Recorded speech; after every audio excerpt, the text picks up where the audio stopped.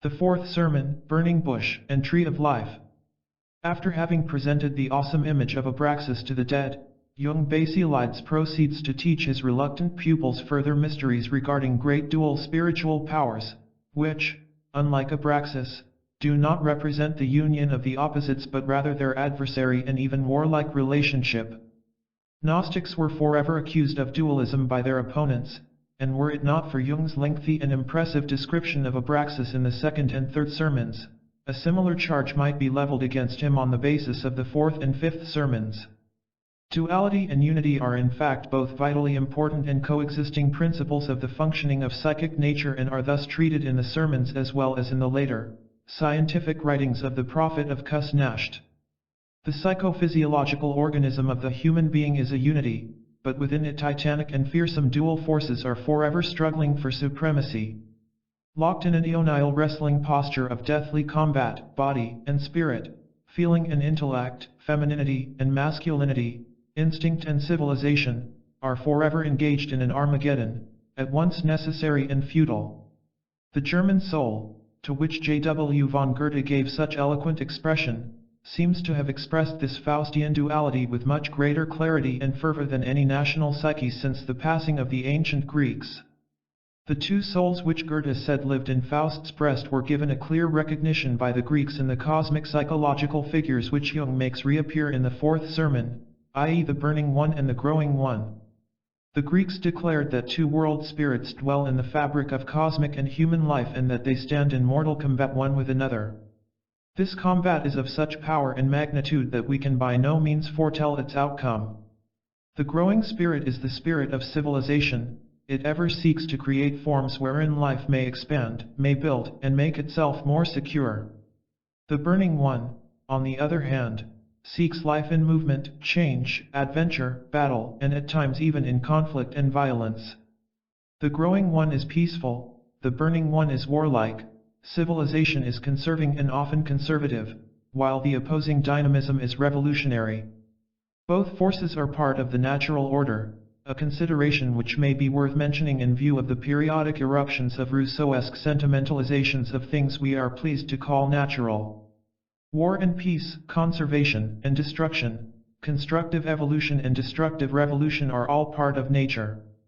To identify nature with peace and serenity to the exclusion of war and fierceness is contrary to the evidence of observation. Is the peaceful sunset more natural than the erupting volcano? Is the nightingale more natural than the hawk? In the dynamism of nature, killing is as necessary as giving birth. Human moral values cannot and should not be projected unto nature for the very evident reason that they do not belong there. One may be justified in believing that peace is better than war, that compassion is preferable to cruelty, but it must be recognized that the values which underlie such judgments are derived, not from nature, but from consciousness, in the psychological meaning of the word, as opposed to the unconscious. One grand attempt at conjoining the two, the concept of natural law within Thomistic theology, has revealed itself as a great failure with the increasing differentiation of consciousness in history. Hygiene, sanitation, population control, or even the human concern with ecological balance in nature are all the products of consciousness and demonstrate the need to apply consciousness to the processes and developments of nature. The burning one and the growing one are defined as God-devils in the sermons, thus indicating that, although they are themselves opposites, within each we find still a contrasting and cooperative relationship of even greater oppositional forces. The flame of the burning one, whom Jung calls Eros, contains a union of good and evil, and so does the growth of the tree of life, which is the name he has given to the growing one. Good and evil are united in the flame. Good and evil are united in the growth of the tree. Life and love oppose each other in their own divinity, thus declares the fourth sermon. The sermons bring to our attention that only in the coexistence and mutual inherence of the burning and the growing forces of being in the process of living can the secret of ultimate wholeness be discovered. Whenever the desire for security, continuity, and permanence becomes paramount in our lives, spontaneity and creativity atrophy, the growing one has managed to stifle and overpower the burning one. The perennial tragic conflicts of the establishments of society, commerce, routine toil, on the one hand, and unfettered artistic effort, on the other, are but some of the manifestations of this phenomenon. Dominance of the growing one engenders the triviality of everydayness. It places its trust and confidence in the repetitions and cyclic patterns of recurrence which ensure slow but sure growth. The cycle of the eternal return is the bedrock of all structures of established order. Agriculture and animal husbandry function within the cycles of biological fertility adapted to the seasons of time. Similarly, the family life of human beings needs to adapt itself considerably to the cycles of birth and growth of children and the life stages of men and women. Even such higher products of the differentiation of human consciousness as the building of cities, the pursuit of commerce and the operations of industry have their aspects of cyclicity and routine, without which their success is in jeopardy. On the other hand, the burning flame of individual creativity is ever in a state of overt or covert revolt against repetition and cyclicity. The agriculturist and industrial laborer as well as the merchant may rightly sleep the secure sleep of the righteous during the night, but the artist is more likely than not to turn to the night for his inspiration and labor and burn the midnight oil prepared for his use by the daytime labor of a prosaic society. The self-satisfied paterfamilias and doting mother peacefully rock their child on their knees, viewing him as the continuation of their own lives, the extension of their very selfhood and the fulfillment of their labors. The children of the artist, on the other hand, are not of flesh and blood but are conceived in the bridal chamber of the mind and born in the delivery room of the studio or garret. The growing one and the burning one thus live in two worlds which coexist in space but not in consciousness, which overlap in physical geography, but which are established on widely separated continents of the soul. Another vitally present manifestation of the duality of the burning one and the growing one may be found in the two dimensions in which human relatedness tends to direct itself. One of these may be conveniently envisioned as vertical and the other as horizontal. The vertical effort directs itself toward the objective of meaning and ultimate significance and has traditionally been connected either with divinity or with a quasi-divine or greater self within the human being. The horizontal direction may be explained as moving towards other people who surround the individual self, to what might be called the other people world. We must get along with the greater world of meaning, the transcendental macrocosm enshrined in the deeper recesses of our nature, and at the same time we must get along with the microcosmic world of differentiated forms of consciousness that surround us on all sides. The human being is motivated, as it were, by two forms of knowing or gnosis, both of which are in the nature of the biblical meaning of the word, namely involving the closest forms of intimacy and relationship. Humans appear to possess both a drive for self-knowledge and a drive for the knowledge of other persons. The drive for self-knowledge is said to motivate numerous spiritual or religious schools the world over, but its most frequently noted manifestations appear to be among several religions of India and Asia. In most of these religious systems, congregational worship is non-existent, while individual prayer, worship, and meditation are advocated. Priests are guardians of temples, performers of sacrifices, but do not have the kind of social role Christian priests or ministers, as well as rabbis and mullahs, have assumed in the Semitic religions. Many Eastern religions appear to exist primarily for the individual's benefit. Their task is to facilitate the insight, individuation, or spiritual perception of the individual. In short, they deal with relatedness to personal and ultimate meaning. In the traditions which mainly proceed from the Semitic peoples, the emphasis is primarily social. Worship is congregational in nature, and definite times of great regularity are established for activities of worship, for the most part on a weekly rather than on a merely seasonal basis. In many of these religions the ethical content has well-nigh swallowed up the metaphysics or the mysticism. The concern for don'ts and for do's is great.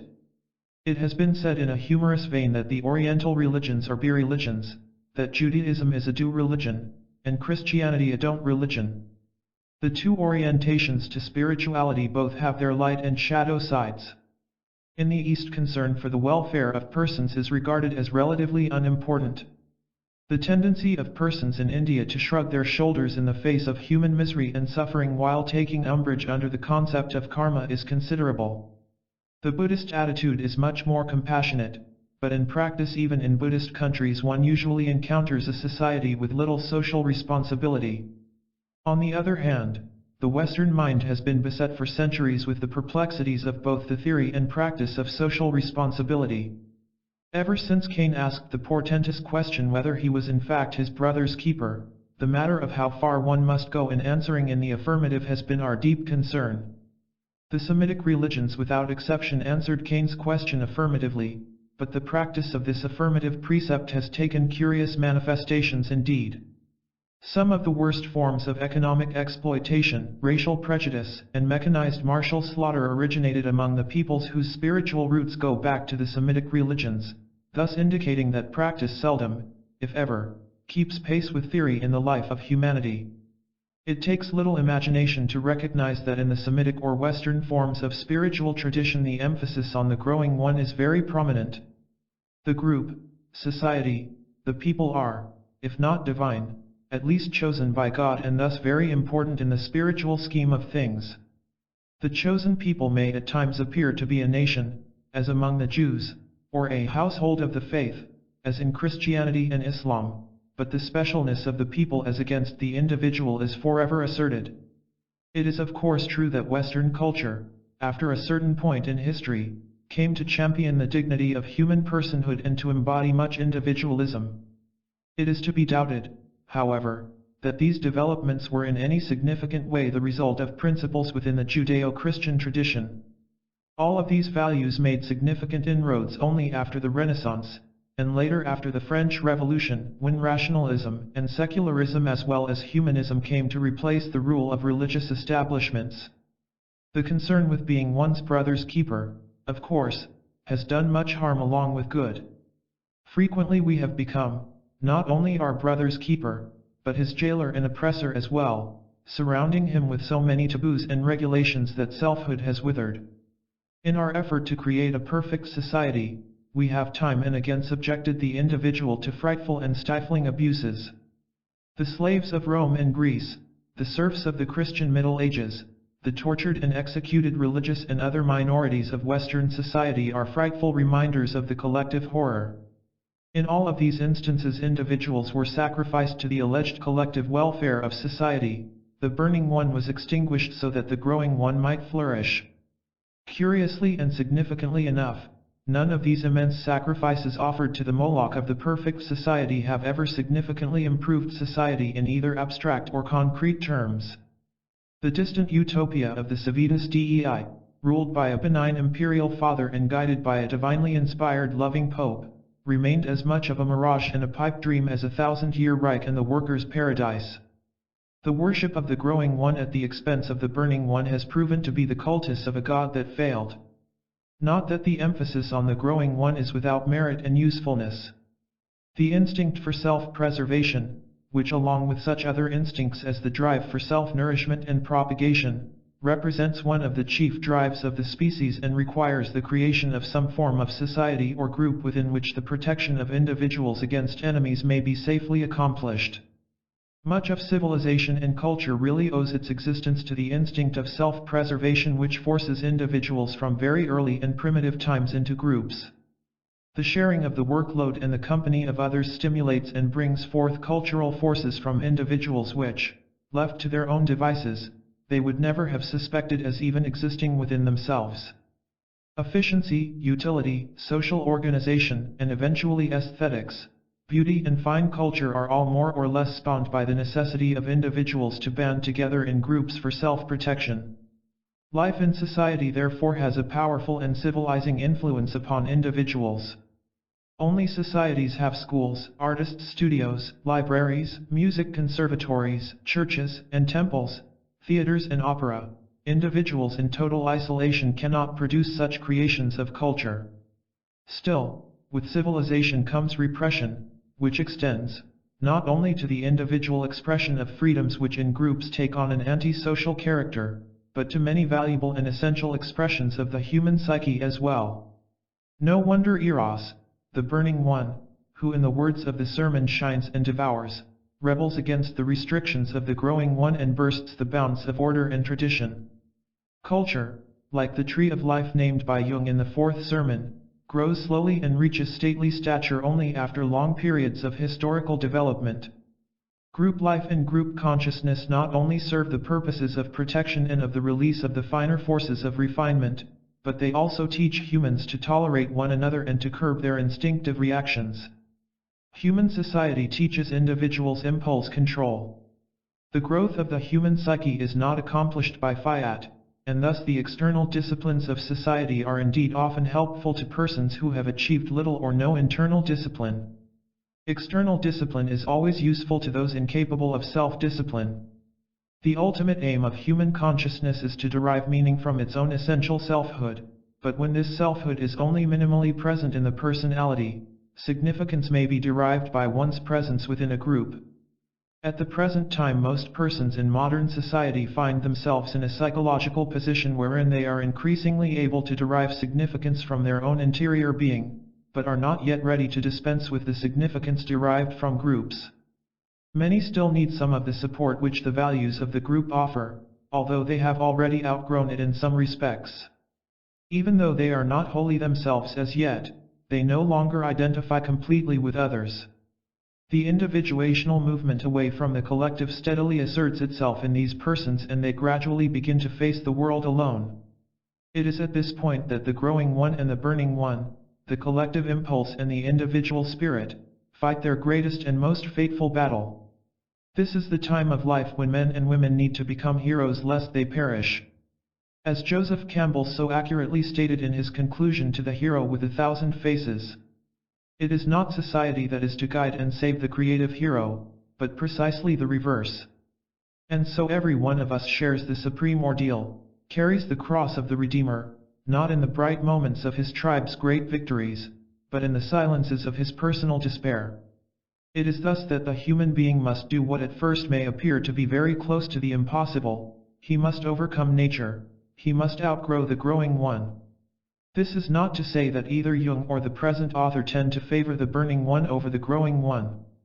The process of spiritual growth, called by Jung individuation, requires that in its course individual values should replace collective ones. This is why the process is, in fact, called individuation. The person becomes increasingly self-directed, and therefore a real individual. Evolution, order, conditioned conscience, implanted and long-nourished values must give way to the consuming flame of the burning one. Eros must slay Logos, even slay the Word of God itself. The commandment now needs to be replaced by the command. Mount Sinai must fade, so that the mountain peak of the interior Olympus may emerge into sight. Eros thus becomes the savior, but in his duality he is a dangerous, volatile savior, who slays as easily as he saves. Says Jung. Beneath the thin veneer of culture the wild beast lurks. But the beast is not tamed by locking it up in a cage. There is no morality without freedom. The significant difference in the approaches of the growing one and the burning one consists in their treatment of freedom. Jung repeatedly stated that without freedom individuation would be a senseless mechanism, characterized by fatality rather than by fulfillment. This element of fatality is a prominent feature of the collective structures of the growing one. The Christian bows to the will of God, even as the Hindu prostrates himself before the elusive but inexorable fatefulness of karma, while the Muslim accepts the rulership of Allah in the form of Kismet. Neither are modern secularistic systems free of this fatality. Nazi Germany felt driven forward and eventually into destruction by the law of blood, while the Marxist rulers of various countries are motivated by their conceptions of the dialectics of history. As against this fatality, individuation established a moral order of fulfillment and meaning which, while stepping outside the ramparts and moats of culturally ordained modes of behavior, freely travels along on the open road of the aeonial journey guided by the stars of inner morality and ethics shining on the firmament of the soul. As Kant poetically phrased it, the starry heavens above, and the moral law within us are the authentic directors of meaningful living. Our degree of morality is really never fully known to us until we retreat from externally imposed laws and regulations and allow our internal ethics to set the guidelines for its own sake and for no other reason. The spiritual libertarianism of the sage Lao Tzu even goes so far as to recognize the validity of this individual principle in the collective arena of the state and of society. The more taboos and prohibitions there are in the world, the poorer the people will be. The more sharp weapons the people have, the more troubled the state will be. The more cunning and skill man possesses, the more vicious things will appear. The more law and orders are made prominent, the more thieves and robbers there will be. In a similar vein, the Alexandrian Gnostic teacher Epiphanes, who is said to have died at the age of 17, the precocious son of the illustrious Capocrates in Alexandria, revered for his wisdom and loveliness of character, wrote in a treatise attributed to him, entitled On Justice. Where does justice lie? In a community of equalities. A common sky stretches above our heads and covers the entire earth with its immensity. The same night reveals its stars to all without discrimination. The same sun, father of night and begetter of day, shines in the sky for all men equally. It is common to all, rich men and beggars, kings and subjects, wise men and fools, free men and slaves. God made it to pour out its light for all the beings on this earth in order that it would be of common benefit to all, who would dare to appropriate the light of the sun to himself alone. And everything that exists, everything that lives, is subject to this law of justice and equality. As for the laws of this world, it is they and they alone which have taught us to act against the law. Individual laws fragment and destroy communion with divine law.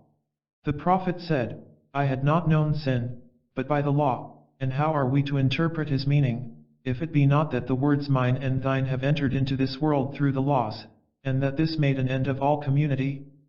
Nevertheless, that which God created, he created for all to hold in common possession, vines, grains, and all the fruits of the earth. Has the vine ever been seen to chase away a thief, or a thievish passer-by? But when man forgot that community means equality, and deformed it by his laws, on that day, the thief was born. These somewhat naive words, which are not unlike those of Antigone, Diogenes, Epicurus, and Rousseau, may be too simplified for the complex, overpopulated world wherein we live, where the pestiferous horrors of crime, violence, mass insanity, the innumerable depredations of humans directed against humans distort all perspectives. Nevertheless, they are words of vision, intuition, and individuation. They are the words of a spiritual perception which rightly recognizes that lawlessness is frequently brought about by an excess of law, and sin and evil are brought into the world by the midwifery of taboos and commandments. Childlike and impractical as they sound to jaded contemporary ears, the words of Lao Tzu and of Epiphanes contain a psychological insight which appears valid and substantiated in 20th century culture. On the collective scale, as well as on the individual plane, there is no true morality without freedom. What kind of freedom does man, then, possess? In a sense it may be correctly said that freedom itself is a frightful paradox when viewed psychologically. To be free after the fashion of the ego alone is an unsatisfactory and deceptive freedom at best. To say no to the responsibility of individuation, to resist gnosis by way of the willfulness of the ego, is not freedom but a persistence in captivity. We are not free to choose our destiny, but our gnosis, or consciousness, may make us free to accept this destiny as a task laid upon us by the law of spiritual growth. In lieu of submitting to externally imposed laws, the individuating person submits to this law of growth, and in so doing he takes the responsibility for individuation in a conscious, aware fashion. The surrender of the limited purposes of the ego to the much larger goals of the self, goals within which the lesser egoic purposes are in fact meaningfully encompassed, does not do away with the sense of freedom.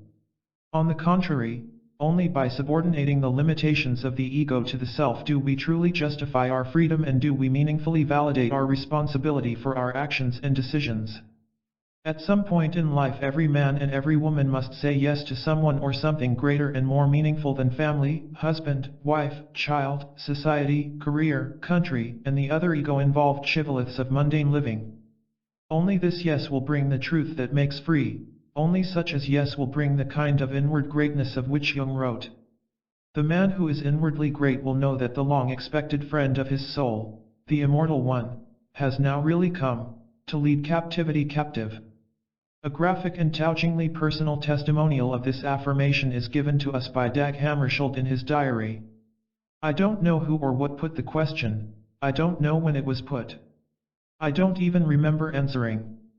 But at some moment I did answer yes to someone or something, and from that hour I was certain that existence is meaningful and that, therefore, my life, in self-surrender, had a goal.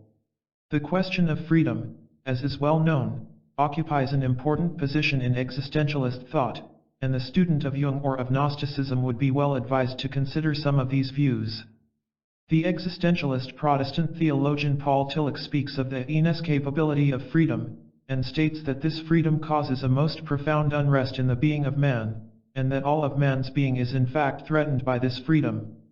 This inescapable freedom hangs like a thread over all of human existence, where there are no safeguards, no certainties, no securities of either religious or secular nature which might help man avoid this radical exposure to the immense power of freedom.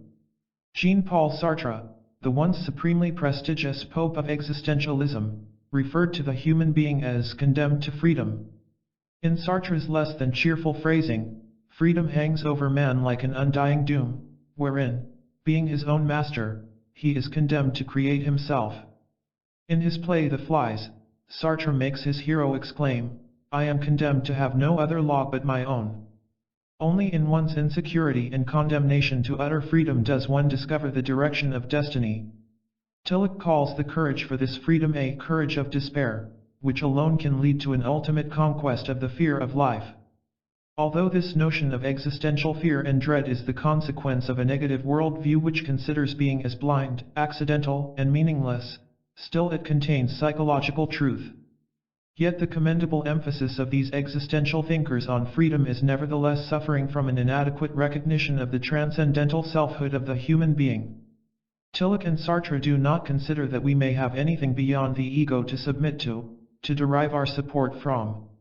Having, in our view quite correctly, discarded the traditional framework of dogma and religious orthodoxy with its personal God and revealed law, they are left with only the human ego. After stripping away the flimsy defenses of the mind, the existentialist is thrown back on his mundane, ego selfhood.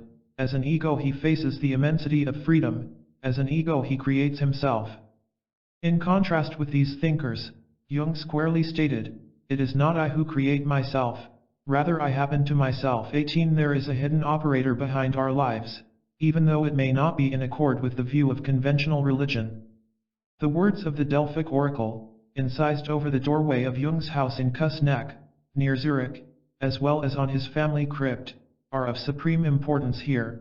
Vocatus et non vocatus Deus adrit, called or uncalled the God will be present. Whether we affirm or deny, invoke or banish the numinous reality of the light indwelling, it will nevertheless be present, and moreover, its presence will be felt through its works. We cannot escape being destined. Our freedom is not a freedom that takes us away from the destiny of individuation, but rather it is a freedom that permits us to recognize this destiny consciously, with full gnosis. The choice is merely between two possibilities: one implies unconsciousness, and a consequent lack of freedom ensuing from the compulsive pressure exerted on us by the God, or collective unconscious; the other is an experience of meaning arising from the recognition of the individuational urge decreed by the same indwelling God. All of life is endowed by an imprint, which is nevertheless present for being concealed. The Kabbalists called it Tov, the mark of the Shekinah, or divine presence in the world. The Christian mystic Jacob Boehme called it Signatura Rerum, the seal or signature of the eternal within things. As life becomes translucent in response to the gnosis of consciousness, the hidden imprint, like a mysterious watermark in some yellowed parchment text of concealed wisdom, appears visibly before the eyes of the astounded observer. Freedom and restriction, the burning one and the growing one, accompany and condition the long, slow climb of the history of humanity. Man's consciousness has greatly increased in scope since its beginnings and has acquired a strong orientation toward freedom. Rational enlightenment, scientific knowledge, and technological skills have made civilized man very much freer than the so-called primitive, who is almost totally held captive, but also safeguarded by the growing one, i.e. by nature and the structures of his own society. Primitive societies accord their members little freedom. Conversely, primitive man has little freedom from the limitations of his own unconscious. Unlike persons of a more differentiated grade of consciousness, primitive people cannot usually act on the basis of the decisions of their egos, or as we might say, at will. Rather, the primitive waits until the slumbering energies in his unconscious are aroused before acting. Hunting, sowing, war, marrying and other important events are prepared for by rituals, such as dancing and magical ceremonies, designed to stir up the unconscious forces. Before moving forward, or outward, primitive humanity thus takes a step backward, or inward into the unconscious in order to poise the psyche for the forthcoming action. Under such circumstances, primitives have almost unlimited energy for action. Fear, prudence, shyness, and fatigue are banished, and the tribesmen forge ahead with their task irrespective of danger, exertion, and adverse circumstances. The gods of the unconscious are riding on their backs, the divine horsemen spur them on to achievement and victory. Primitive society and its members do not suffer from the kind of psychic inertia that frequently afflicts the civilized. Either they are quiet, when the gods are silent, or they wake up the gods and then, fortified and directed by the gods, move forth into action. Civilized humanity is neither lucky nor unlucky enough to be able to follow this course. Differentiated consciousness prides itself upon its ability to exert will and to do things by force of discipline. At this level of development, consciousness is characterized by at least partial ability to make psychic energy available to the conscious ego instead of being only in a state subservient to the unconscious. Most, if not all, of the attainments of civilization depend on this availability of the psychic energy to serve the purposes of the free, conscious will of the ego. Only when the impulses of the unconscious have lost their stranglehold on the psychic energy can we freely utilize this energy to build, to do, and to plan in accordance with our consciously recognized ideas and ideals. Consciousness, once again in its psychological sense, expanding in the course of the passage of time through history, is the supreme prize of evolutionary development. Not the least of the benefits bestowed by this prize is the sense of freedom it conveys.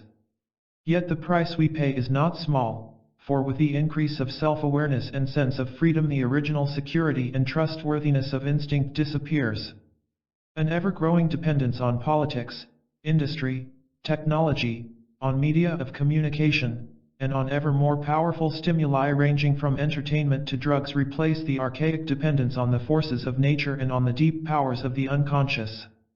Thus an increasing alienation of consciousness from the unconscious sets in, which once again brings about a decrease of freedom and an increase of aberration, suffering, and lack of psychic energy. As our liberated consciousness forgets its origin in the unconscious, the growing one-sidedness of consciousness becomes a source of more and more violations of instinct, leading to frustration, unhappiness, and depression. Modern, civilized man, thus, for all his freedom, is once again in bondage. The face of the slave master has changed, to be sure, but the fact of bondage is nevertheless apparent. Only a people alienated from the unconscious, like that of Nazi Germany, could have been victimized by the unholy suggestive influence of a mass psychosis, or to go back farther into history, only civilized and highly rational persons like the French followers of the Enlightenment could be swept away by the bloody flood of Jacobinism and allow the goddess of reason to be decapitated time and again by the guillotine. The more things change, the more they remain the same. Human beings possessing little differentiated consciousness are in bondage to the impulses and eruptions of the unconscious. On the other hand, the development of the conscious ego frequently brings an overvaluation of rational consciousness and of the conscious will, as well as a vitiation of instinct, which conditions in turn become the root causes of numerous neuroses and psychic illnesses. Freedom is a limited and precious prize which is jeopardized by the Scylla of unconsciousness as well as by the Charybdis of an ego-dominated consciousness.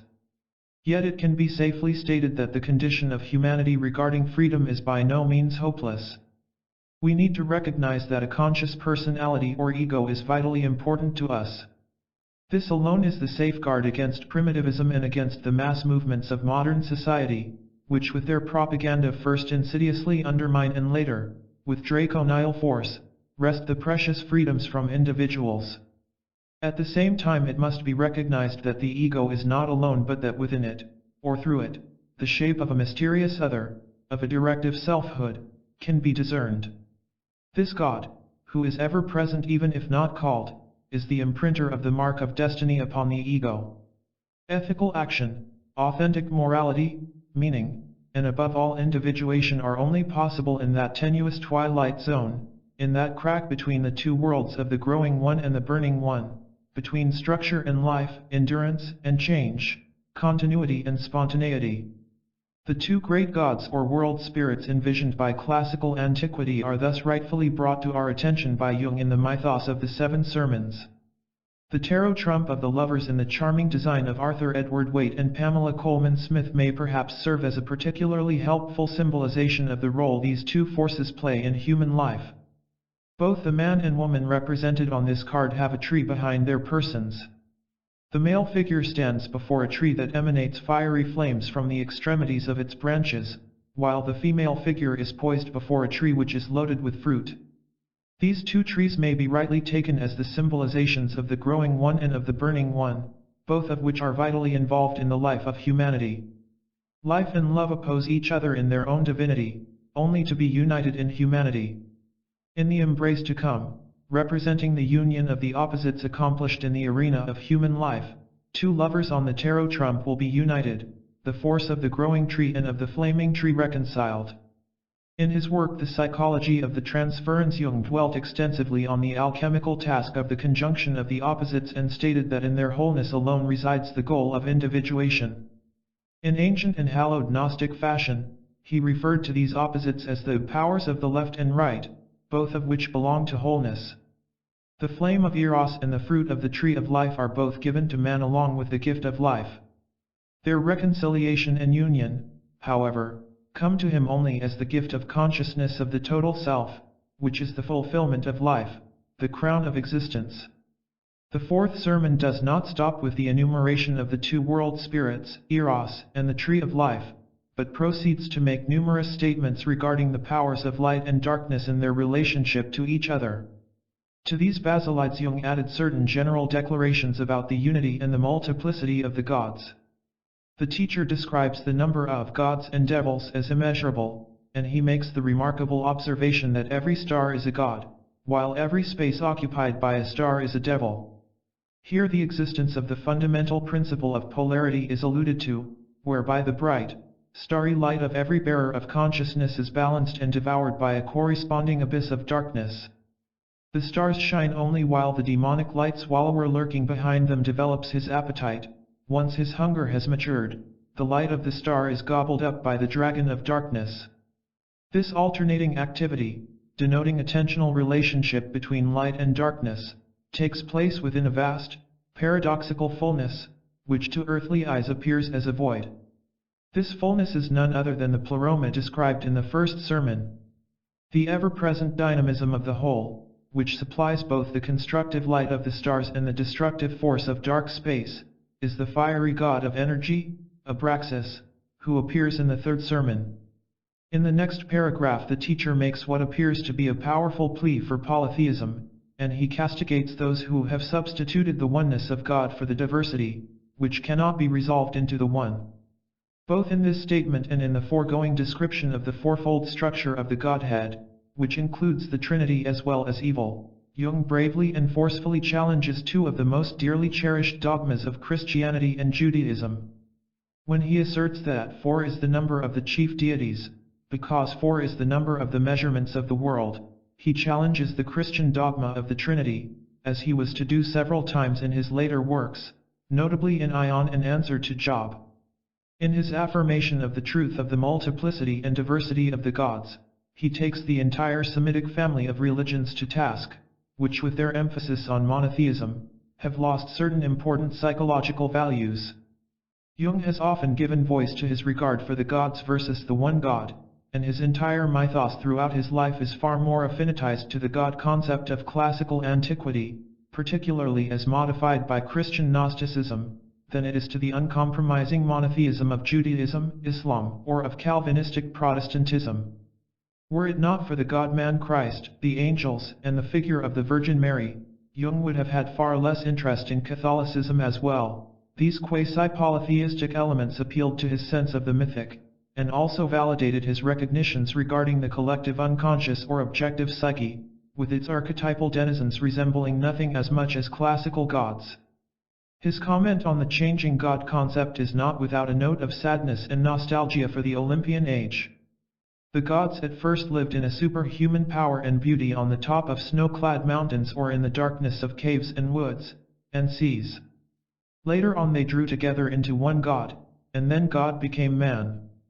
The God image of a human collectivity at any given historical time or in a particular culture holds deep significance for the individuation of persons in that time and space.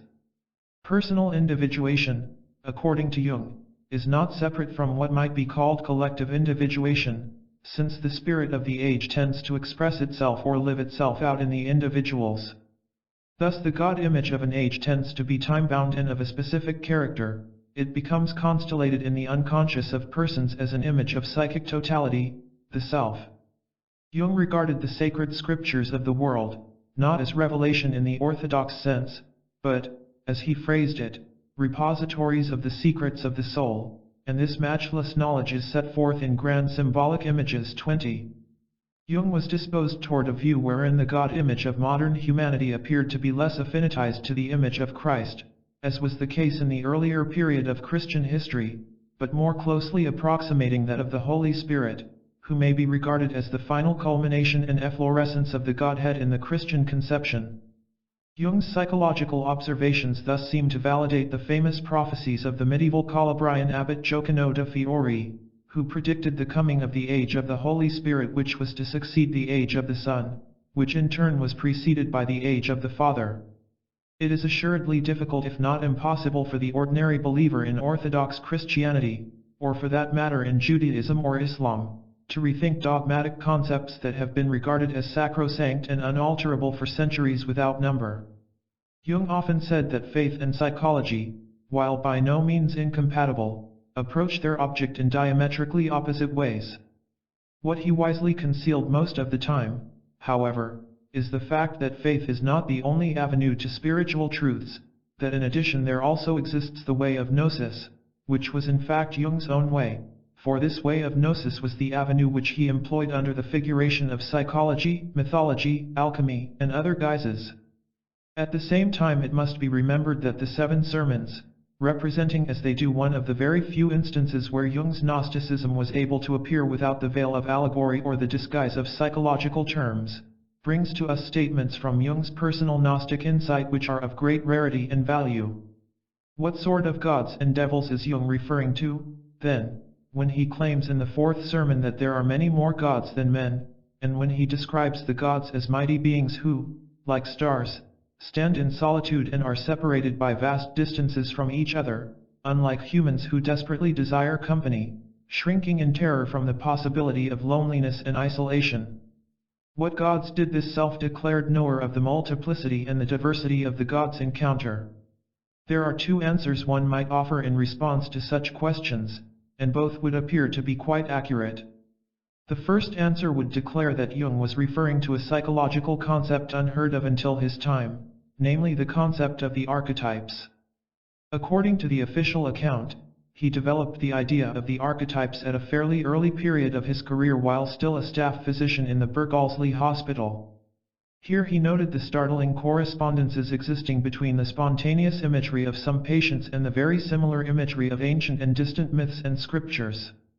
The frequently quoted case said to be involved in this discovery was that of a deranged Swiss countryman of very limited education, whose fantasy of the winds proceeding from the tale of the sun god exactly matched the description of a myth contained in a Mithraic liturgy, translated and published thereafter by the scholar Albrecht Dieterich on the basis of a magical papyrus reposing in a Paris museum. Since the very earliest days of his career, Jung was struck by the fact that images of universal import and great power were produced in dreams and fantasies by patients, and that these images did not belong to the realm of the personal memories and experiences of such persons, but apparently emerged from some vast, archaic, and universal storehouse of imagery, located in a deep substratum of the unconscious mind. Freud, who at that time was still an important authority figure for Jung, also came across such images, but he considered them useless archaic residues, rather analogous at the psychic level to such residues of the biological structure as the appendix. Jung could not and would not consider such images useless. He developed the conviction that such images were in fact important and living centers of psychic life. Using the German word Urbild, archaic or very ancient image, he described these images as belonging to a layer of the mind which is collective rather than individual in content and which gives human beings a feeling of archaic, non-ego identity within themselves. This layer also connects them on a profoundly impersonal level to other humans, as well as to the forces of the environment and to nature.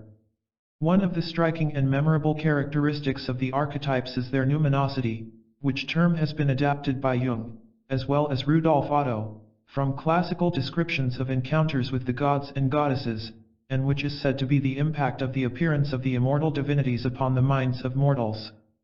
Thus the gods and devils referred to in the sermons reveal themselves to be archetypes of the collective unconscious, or of what has since been frequently referred to as the objective psyche. In the light of this answer, many of the statements made in the fourth sermon make eminently good sense. The gods are indeed many, for the most important characteristic of the mysterious and vast realm of the collective unconscious is that it is teeming with a seemingly endless variety of images of beings, each with its particular character and each bringing distinct and usually significant messages from the content of the collective unconscious for recognition and assimilation. Jung's concept of the collective unconscious and of its archetypal denizens has been validated by the experiences of innumerable persons. No one who has traveled into the regions below the surface of everyday consciousness will be disposed to doubt Jung's statements regarding the existence and activities of the archetypal gods who fulfill roles not at all unlike those fulfilled by Osiris, Isis, Jupiter, Venus, Hestia, and their illustrious kith and kin. The denizens of the psychic Empyrean realm are not confined to the shadowy land of dream and vision. By way of the ever-present mechanism of projection, they become living and breathing humans, merging, as it were, in a sort of incarnational process with the men and women who become their bearers. Thus the words of the teacher in the fourth sermon become comprehensible. Countless gods are awaiting to become men. Countless gods have already been men. Man is a partaker of the essence of the gods. He comes from the gods and goes to God. Jung's attitude in the sermons in regard to the archetypal divinities reveals a matter-of-fact orientation that parallels in some ways the attitude Buddha is said to have exhibited toward the gods. The compassionate sage of ancient India never denied the existence of the gods. Rather, he asserted that it is useless for humans to address them or to pray to them, for they are not free of limitation any more than humans are. Jung's view is similar. Even as it is useless to think about the Pleroma, so it is useless to worship the number of the gods. Least of all is it of any use to worship the first God, the effective fullness and the highest good. Through our prayer we cannot take anything away from it, because the effective emptiness swallows everything. As stated in connection with the terrible and powerful Abraxas, so in the case of the other gods it might be said that to worship them is death, to fear them is wisdom, not to resist them means liberation. The worship of the archetypes implies their overvaluation, which frequently leads to the personality being possessed by an archetype. The ghastly apparition of spiritual pride soon rears its swollen head, and, instead of utilizing the power of the archetypes, individuals come to imagine that they have become a divine archetype themselves. Psychic inflation, where persons imagine themselves godlike, rooted as they usually are in feelings of deep inferiority, makes a travesty of the individuation process and reduces the power of the gods to the level of the psychic capra-inks of fools and madmen. Archetypes exist both in the light and in the shadows of the mind. In the world of light we find gods and goddesses of unquestionable numinosity and unspeakable wisdom and loveliness, while in the shadows dwell the demonic monsters nourished by the shadows of our personalities.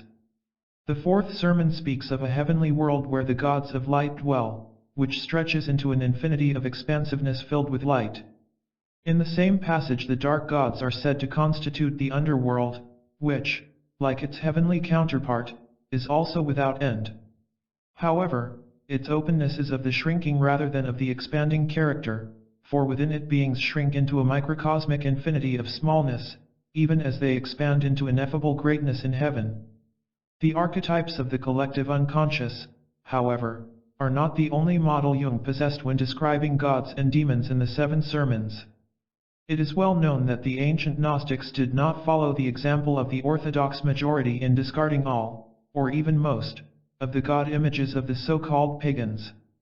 The fault Gnostics found with the majority of people in the ancient world was not that they believed in too many gods and goddesses, but that they did not believe in anything, or anything spiritual, at all. The pagan people were often called Heeltics by the Gnostics in view of the fact that they only paid lip service to the established state religion with its numerous deities, but in reality they served only their own materialistic ends in every way.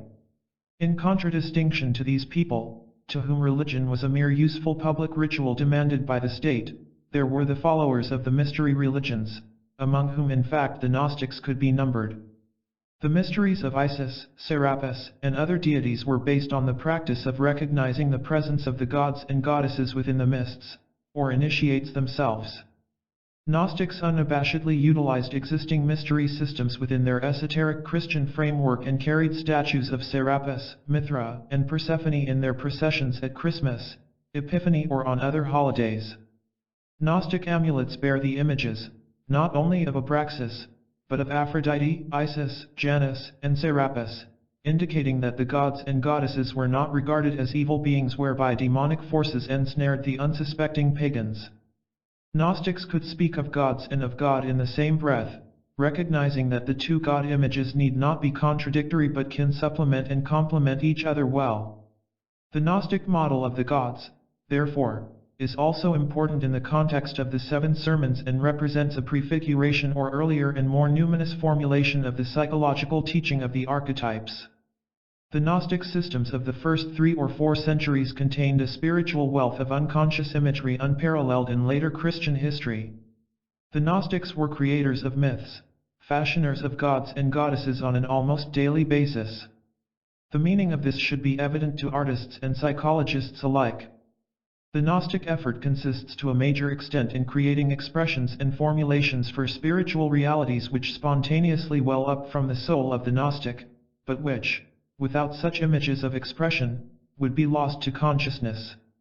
Since Gnosis is a realization of the self within the unconscious, it follows that the Gnostic life is a symbolic life, and that within the context of this symbolic life, gods and demons, angels and devils are all bound to play a valuable role. Rigid monotheistic thinking seldom, if ever, lends itself to the Gnostic effort.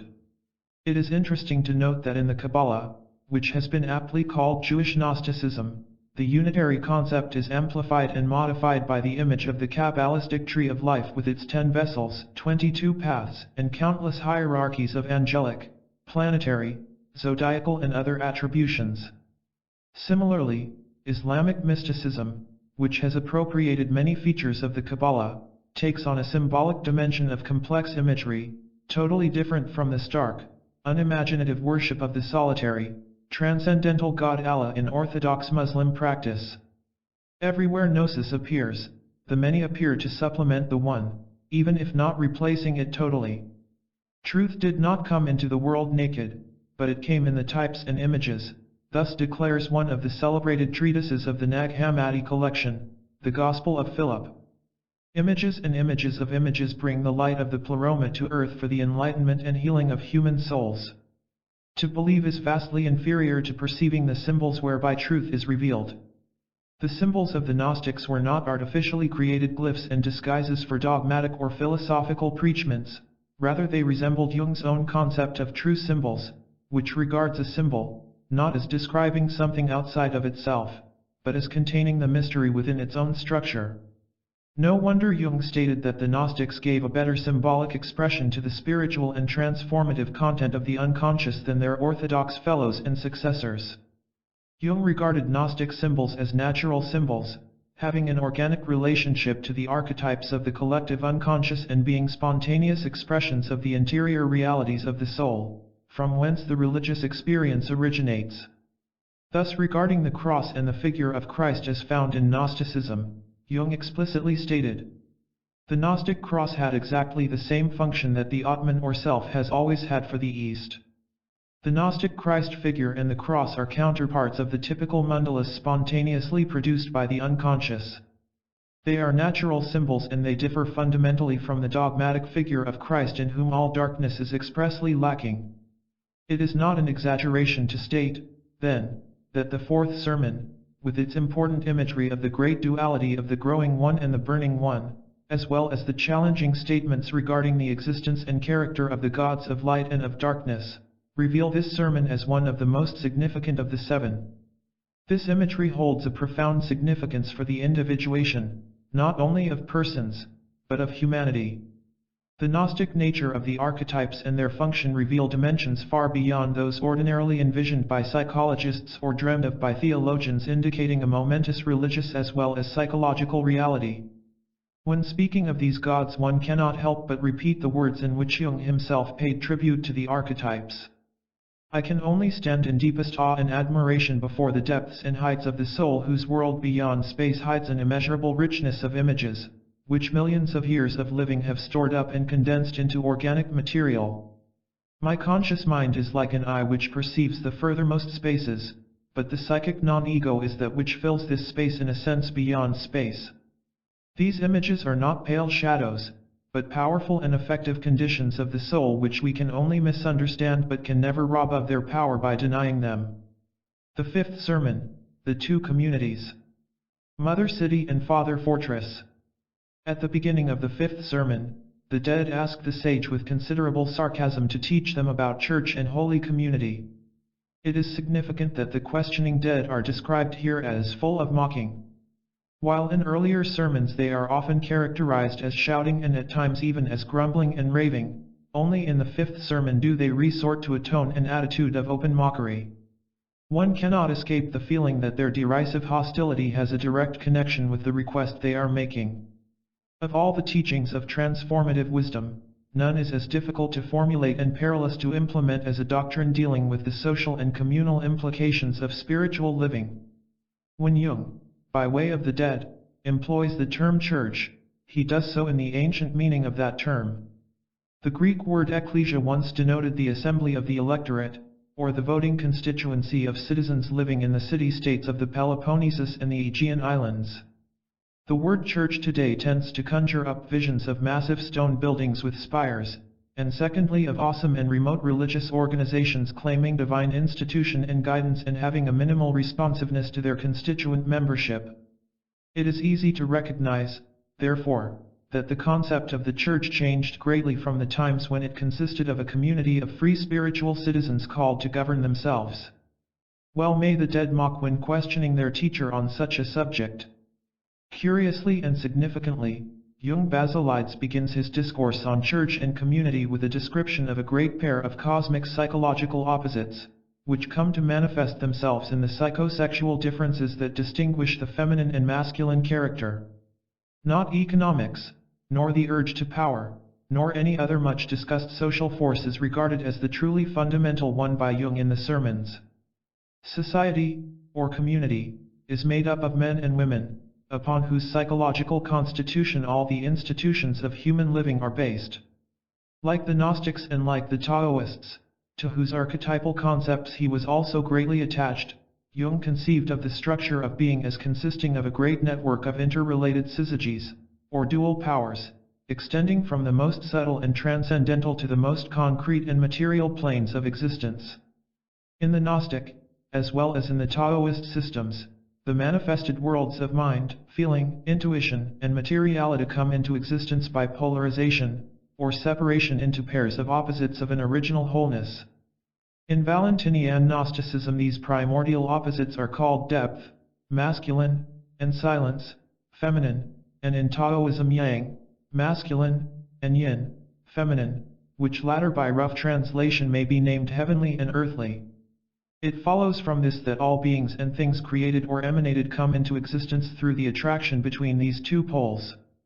The polar opposites work in two ways: either they merge to produce something new, as in the case of ions which, being attracted to each other by their opposite electrical charges, combine into a molecule, or else, because of the field of force between them, the opposites may create something new in that field.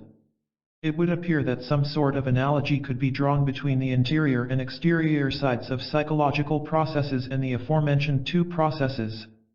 Internally, two psychological opposites tend to combine and produce a new psychological condition, as indicated by the coming into being of the alchemical androgyne as the result of the merging of the king and queen. Externally, when two sovereign personalities relate to each other with sufficient psychic intensity, they maintain their identities but create something new in a spiritual field of force between them. Biological phenomena, not unlike the physical, offer another analogy. The most primitive plant or animal forms are unpolarized or sexless, their polarization or quasi-polarization being purely within the cell itself. Thus the most primitive life forms, not unlike the Gnostic pleroma or the Chinese Tao, are unitary and unpolarized, existing in a state of primitive self-sufficiency and lack of differentiation. The same principle of duality that is operative on the inanimate chemico-physical and on the biological sexual levels is, of course, also apparent within the realm of the psychological. In the human being, the forces of biological sexuality are conjoined with a peculiar individuality or Ines, which in spite of appearances makes the human being quite different from other animals. The Book of Genesis, and particularly the Gnostic commentaries inspired by it, show the intuitive, psychic femininity of Eve bringing about an awakening of spiritual selfhood or Ines in sluggish, animal-like Adam, her own masculine polar component, who is made into a living soul by her ministrations. It is at this point that the truly great conflicts begin for the human being. The Ines or individuality becomes aware of differentiation and once more introduces the reality of dualities into the principles of living. The natural world becomes divided into two parts, one of which assumes the appellation of spiritual and good, the other of animal, perhaps even bestial or evil. In no area of life is this more clearly manifest than in the matter of sex. Here the human is in a dilemma. The instinctual portion of the psyche rooted in biology causes a mechanical attraction towards any individual of the opposite sex within the same species, while a complex of aspersions directed toward thinking and feeling and all so-called higher tendencies and functions, works, as it were, at right angles to the polar pole of the natural instincts. This conflict, with its numerous attendant phenomena, was noted by Freud in the early days of the psychoanalytic movement, and upon its dynamics Freud based his theory, which declares that culture or society is the product of libidinal or sexual energy diverted from its natural expression by repression. Jung was in superficial agreement with Freud on this point. Pneuma is represented by the quality derived from spirit, namely spirituality. Jung was in fact quite convinced that spirit and matter were two empirically evident categories of the psyche which can be discovered by way of the examination of its structure and contents. Sense perception, as well as other functions of consciousness, attest to the existence of matter or materiality, while psychic experience largely outside the realm of the senses supports the practically universal belief in spirit or spirituality. Matter and spirit are both part of humanity's experience and they are frequently in a state of powerful opposition to each other. In his treatise on psychic energy, Jung observes that man living in the state of nature is in no sense merely natural like an animal, but sees, believes, fears, worships things whose meaning is not at all discoverable from the conditions of his natural environment. Their underlying meaning leads us in fact far away from all that is natural, obvious, and easily intelligible, and quite often contrasts most sharply with the natural instincts. The combination of polar tensions resulting from the opposition between what, for lack of more expressive terms, may be called spirit and matter produces that additional or surplus energy which human beings have at their disposal for the construction of civilization and community. Thus, when the dead mockingly ask their teacher about ecclesia and holy community, it is quite in keeping with Jung's psychological thinking that he initially refers them to the symbolic forces of the categories of spirit and matter, the heavenly gods and the earth gods. It is the tensional relationship and polar opposition of these two mysterious, yet potent transcendental categories that produces the energy required for culture, community, art, aesthetics, and religion. It is significant to note that in Jung's view the matter-spirit dichotomy is a positive force without which the creative dynamics of individual and social transformation would be unthinkable. Naive persons impressed with the need for a unitary or holistic view of life and human nature frequently reject the matter-spirit or body-psyche dichotomy as a regrettable vestige of Greek classical thinking unsuited to the present age. The one-sided and negative manner in which religion, under the impact of the primarily Semitic concept of guilt, fostered the conflict of spirit and matter is regarded by many as the bane of Western culture.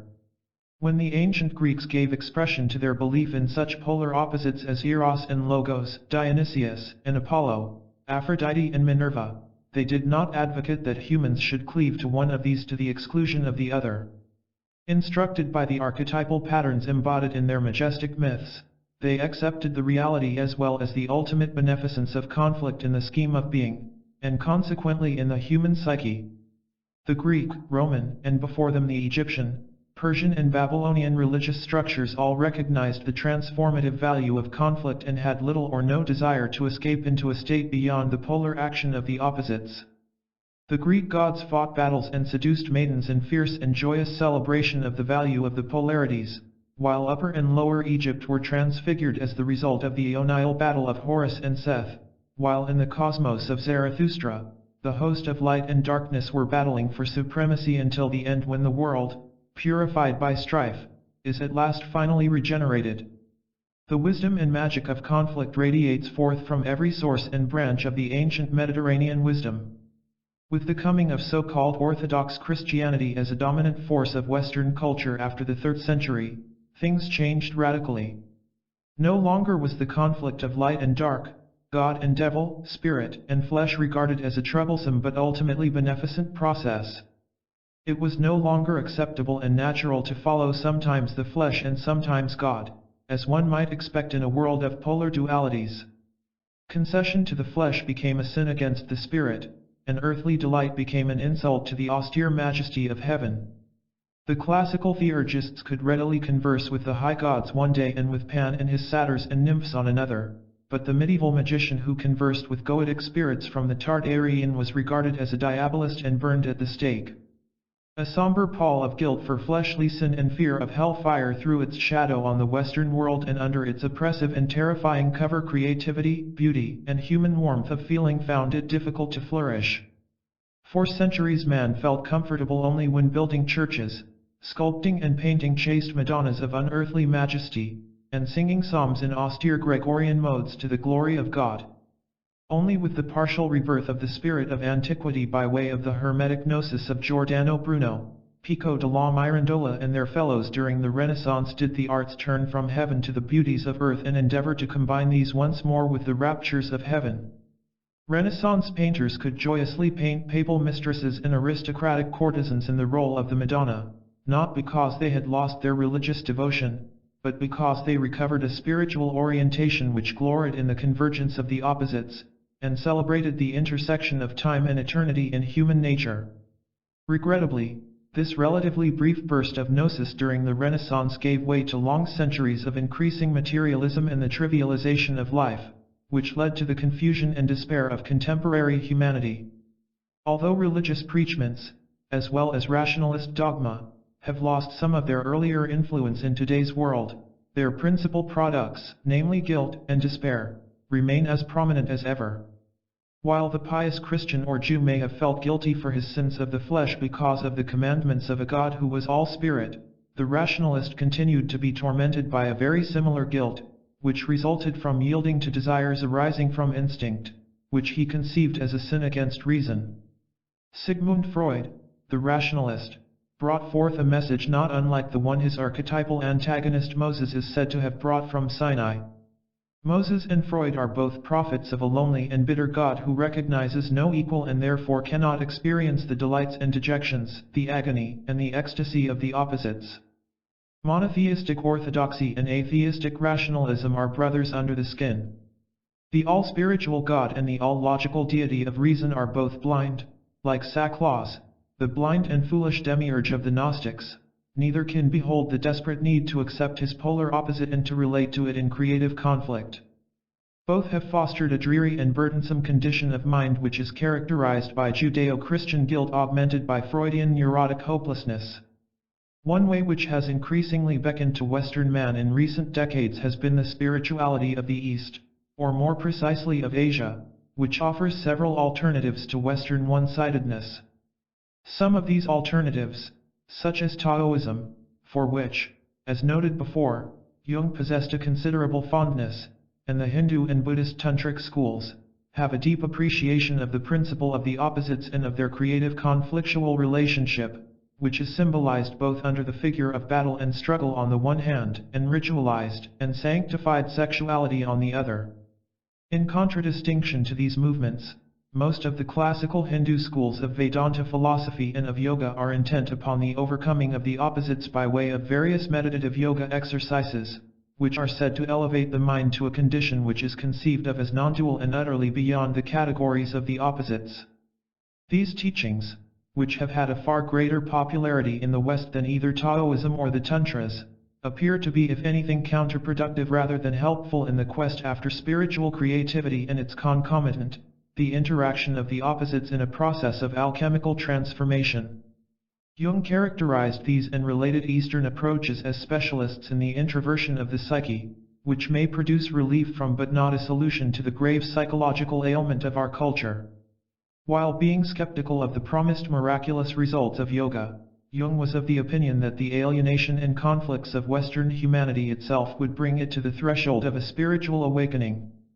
He stated that the unhappy patterns of our psychic lives will change when claims of the spirit become as imperative as the necessities of social life. We are only at the threshold of a new spiritual epoch, the longing for security in an age of insecurity. It is from need and distress that new forms of existence arise, and not from idealistic requirements or mere wishes. See Yoga in the West, in C. G. Jung's collected works, Volume 2, p. 529. Not for us the ethereal trances of the yogis, not for us the rapturous immersion of consciousness in the abyss of the one without a second. Ours, on the other hand, must be the great work of the alchemist, the Hermetic art, named after the awesome archetype of Thoth, the primeval Egyptian magician god, rebaptized in Hellenic numinosity as Hermes the thrice great. This magical alchemical spirit of the Western psyche was Jung's inspiration in all of his work, and is eminently manifest in his 7 sermons, although perhaps most powerfully in the 5th and 6th sermons. It is this very spirit that speaks to Goethe's Faust, who had conjured it from the dynamisms of the cosmos. In the tides of life, in action's storm, a fluctuant wave, a shuttle free, birth in the grave, an eternal sea, a weaving, flowing life, all glowing. Thus at times humming loom, 'tis my hand that prepares the garment of life which the deity wears. These tides of life which arise in action's storm consist of the battle and embrace of the multitudes of mighty opposites, matter and spirit, instinct and instinct inhibiting dispositions, the individual and the demands of society, feeling and thinking, masculine and feminine, spirituality and sexuality. All of these are, using Jung's word in the 5th sermon, superhuman demons and manifestations of the world of the gods. The names he gives in this sermon to the great symbolic opposites are Mater Celestis, the heavenly mother, and Phallos, the earthly father. It is remarkable that in the sermons, particularly in the 5th, Jung reverses the much more common attributions. The overwhelming majority of contemporary students, including Jungian psychologists, tend to associate the feminine, maternal principle of the psyche or of the universe with Earth. Mother Earth, like Mother Nature, is a very common expression indeed, and the association of Earth with a maternal principle appears in locales as widely separated as Northern Europe, and the America of the Indians. Conversely, the image of the Heavenly Father is the commonly accepted one in contemporary religion from India to the Christian churches of the West. Yet it would seem that Jung's attributions not only have merit, but hold potent and authentically Gnostic spiritual secrets as well. In the figures of Jung's Heavenly Mother and Earthly Father we are confronted with 2 lofty and ancient symbols of singular illuminative power. There is no doubt that in the most ancient myths of humankind, which antedate the later arrangement of Earth Mother and Sky Father, the maternal, feminine principle is celestial, and the paternal and masculine is earthly.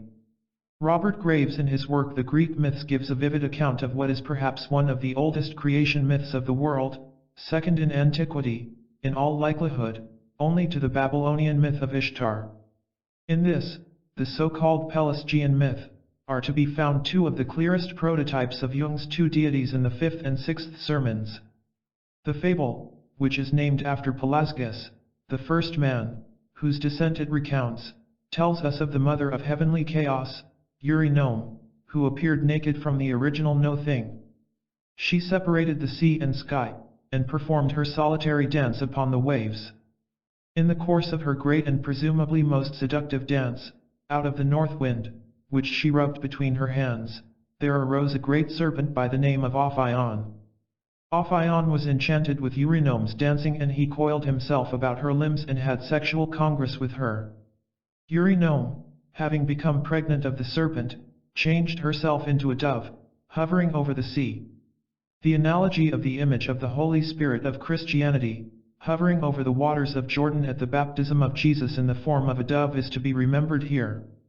When the time was right, Eurynome in dove form, laid the cosmic egg, which was hatched by Ophion, who coiled himself around it 7 times. Out of the hatched egg came all beings and things that exist in the cosmos, including the sun, moon, and stars, and all living and inanimate things. The curious divine pair dwelt on empty Olympus until the time when Ophion angered the goddess by arrogantly asserting that he was the creator of the universe. The divine woman in her wrath proceeded to bruise his head with her heel and managed to kick out his teeth, and she drove him from empty Olympus, exiling him to the regions in the interior of the earth. From the teeth of Ophion were subsequently born Pelasgus and the race of the Pelasgians.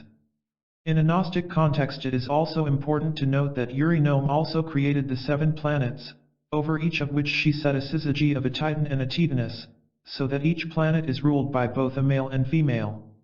This pre-Hellenic creation myth, utilized in all probability by some of the mother-worshipping prehistoric societies of the Near and Middle East, and which might conceivably hold an appeal to feminists of leanings toward notions of female superiority, shows many similarities with Jung's scheme in the fifth and sixth sermons.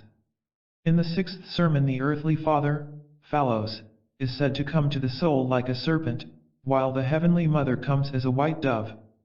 The phallic serpent lives in the earth and consorts with the spirits of the dead, while the bird of heaven is described as chaste and solitary.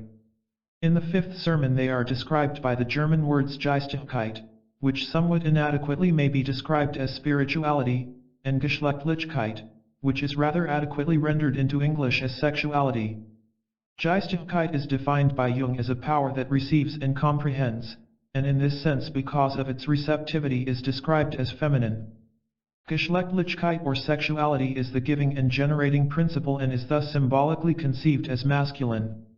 In Jung's later scientific writings, these dual forces are primarily embodied in the concepts of eros and logos, the abstract conceptual psychological tendency, and the relationship or relatedness-oriented tendency. On the individual level, they appear as the so-called contract asexual images of the psyche, the anima and animus. Upon close observation of the fifth sermon, one finds that the ideas presented here are far more complex and esoteric than the popularized version that found its way into the standard literature of analytical psychology.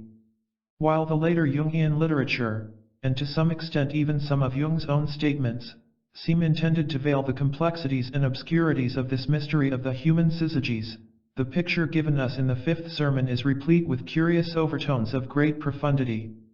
It is always highly dangerous to attempt a rendering of Gnostic perceptions in a manner that is too simple, cohesive, and inoffensive. It would appear that this was the sort of attempt made by various writers regarding the mystery of the 2 great superhuman demons depicted by Jung in the sermons. For the sake of a comparison, let us present very briefly some of the elements of the popular picture presented to us by many contemporary followers of Jung.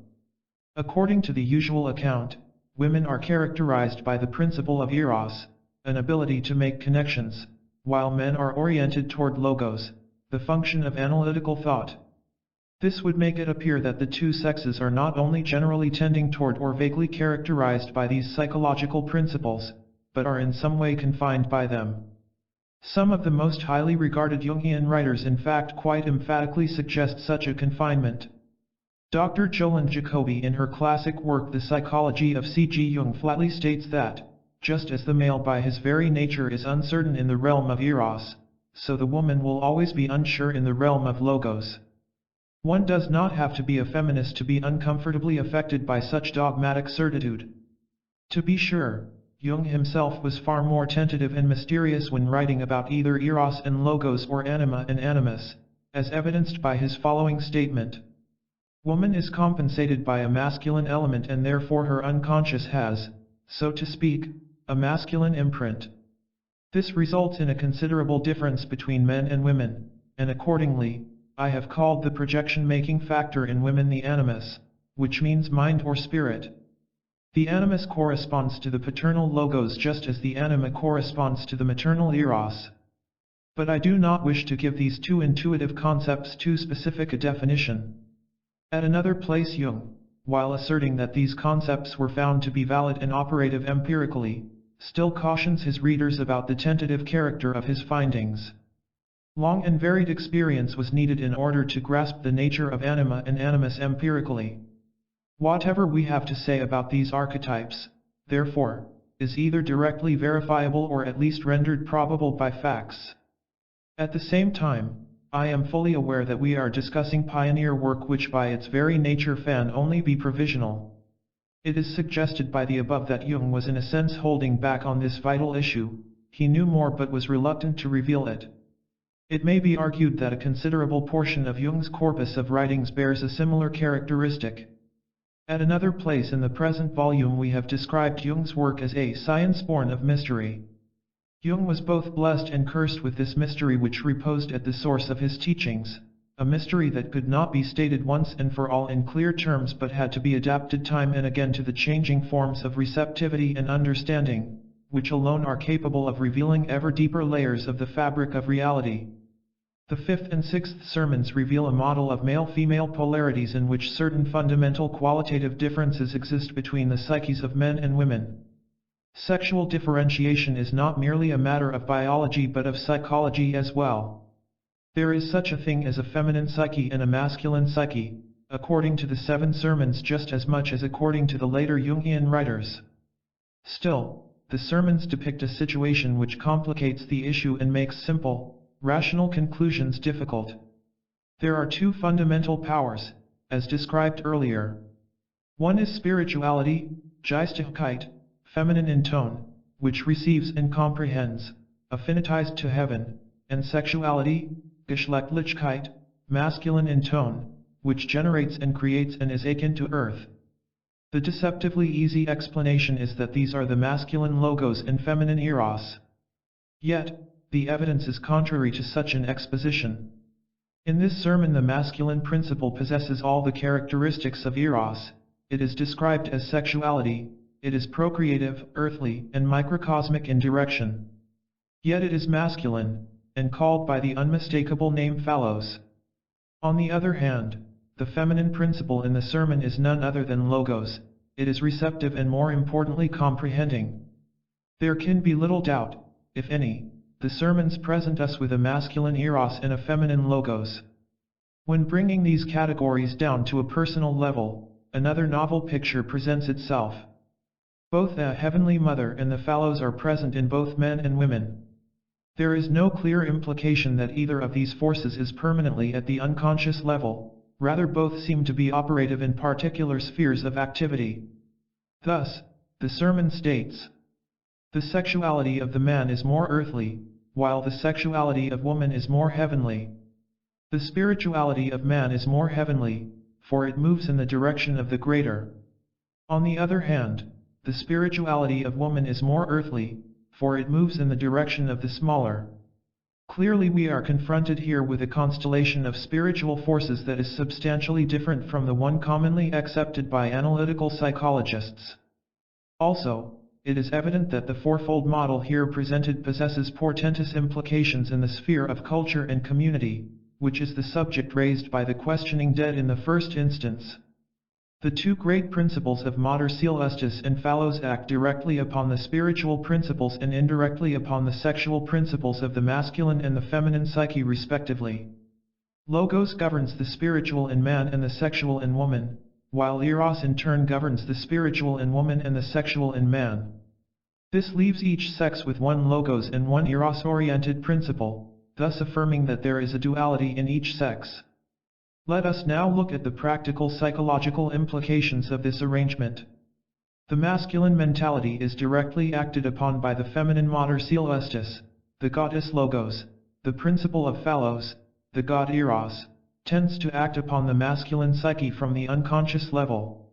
In the course of his ego formation, man identifies himself with mind, with law and order, with extrovert, conscious selfhood, in short, with the symbolizations and manifestations of Logos. Consequently, the element of Eros, fertility, sexuality, romance, mystery, all the various facets of the subterranean phallos, recede into the nether regions of the unconscious. Here in the underground cavern of Jung's famous childhood dream, enthroned upon a seat of power, reigns the snake-like phallic monster god, while outside in the clear air of reason, irradiated by the effulgence of the sun of consciousness, hovers the white bird of the great goddess, the Holy Spirit, Sophia, the feminine Logos. The phallic god, being unconscious, is perceived by man only by projection. Thus men project their dark, erotic side onto women, whom they then fear and desire at the same time, precisely because they fear and desire their own unconscious Eros. Here is the true reason for the long-held distorted view of women as dangerous seductresses leading men astray, creatures filled with a dark, menacing sexuality, at once terrifying and alluring to the masculine psyche. The woman as witch, temptress, as Eve, the willing dupe of the evil serpent of the story of Genesis, these and similar figures all reveal themselves as the projections of the unconscious Eros of the masculine psyche. Describing the condition of the feminine psyche, the fifth sermon asserts the spirituality of woman is more earthly, for it moves in the direction of the smaller. This may be taken to mean that the conscious psyche of woman, being turned outward toward the world, or oriented toward differentiation, can relate itself freely to innumerable extrovert tasks, but may frequently do so without adducing conscious meaning to these actions. Thus the feminine psyche functions frequently on the basis of the famed woman's intuition, namely it does the right thing but without knowing why. It might be said then that the masculine psyche tends to perceive meaning in the outer or conscious world more readily than the feminine. The latter has less need for the hard logic and conscious ratiocination so often required by man, not merely because of social pressures but because of his lack of intuitive development. Lacking a natural intuitive sense, men need to address themselves to the analytical functions of reason time and again, while women achieve very frequently excellent practical results in life by way of intuitive guidance alone. It is in the area of Eros, including sexuality, that the meaning orientation of the feminine psyche manifests. This is what the sermon is saying when it calls the sexuality of woman more heavenly than that of the man, heaven denoting once again the mater celestis, or Logos goddess. At the psychological level, it is relationship and relatedness which appears as the great carrier of feminine meaning, while at the sexual level of its expression the feminine psyche is able to discover meaning in the sexual sphere far more readily than its masculine counterpart. One might say with but a slight exaggeration that feminine sexuality has its eyes wide open to meaning, while masculine sexuality is blind. The white bird of Logos perceives meaning and transformative truth in the sexual realm, while the phallic serpent, having grown myopic in its subterranean habitat, sees little or no meaning at all. It is in fact this blindness of masculine sexuality that makes projection of the animus so vital for man, while woman can circumvent the projection of the animus with a greater degree of frequency. A somewhat amusing account of certain aspects of this process is given to us by Jung in the following statement. A great feminine indefiniteness is the longed-for counterpart to a male definiteness and unequivocalness, which latter can only in a measure be satisfactorily established if a man can manage to get rid of all that is doubtful, ambiguous, uncertain, and unclear in himself by projecting it onto a charming feminine innocence. Owing to the characteristic inner indifference and the feeling of inferiority which constantly masquerades as offended innocence, the man finds himself in the favorable role of being able to bear the well-known feminine inadequacies in a superior but yet indulgent way, quasi with knightly chivalry. In the above ironic statement Jung gives utterance to the distortions introduced into the image of woman as perceived by man, owing to the projection of the indefinite, ambiguous features of his unconscious, while the far more serious similar distorted projection of the Eros force, mentioned by us earlier, is documented by Jung in the following fashion. What man has found to say about feminine eroticism, and especially about the feeling life of women, is derived for the most part from the projection of his own anima and is accordingly distorted. The sermons in fact pay homage to the feminine psyche in a manner that is clearer than found in the later literature of Jungian psychology. They declare the woman is not totally ruled by Eros, but rather that the principle of logos is quite powerful in her at the unconscious level, and indeed that this situation confers certain psychic benefits on her, which tend to make her the more insightful, intuitive, and spiritually aware of the two sexes. The frequently heard feminist accusation that the anima animus cum eros logos psychological model is more beneficial to men than to women thus is far less applicable to the model as found in the 7 sermons than it is to the popular account of the same in contemporary literature. It is thus not true that while men can keep control of all logos-related activities and merely add some small measure of eros to their makeup, women will never develop logos at all. Desirable changes in this direction undertaken in the social sphere not only meet with the approval of the spirit of this sermon, but they are clearly represented as desirable and necessary. The individuated person must learn how to rise above the blind compelling force of anima and animus and eros and logos. As the teacher states in our sermon, when you cannot distinguish between yourselves on the one hand, and sexuality and spirituality on the other, and when you can't regard these two as being above and beside yourselves, then you become victimized by them, i.e., by the qualities of the pleroma. Spirituality and sexuality are not your qualities, they are not things which you can possess and comprehend.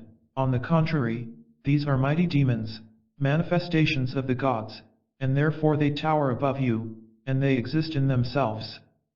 This of course refers to the sovereign, archetypal nature of these polarities, which should not be regarded as personalistic in character. The social and historical implications of this are considerable. The suggestion arises that in the interpersonal and communal sphere certain separate characteristics and roles for men and women are a psychological necessity. To be sure, this does not mean that traditional masculine and feminine stereotypes of bygone times need to be regarded as sacrosanct and as worthy of preservation. The form taken by the great polarities in various historical periods assuredly changes, for such is the nature of the historical process. Toward the end of the 5th sermon the teacher indicates that certain communities and civilizations are under the auspices of Eros and others under those of Logos. Following Eric Newman's monumental psycho-historical studies, we might postulate that the early matriarchal civilizations, with their mother right coupled with human sacrifices and dark, primitive sexuality, were manifestations of the principle of Eros, while the rational and democratic organization of the later Greek city-states was overshadowed by Logos. A contemporary application of such criteria might lead to the conclusion that the increasing number of socialistic and communistic societies in our contemporary world heralds an upsurgence of the community of Eros, versus the individualistic and libertarian trend of the democracies, which continue to be attached to Logos. Whatever one's point of view regarding such issues, it appears clear that in any and all of these societies an eradication of the psychological differences between the two sexes is not going to take place, as indeed it has never taken place in the past.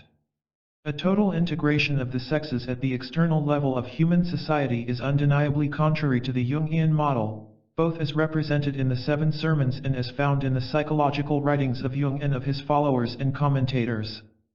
The impetus of psychic energy operating in the masculine and feminine psyche respectively is not the same.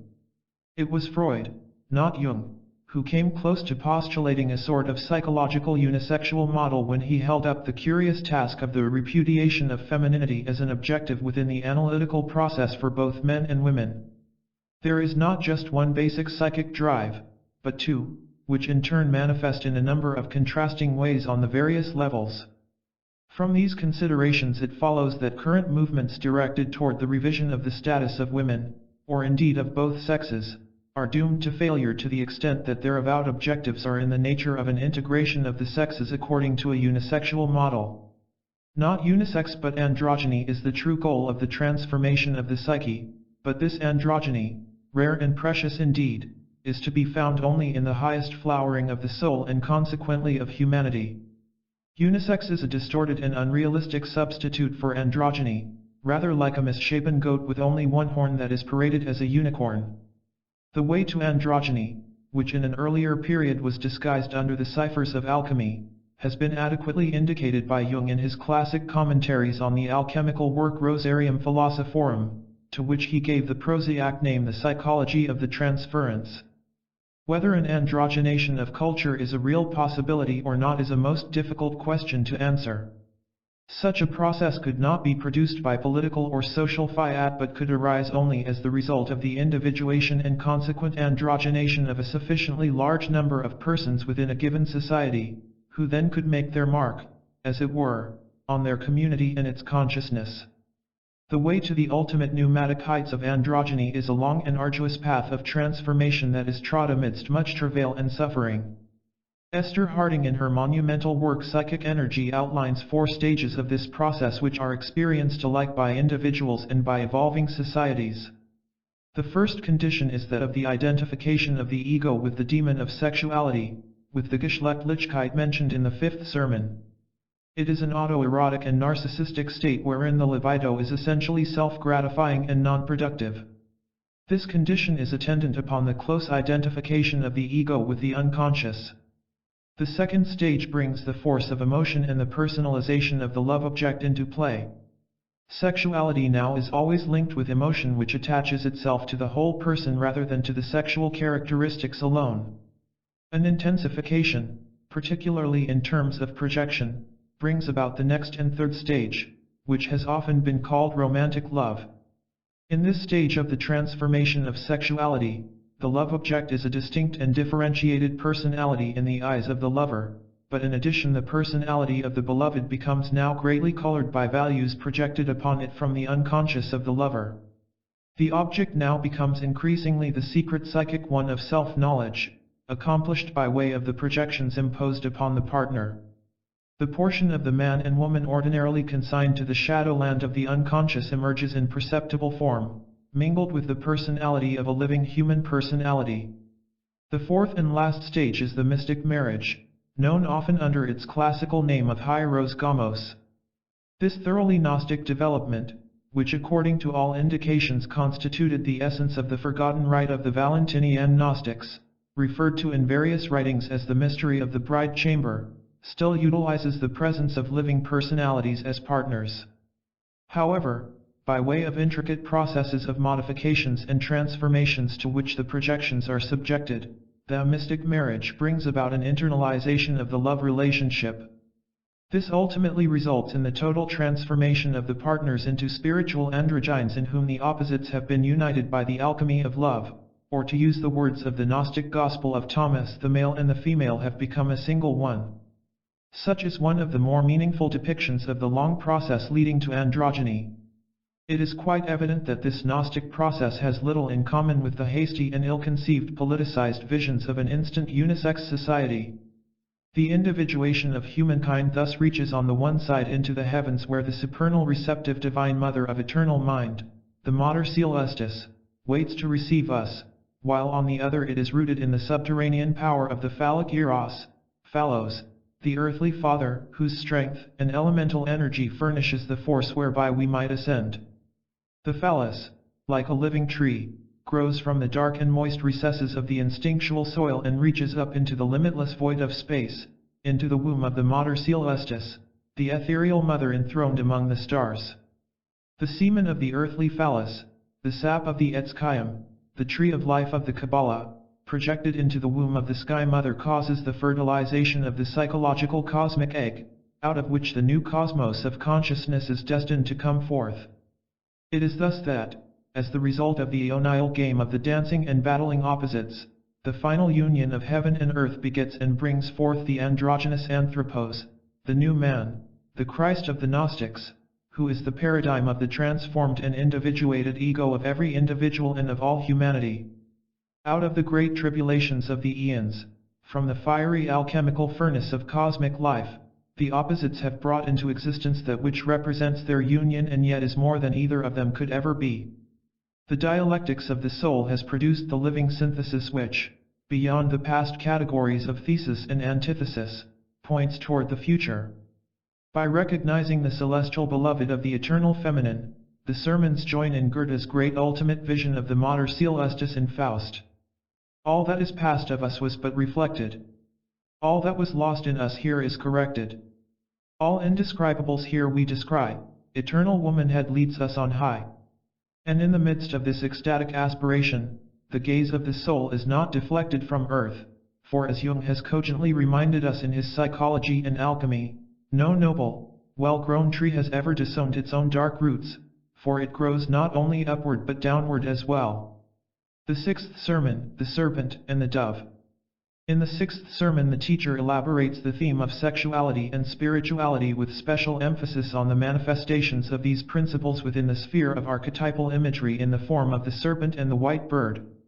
The serpent and bird are each described as half a human soul, and thus clearly symbolize particular embodiments of the two principles of the opposites which, when integrated in a final state of union, make up the wholeness of being toward which human consciousness moves in its effort of individuation.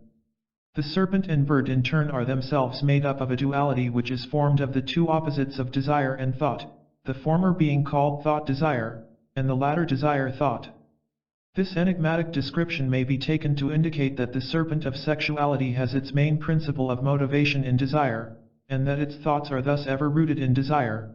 The white bird of spirituality, on the other hand, proceeds from the region of abstract thought, and its aspect of desire is still rooted in thought. The serpent is the thought of desire, while the bird is the desire of thought. Once again Jung brings to our attention the intricate and well-nigh indistinguishable intermeshing and compounding of the principles of the opposites in the psyche. Not unlike the Chinese yin and yang, each opposite ever contains its own opposite polarity in a state of semi-latency, from whence by way of the principle of enantiodromia it may emerge into the arena of growth and activity at the time appointed for this purpose by the patterns of its development. Male and female, light and dark, eros and logos forever combine at various levels of their interrelationship in endless series of alternating polarities, which bring all clear-cut judgments and determinations hopelessly to naught. As expressed by the Gnostic Gospel of Philip, neither are the good good, nor the evil evil, nor is life a life, nor death a death, for all of these opposites are brothers one to another, and each one will be resolved into its original condition at some future time. In the endless process of the combinations and recombinations of the opposites, no abiding state of freedom and spiritual stability exists. Only those who, in the words of the same gospel, are exalted above the world are truly indissoluble and eternal.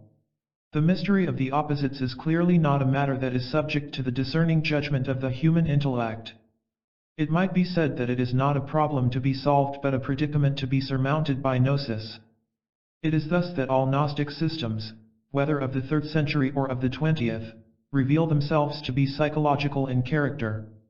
The psyche, unlike philosophical reasoning, strives for the reconciliation of the opposites. This process, often paradoxical and even self-contradictory, nevertheless reveals transformative meaning, which ultimately enhances the quality of consciousness. If the 7 sermons reveal anything at all, it is that the fabric of being, both at the collective cosmic and at the individual human levels of its expression, is composed of an endless chain of polar opposites. The philosophical intellect desires to subject these opposites to rational analysis and thereby discern meaning in the patterns in which their relationship organizes itself. It has been the tragedy of Western culture that this persistent desire of philosophy could never be satisfied in any final and total manner. For better than 2 millennia, philosophical inquiry has concerned itself with the meaning of life without bringing forth what could be considered abiding guidelines to the discovery of the meaning of life. It was not without some valid reason that the late satirist Ambrose Bierce defined philosophy as a route of many roads leading from nowhere to nothing. To the extent that one is predisposed to agree with this harsh dictum, it may be profitable to consider, as Jung and before him the Gnostics were wont to do, that the question of meaning is not a philosophical or theoretical problem at all. Meaning is not a syllogism or a declaration of logic any more than it is a dogma distilled from the Torah or from the New Testament. The sciences of biology, physics, or mathematics no more provide an answer to the quest for meaning than does the interpretation of the human psyche solely in terms of personal experience. Gnosis, as envisioned by such men as Valentinus, Basilides, and their fellows, is the experience of totality or wholeness. This wholeness must be lived in time and must also be experienced in timelessness. The tensional relationship connecting such opposites as the personal and the impersonal, the conscious and the unconscious, the tangible and the ineffable, in accordance with the principle of the beneficence of conflict noted in connection with the fifth sermon, generate the element of meaning, which may be envisioned more as a process and less as a static condition. The general neurosis of our time, defined by Jung as a pervasive sense of futility and meaninglessness, is the result of the diminishing of the tension between the two polar opposites of being. Lacking this tension, the human being, as Jung indicated, develops the feeling that he is a helpless and haphazard creature without meaning. This meaninglessness, which may be described as existential rather than conceptual, prevents the individual from living his life with the intensity it demands if it is to be fully enjoyed. Under these conditions a certain staleness arises which is the hallmark of a life that is not the expression of the complete human being. The absence of meaning is the chief cause of psychological disturbances, which, far more frequently than childhood traumas or infantile complexes, bring the individual to the torments of neurosis. Jung frequently stated that a psychoneurosis must be understood, ultimately, as the anguish of a soul that is tormented by a lack of meaning. The aim of Gnostic thought in every age has been to oppose a certain special kind of meaning to the meaninglessness of life. This meaning is existential and experiential and is revealed in the spontaneously created and intensely lived mythic content of the soul. In practical terms, this might be said to imply that the meaning of life cannot be discovered or calculated, but rather that it must be lived. The living of meaning is then a mysterious process revealed by the poetic lucidity of myth, dream, and imagination rather than by the concerns of the conscious ego. In his memories, dreams, reflections, Jung referred several times to the quest for the meaning of life and of the human being, and he concluded that every answer to this grave question is but a human interpretation or conjecture, a confession, or a belief. Yet it is evident from the vast corpus of his writings that in his own way he has found an answer to this same question. This answer, so he repeatedly affirmed, is to be found in a curious process, an interaction or interplay of the opposites of being as revealed in the experience of the psyche. Here, then, we might say, is the veritable heart and center of Jung's Gnosis. The experience of the psyche, which is the alchemical vessel within which ale doves and serpents, gods and devils, burning ones and growing ones combine and recombine in an awesome and majestic dance of formations and transformations, is the maker of meaning, the creator of truth. In this recognition, Jung was chiefly inspired by the early example of the ancient Gnostics, but he was also sustained by the views of other kindred spirits throughout the ages. Well may Jung have felt gratified when toward the end of his life he was confronted with the magnificent saying of Jesus contained in the then recently discovered Gospel of Thomas, "There is light within a man of light, and it lights up the whole world. If he does not shine, there is darkness." Like Valentinus of old, Jung held the view that humanity itself manifests the divine life and the divine revelation, and that the true church, or ecclesia, is that portion of humanity that recognizes its own divine origin. Jung assented to the quaint saying of the early church, "Outside the church there is no salvation, extra ecclesiam nulla salus," but under church he understood the community of conscious persons, or as Valentinus might have called them, those considered more skillful. The statements of the teacher in the latter portion of the fifth sermon regarding the usefulness of community must be interpreted in this light. The gods, the sermon instructs us, force us into a community, for the weakness of the human will easily deflect the individual from his own chosen design of individuation. While thus recognizing the value of a certain kind of community, Jung remains very much the true Gnostic when he insists on the equal value of the status of the solitary or single one, a person highly extolled by the Gospel of Thomas and other Gnostic works. Community of like-minded seekers after Gnosis and the spiritual individualism or solitude of the Gnostic are not only compatible but are necessary complements to each other, as stated in the closing lines of the fifth sermon. In community there shall be abstinence. In solitude let there be squandering of abundance. For community is the depth, while solitude is the height. The true order in community purifies and preserves. The true order in solitude purifies and increases. Community gives us warmth, while solitude gives us the light. The accusation once made by the Orthodox against the Gnostics, that the Gnostic effort is opposed to community, today not infrequently voiced by social activists of various hue against the so-called narcissism of psychological transformation, reveals itself thus as an unjust and fallacious contention. Not community but an unconscious community is objectionable in the eyes of the Gnostic. The Orthodox Christian opponents of the Gnostics were wont to insist that humanity is sinful, corrupted, and therefore needs a means beyond its own power to return to God. These means they held to be revealed in their purged and distorted canonical scriptures and enshrined within the community of believers, the Ark of Salvation. Today the social activists similarly proclaim that only in the social concerns of community and society is there true fulfillment. The political party, the social movement, thus becomes the new Ark of Salvation, and the individual is once again reduced to a figure of negligible worth, destined to become useful only by way of his or her attachments to causes and purposes which transcend the legitimate value of the individual mind. Jung, like Valentinus, was quite willing to endorse participation in community as long as the community unit could justly be regarded as an aid to an instrument of self-knowledge and a necessary balancing agent offsetting the excesses of individualism. Religious orthodoxy, which has so profoundly influenced all thinking in our culture that even atheists cannot escape its aura, has ever held that the experience of the human psyche could not possibly effect anything resembling salvation because it is essentially sinful. The word for sin used in ancient Christian sources is the Greek word hamartia, which interestingly enough is derived from the art of archery and denotes missing the mark. The view of traditional Jewish and Christian teaching is that human beings are by nature extremely poor spiritual archers. They forever tend to miss the mark. Humanity suffers distress, illness, sorrow, and deprivation, because it was prevented by the will of the Creator from ever truly hitting the bullseye on the cosmic target. Thus, all it can do is trust in a deliverance that comes from an external source, namely the saving mission of Jesus. God became man in order to save man, but man may never become God to save himself.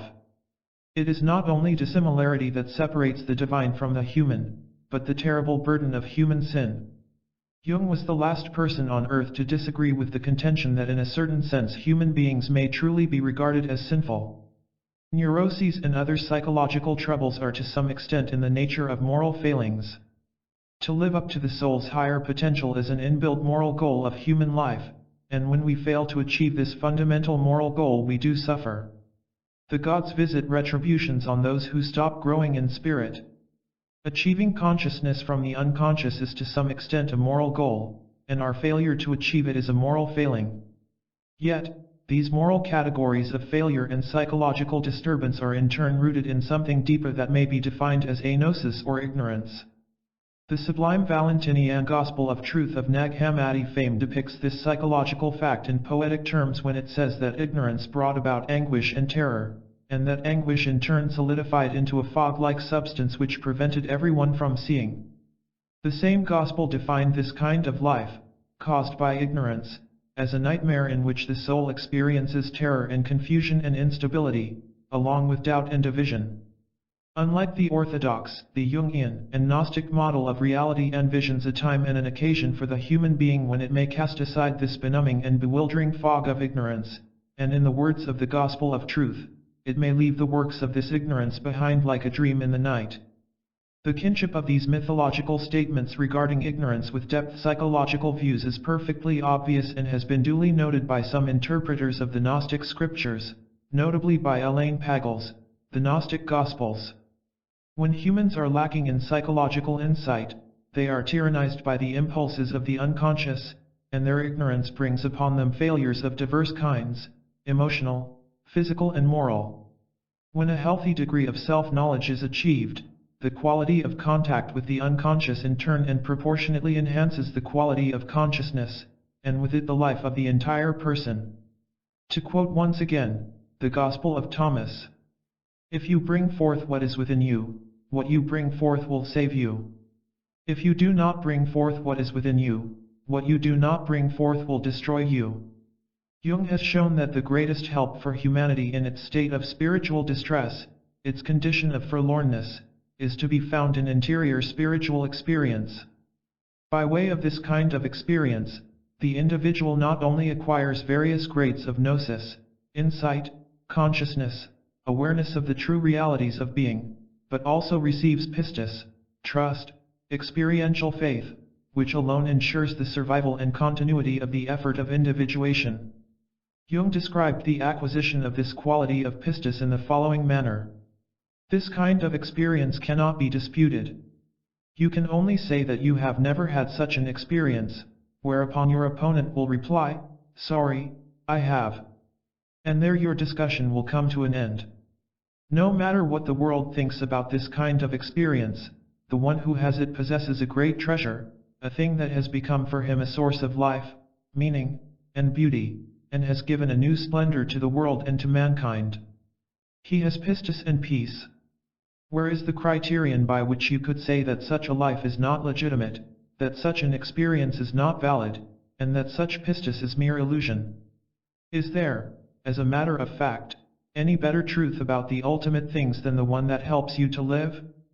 That is the reason why I take careful account of the symbols produced by the unconscious. It is here that our considerations must return to the two chief symbols of the fifth and sixth sermons, the complementary and yet opposed principles of sexuality and spirituality, depicted respectively as the serpent and the white bird. The pistis Jung speaks of in the above passage assuredly does not guarantee what popular religion calls peace of mind, not in the longer perspective in any case. So long as individuation takes place, peace in the mind or soul is at best but a breathing space between the past conflict and the conflict to come, a temporary lull between two battles in the aeonial creative war.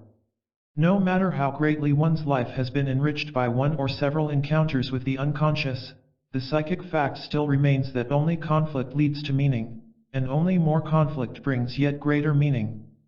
The experience of meaning, which is what Gnosis is all about, is not equivalent to lack of suffering, yet the pistis of the self-aware consciousness can fortify us against the perils of the opposites, against the fang of the serpent and the claw and beak of the bird. The dangers of the irrational and the rational, of instinctuality and spirituality, are thus offset against the resilience of the Gnostic soul, which, overcoming all these dangers, continues to experience newly discovered summits of insight and transformation and undergoes the reconciliation of new sets of opposites once more. The serpent symbolism of the sixth sermon presents initially somewhat of a puzzle to the student of Gnosticism, particularly if the student is imbued with Gnostic serpent lore as found in some of the Nag Hammadi scriptures. In several of these tractates the serpent of Genesis is regarded as a wise and holy counselor, indeed a messenger or manifestation of the supernal wisdom, Mother Sophia, who is intent upon rescuing the first human pair from the bondage in which the Creator is holding them. In the works on the origin of the world and the hypostasis of the archons the story is told of Eve's cooperation with the wise and benign serpent, who, far from being a satanic deceiver, is an enlightener and liberator, persuading Eve to eat the fruit which opens her and Adam's eyes and bestows consciousness on them. If we contrast the serpent of the demon sexuality described in the sixth sermon with the serpent of paradise in the Gnostic myths, a significant difference appears. The Gnostic serpent of paradise is wise and well-intentioned. The serpent of the sixth sermon, on the other hand, is called a whore who consorts with the devil and with evil spirits, a tyrant and a tormenting spirit who leads people astray to keep bad company. One might almost be tempted to accuse Jung Basilides of having accepted the orthodox rather than the Gnostic image of the serpent. Still, the issue is more complicated than that. In the aforementioned Gnostic tractates the serpent has a curious dual title, which is wild beast and also instructor. The treatise on the origin of the world declares in fact that the interpretation of wild beast is the instructor. Linguistic scholars feel that this curious statement has to do with the fact that the two words are derived from the same word in the Aramaic language. Similarly, we are told, the name Eve as well as the words for serpent and instruct all have a similar ring in Aramaic, and it is therefore more than likely the Gnostic writers intended to convey a similarity in character or underlying meaning by employing a wordplay, a procedure not uncommon in the ancient world. Thus a dual role of the wise serpent begins to reveal itself. See John Dart, the laughing savior. This duality befits the archetypal amphibian symbolism rather well, for the serpent, with its ability to move with equal ease on water and on the surface of the earth, has always stood as a primal symbol of duality and of the co-inherence of the opposites in one and the same being or principle. In psychology and alchemy, Jung commented extensively on the symbolism of the serpent, and at times gave recognition to the possibility that at least part of the symbolism of serpent lore involves the obscure myth of the Gnostic anthropos or divine man embodied in nature. This teaching, gathered mainly from accounts of the Church Fathers, particularly from those by Hippolytus, concerns the prototype of true humanity that appears in the heavens before the creation of the world, and in some variations of the myth eventually comes to enter the earth in the realm of nature itself. The anthropos is originally androgynous and eventually divides into two parts, the feminine which comes to reside in the sky, and the masculine, which enters the earth. Yet in the usual Gnostic fashion both principles retain a certain androgynousness, and thus the phallic serpent of the earth is still feminine in an interior sense, while the celestial bird woman conceals a masculine core. It is this perennial inseparability of the contract asexual polarities that makes Gnostic and Jungian thought into the despair of all who wish for clear-cut divisions and differentiated images to construct logical systems and devise rational theories.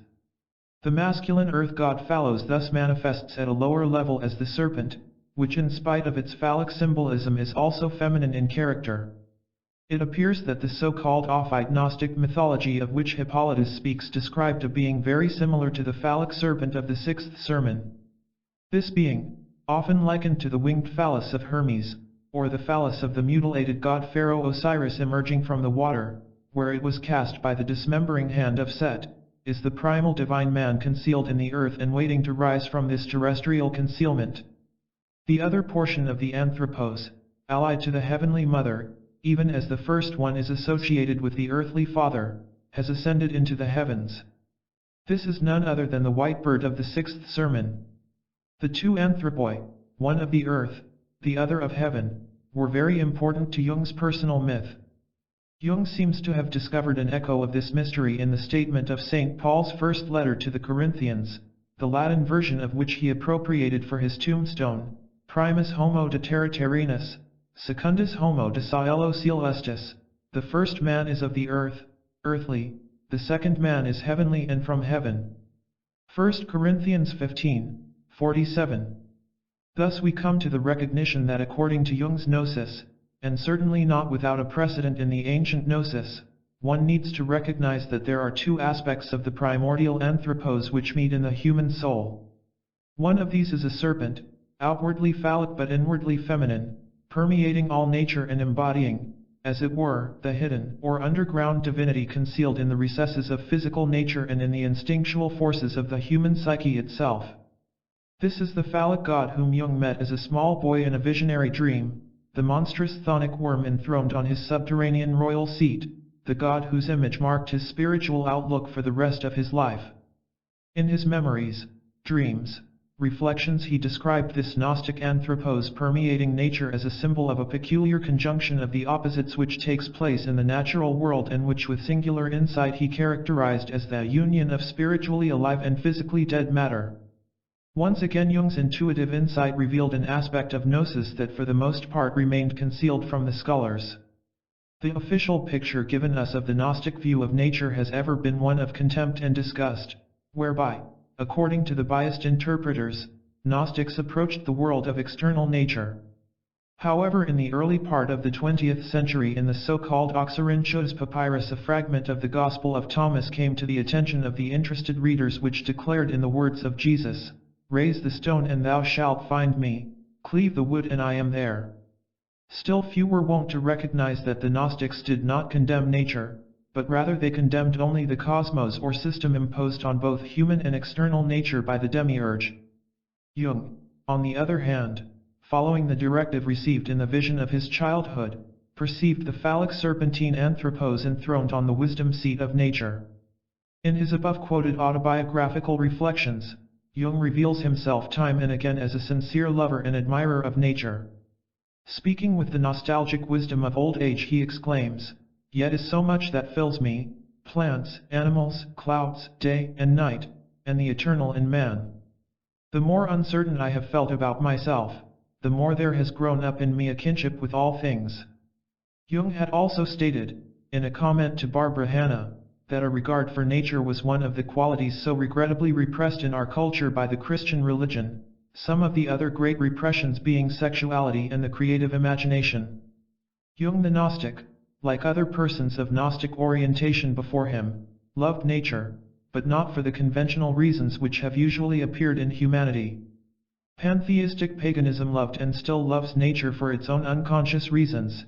It dimly senses that nature conceals some awesome and holy mystery, though it has no conscious notion regarding the essence or the workings of that mystery.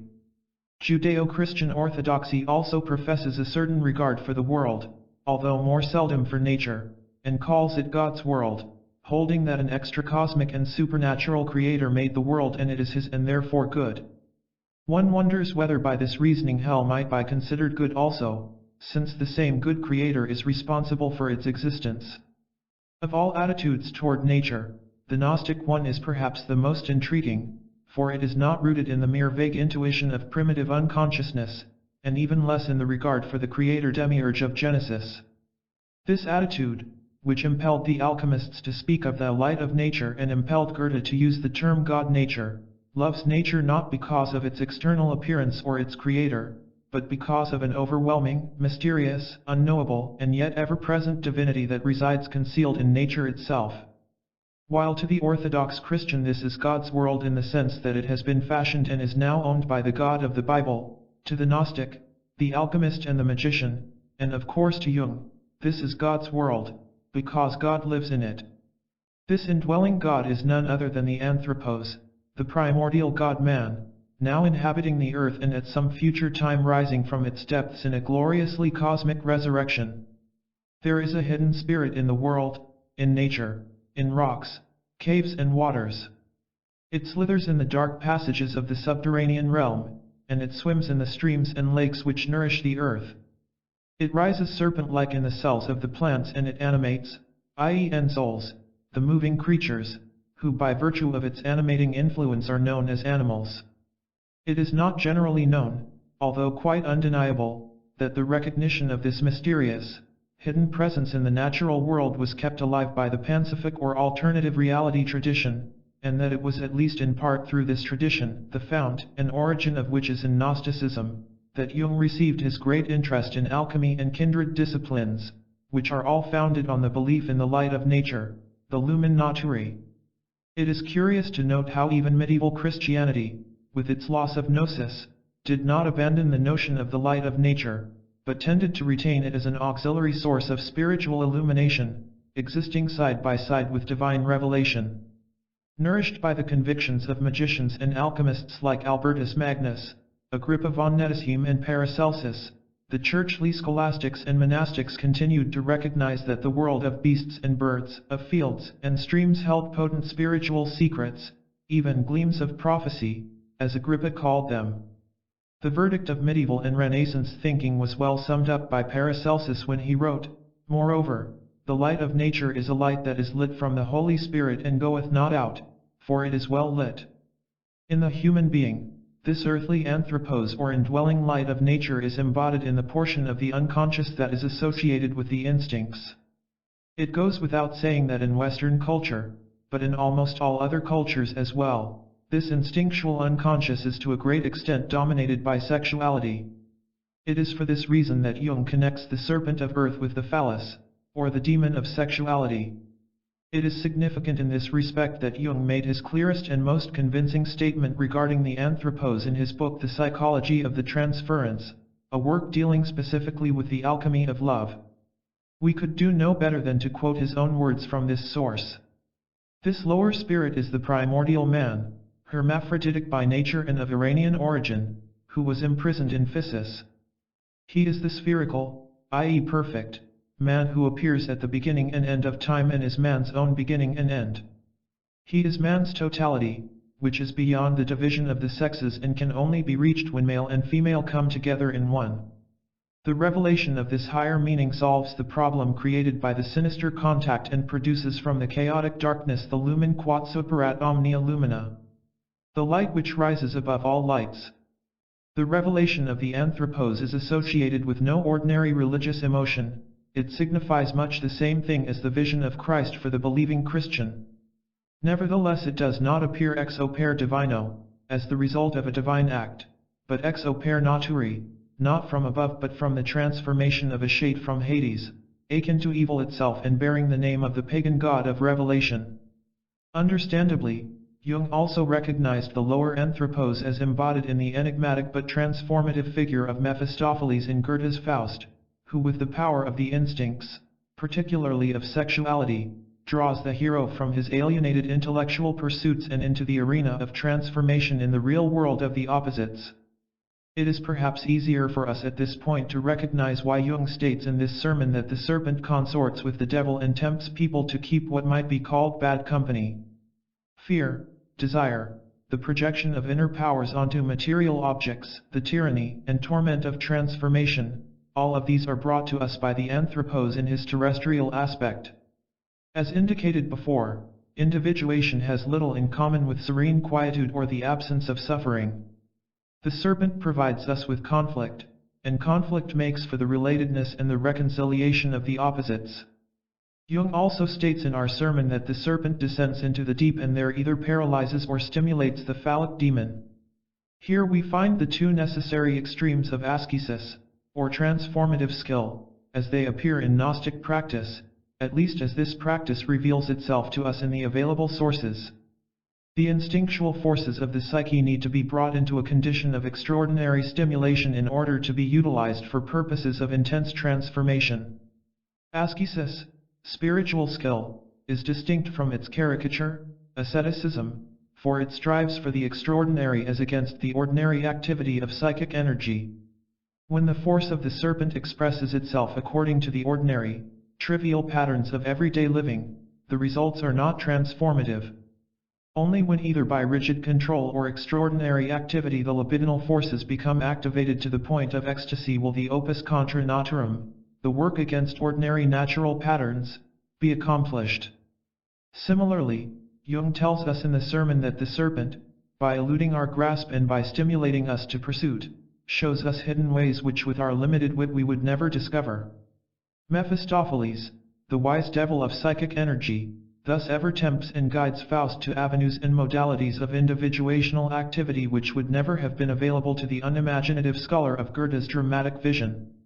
The usefulness of the enigmatic serpent of earth thus becomes apparent, troublesome and painful as its venom may prove to our health of limb and peace of mind. It is our mighty aid in the process of Gnosis. The serpentine anthropos of the Gnostics received yet another intriguing analogue in the Indian myth of the snake goddess Kundalini, whose psychophysiological evocations in yoga practices have received an increasing literary and practical notice in recent decades. Very much like the anthropos, Kundalini is envisioned as a divine being that has entered the dark, moist recesses of the earth, from whence it is destined to rise to the summit of existence, there to meet its divine twin from whom the goddess has been separated for eons unnumbered. During her journeys in the earth, the pilgrim goddess has assumed the form of a snake, and in this adaptable, swift reptilian body she managed to survive the countless perils which attend earthly life. In the microcosmic analogy of the human body, the habitat of the divine serpent is said to be at the base of the spinal column, where under ordinary circumstances the goddess sleeps and dreams of her celestial origins. When the time of awakening has come, she coils herself around the spine as around the trunk of a tree and begins her aeonial journey of ascent to the supernal regions, where above the crown of the head, seated on an ethereal lotus throne, her spouse, the great god Shiva, awaits her. Miguel Serrano, the distinguished Chilean writer who was once in diplomatic residence in India, gave us a moving and profoundly Gnostic image of the Kundalini anthropos in his splendid poetic account of the spiritual world of India, entitled The Serpent of Paradise, from which we shall quote some brief passages here. Before the serpent curled itself round the tree of paradise it lived in the liquid depths beneath the roots of the tree. Then, like the spine of a man which rises up from the dark and sensitive regions of his waist towards the freely moving upper torso, the serpent stretched itself up to the upper branches, where its pale, cold skin could be warmed by the sun. In the secret depths from which it emerged it enjoyed a type of elemental power and pleasure, but when it encountered the force of the sun it seemed to recoil and expand at the same time. The result was a conflict of light and darkness, for the force of the serpent is both liquid and frozen, it poisons and it deifies. Some call the poison of the serpent God, others call it immortality. Jung, too, concerned himself with the myth of Kundalini and perceived in it a symbol of human individuation. He interpreted the system of Kundalini Yoga as a symbolic journey from division to wholeness, using the human body as a medium for the projection of the transforming unconscious content. Serrano, with his keen awareness of Jungian archetypal imagery, gave utterance to some of these individuational elements of the Indian symbolism of the serpent when he wrote, "As the serpent of paradise rises from the liquid depths in which the tree itself is rooted, so man too produces his physical sons from these dark and murky regions.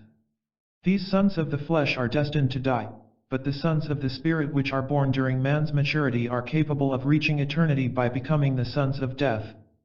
By the time man has lived half of his life he must prepare to give birth to a son in the spirit, that is to say, to a son of death.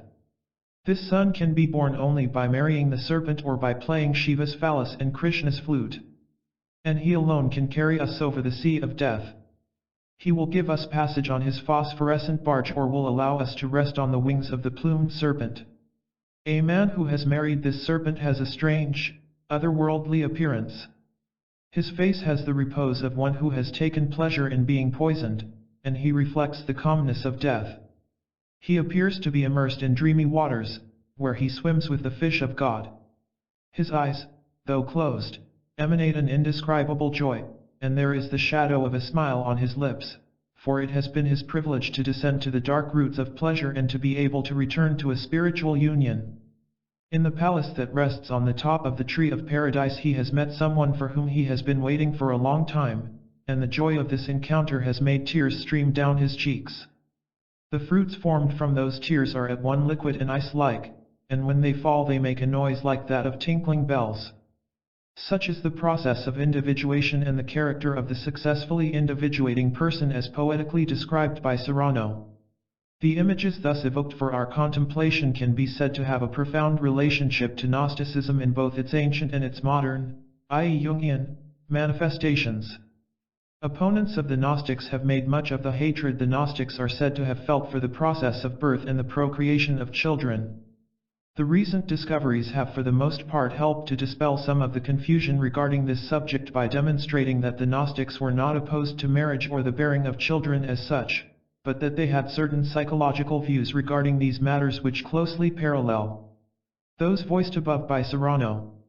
The unconscious, according to Jung, has a fatal tendency to live itself out in physical acts bearing a symbolic relationship to the content which the unconscious needs to bring into consciousness.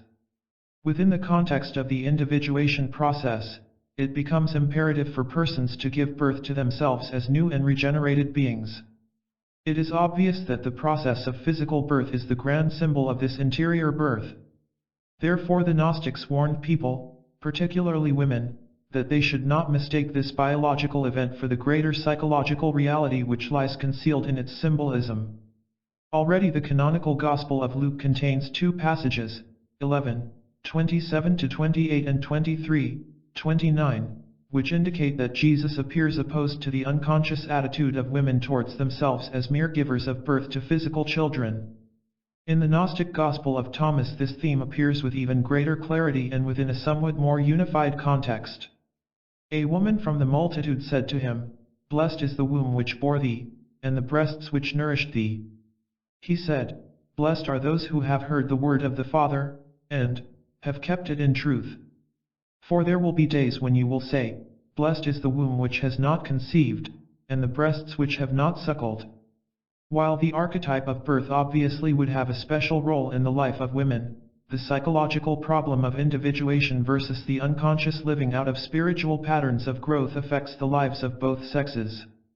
We have, in effect, Another example here of individuation as the alchemical opus contra naturam, work against nature.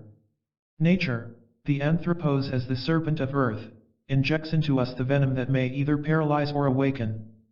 If we follow the promptings of the serpent blindly and unconsciously, we will be led to further unconsciousness and will be lulled into eonial sleep by the pleasant feelings afforded us by physically living out the interior realities. The sweet lure of the flesh referred to by some Gnostic writers is, in fact, the lure of the archetypes expressed unconsciously within a fleshly context.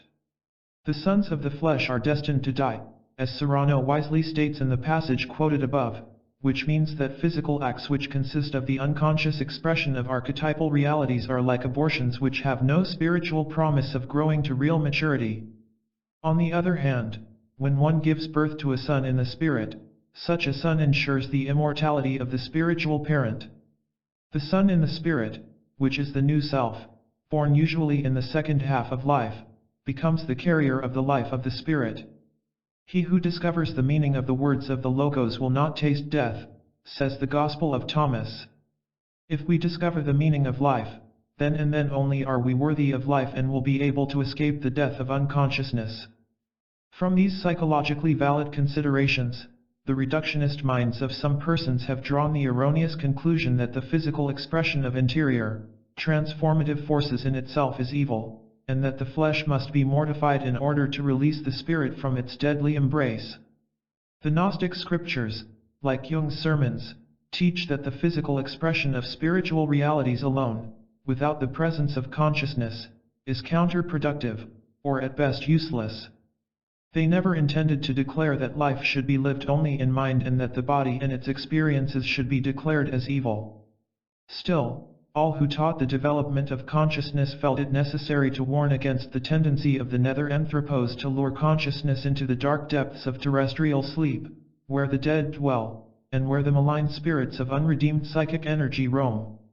The sixth sermon refers to the dead who are earthbound, who have not found the way by which to cross over to the state of solitude, and says that the serpent is associated with these. One can readily see that what is meant here is the forces of unconsciousness and disunion, which are nourished by the kind of attitude that ensues when one leads a life of blind instinctuality. True ascesis, skill, consists in the ability to combine the experiences of natural human living with a constant discovery of meaning.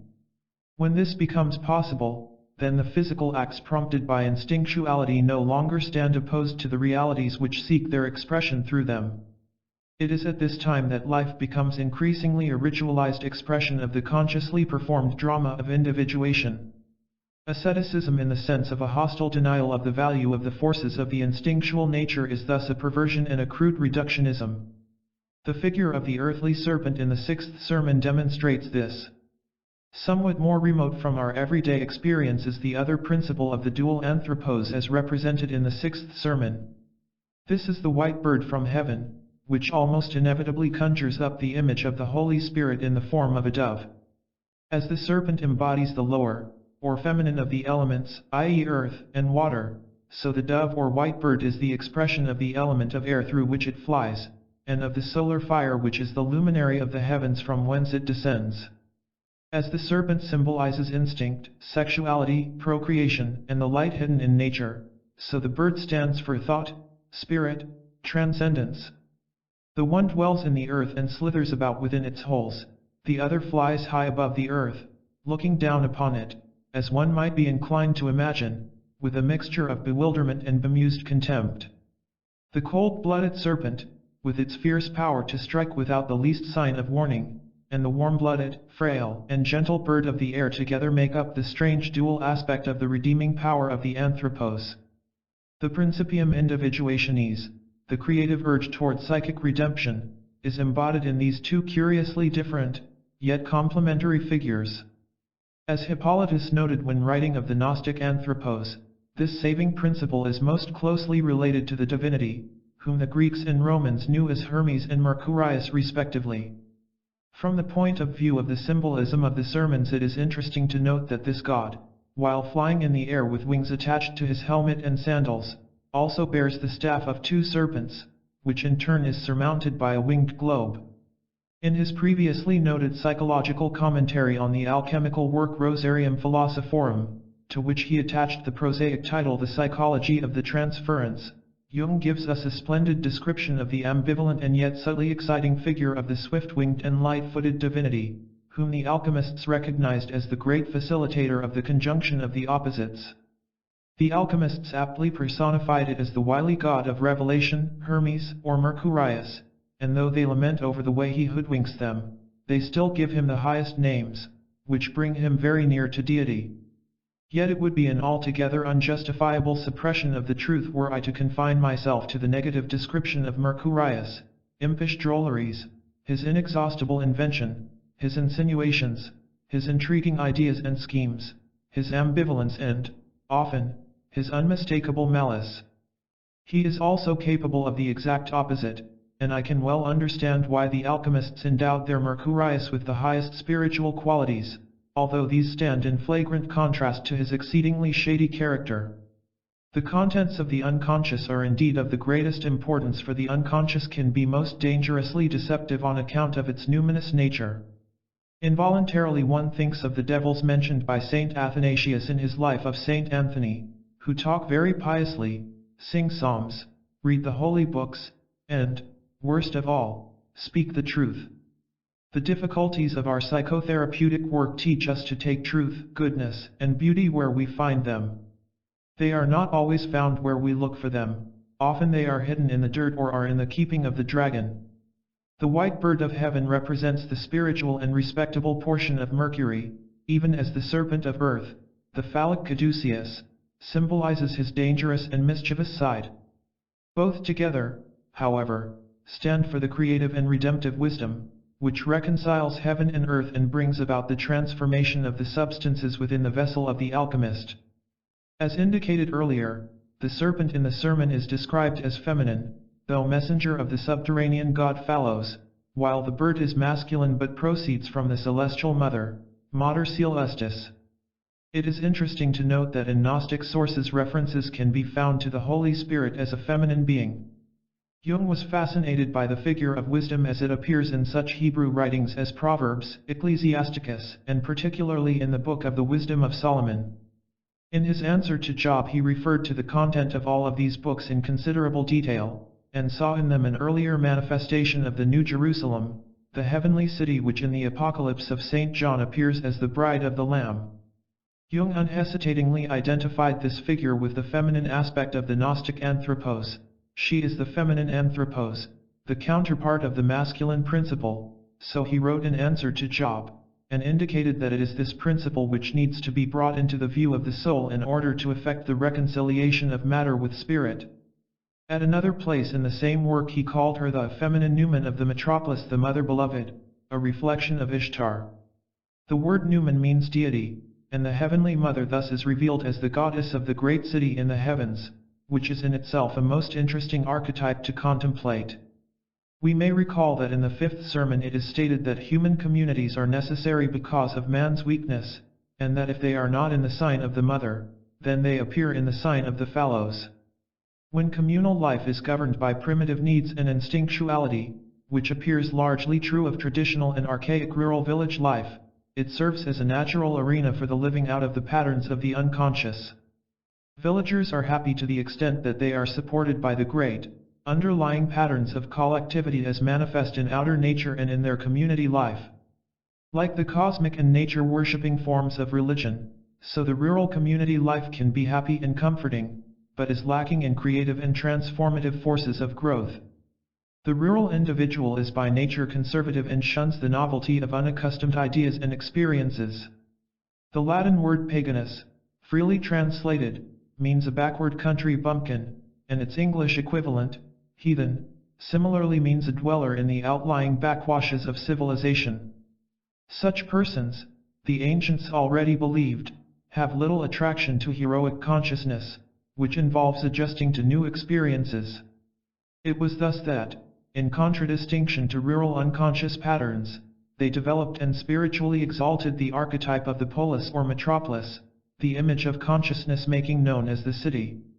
Historians inform us that the development of cities represented a tremendous step in the development of cultures, to be likened perhaps to quantum leaps or jumps in the realm of physics. Babylon, Egypt, Greece, and Rome changed from areas inhabited by primitive dolts to great nations of philosophers, prophets, artists and statesmen with the growth of cities. The change in ancient Egyptian civilization particularly appeared so sudden and dramatic, that the more imaginative and less rational authors speculated on its colonization by escaped inhabitants of Atlantis or, in the mode of the space age mythos, by colonists from advanced civilizations in outer space. Whatever the circumstances, all are agreed that the city was one of the most creative achievements of humanity. Not only were cities the abode of commerce, industry, architecture, learning and other great products of the human mind, but the city became a spiritual archetype of consciousness. Not even the pastoral and rural people of the Hebrews remained immune from the influence of this archetype. It was the holy city of Jerusalem, where the Bethel, the residence or dwelling place of God, came to be established. First, the Jews, but later the Christians and Muslims associated it with the religious archetype of the holy or divine city. It was not to the land or the rivers and hills of Judea that the lamentations of the prophets were addressed, but to the city. How shall we sing the Lord's song in a foreign land? If I forget thee, O Jerusalem, let my right hand wither. Let my tongue cleave to the roof of my mouth if I do not remember thee. If I do not set Jerusalem above my highest joy. Psalm 137.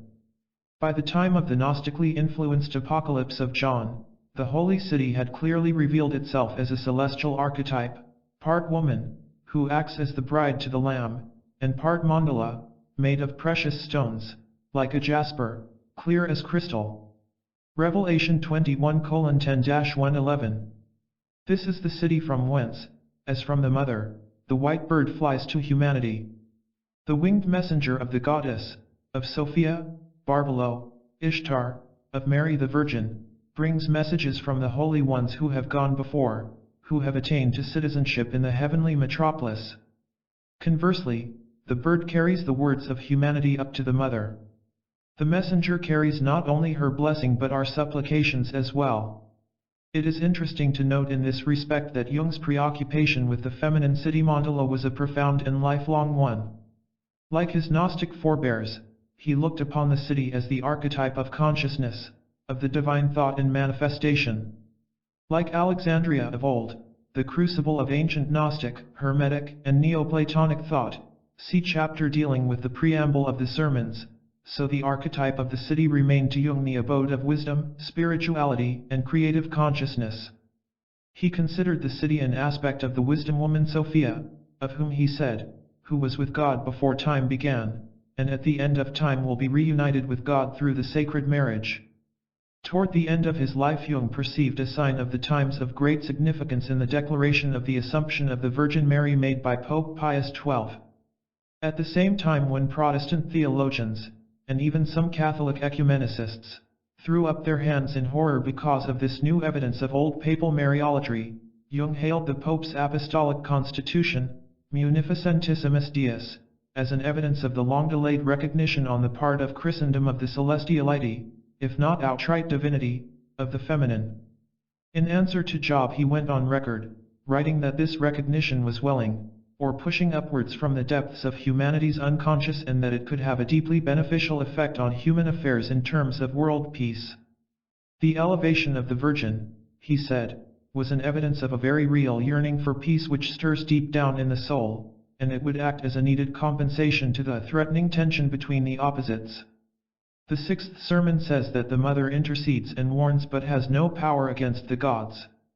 Still, her presence and, more importantly, the conscious recognition of her presence and of her role as mediator and agent of compensation could avert further dreadful wars and revolutions which are the result of the threatening tension of the opposites in the world.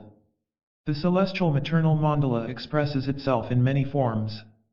The ancient Gnostics see it as Sophia, Barbelo, or as Mary Magdalene, Jung as the heavenly city foursquare and as God's forsaken daughter and wife, and some present-day men and women, imbued with the mythos of the space age, fix their gaze upon the skies where they perceive mysterious flying objects which the press, with its customary sense of the ludicrously prosaic, came to name flying saucers.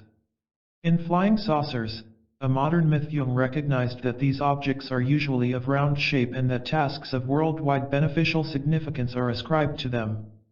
Like the figure of the Virgin, whom the Pope declared to have been bodily assumed into the heavens, so these mechanical mediators between heaven and earth are said to be intent upon preventing the nuclear Armageddon and bringing the galactic olive branch of world peace to the cantankerous children of earth.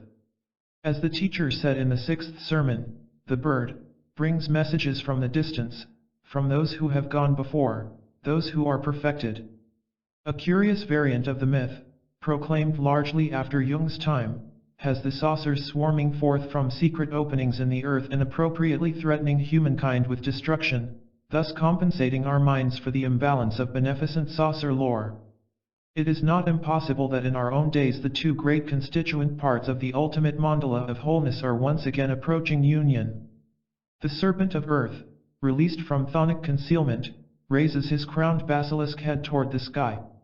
Centuries of desperate sexual repression are beginning to give way to tendencies which are inclined to let the phallic serpent roam with a greater degree of freedom on the surface of consciousness.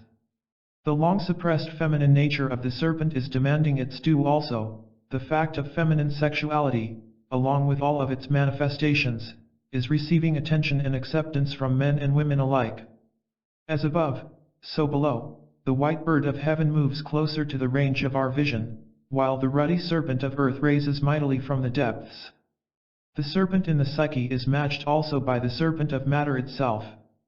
There is much evidence indicating that whenever the mind confronts an unknown or severely repressed force within itself, a corresponding constellation arises in the outer, physical world.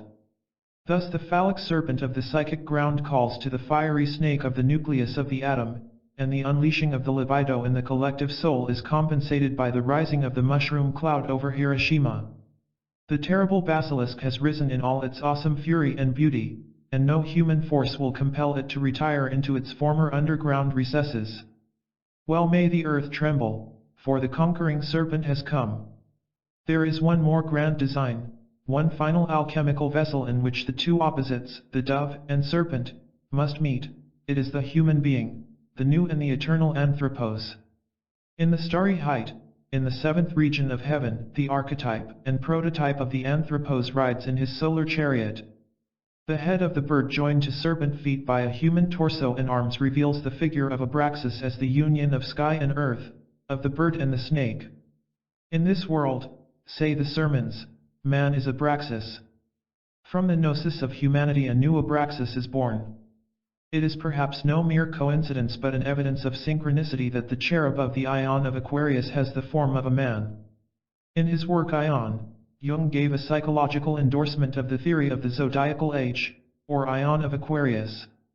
The sign of Aquarius has as its zodiacal symbol the man pouring from a vessel of water.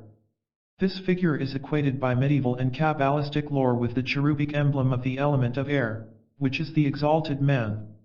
Jung, in his studies of the mandala geometric designs which arise from the depths of the unconscious, came to the conclusion that in these mandalas, like the above-mentioned cherub, one can find the expression of the anthropos or complete man. In psychology and alchemy he reiterated the same thought and stated that the quaternary symbols of the mandala indicated the god within the psyche. He also noted, not without dismay, that the mandalas drawn by contemporary persons almost never contain a god image in the center of the design, as might have been the case in earlier periods. He wrote, "There is no deity in the mandala, nor is there any submission or reconciliation to a deity. The place of the deity seems to be taken by the wholeness of man." And later he continued in a poetic vein, "The gods first lived in superhuman power and beauty, on the top of snow-clad mountains or in the darkness of caves, woods, and seas. Later on they drew together into one God, and then that God became man. But in our days even the God-man seems to have descended from his throne and to be dissolving himself in the common man. In the Ion of Aquarius the anthropos has become personal and human. No longer does God wear the mask of the lion, the eagle, and the bull, or even of the dual fish of non-Gnostic Christianity. Man has become Abraxas, and in the words of the seventh sermon, he may give birth to and devour his own world. The birth of a new world of spiritual humanism may be anticipated and welcomed by men and women of goodwill without misgivings. Not so with the devouring. The Aquarian peril is the inflation of the ego of humanity with the god-like power, which now may readily invade it in the absence of a god in the mandala. Not only do individuals fall victim to the presumptuous sacrilege of ego inflation, but the state, too, becomes inflated, resulting in totalitarianism which assumes the dimensions of a monstrous hypertrophy, crushing the freedom of the individual soul. The greatest peril of the human race, as Jung recognized in such works as The Undiscovered Self, Modern Man in Search of a Soul, will not be the pollution of the planet by the waste of unwisdom or the much-dreaded nuclear holocaust. It will be the already present inflation of totalitarian states which, with their enforced mass-mindedness and claims of control over the lives of men and women, duplicate the evils of the archons of creation, of which the Gnostics spoke. Collective inflation at the level of the state and individual inflation in the form of materialism and deadly rationalism are but two sides of a coin, that of Judas' ransom for the betrayal of man's divinity. Wrote Jung. In the same way that the state has caught the individual imagines that he has caught the psyche and holds her in the hollow of his hand. Jung recognizes here that materialism and rationalism have come to advance the one-sidedness of consciousness, which, by way of its negation of the transcendent element in the psyche, leads to alienation from its own deeper roots in the collective unconscious. This alienation, in turn, renders it vulnerable to inflations of a positive or negative nature. The modern secularist state, devoid of all dependence on spiritual realities beyond the mundane sphere, represents a close analogue of this individual predicament. Still, in spite of, and paradoxically perhaps because of these dangers of individual and collective inflation, the growth of the new Gnostic anthropos proceeds apace and according to the preordained pattern of the transpersonal order. The peril of tyranny increases the vigilance of the lovers of freedom, the oppressions exercised by unwisdom strengthen the dedication of the wise. The tortured mystic poet Hoeller said truly that peril brings salvation into manifestation. As always in history, there is no way back. If the gods have indeed departed from the center of the contemporary mandala, in their stead we may have to accept humanity. This humanity, this anthropos at the center of the mandala, must not be a puny product of 19th century rationalism. It must not be a statistically designed consumer robot drafted by corporation executives, or an outdated Marxist image of the proletarian revolutionary who naively believes that the basic evils of human nature can be solved by political force and economic change. Rather, the new man and woman must be like Abraxas, with head overshadowed by the logos of wisdom and insight, with swift feet that possess the instinctual force and libidinal resilience of the serpent. These opposites in turn must be joined and welded together by qualities of true and undisguised humanity, a humanity for which no moral, economic, or political apologies are required. The hope exists that the anthropos may come into his own in this ion of the water-bearer. The promises of earth and the prophecies of heaven converge and nourish the expectations and longings of humanity. Osiris, the old anthropos, lies slain and dismembered on the field of Ionile battle, while Isis is once more great with the seed of his resurrected shadow. And while in the divine womb fetal Osiris stirs, opening his hawk's beak, Thoth, lord of magic and transformation, patiently awaits the birth of the conquering hero of light. It is always thus, in the death-enshrouded mists of ancient Chem, in the chaste twilight of cathedrals and in the neon lights of the metropolis of the world of today. The anthropos is ever reborn, he is the ever-coming one, the Ionile offspring of the magical womb of time. We, the spiritual cells in the body of this great man, are ever becoming but never become, we are perpetually being perfected but never reach perfection. It is not up to us to know the designs of the fulfillment of time. Ours is to watch and to wait, to labor and to hope, strengthened by wisdom and led by gentleness. For have we not been told, in illo tempore, in those times, which were and are still to come, to be wise as serpents and gentle as doves? The seventh sermon. Homeward bound among the stars. The seventh sermon is the briefest, but by no means the least of the exhortations addressed by Basilides to the recalcitrant dead. While the earlier teachings utilize archetypal themes, the seventh sermon addresses itself directly and undisguisedly to the phenomenon of the human being.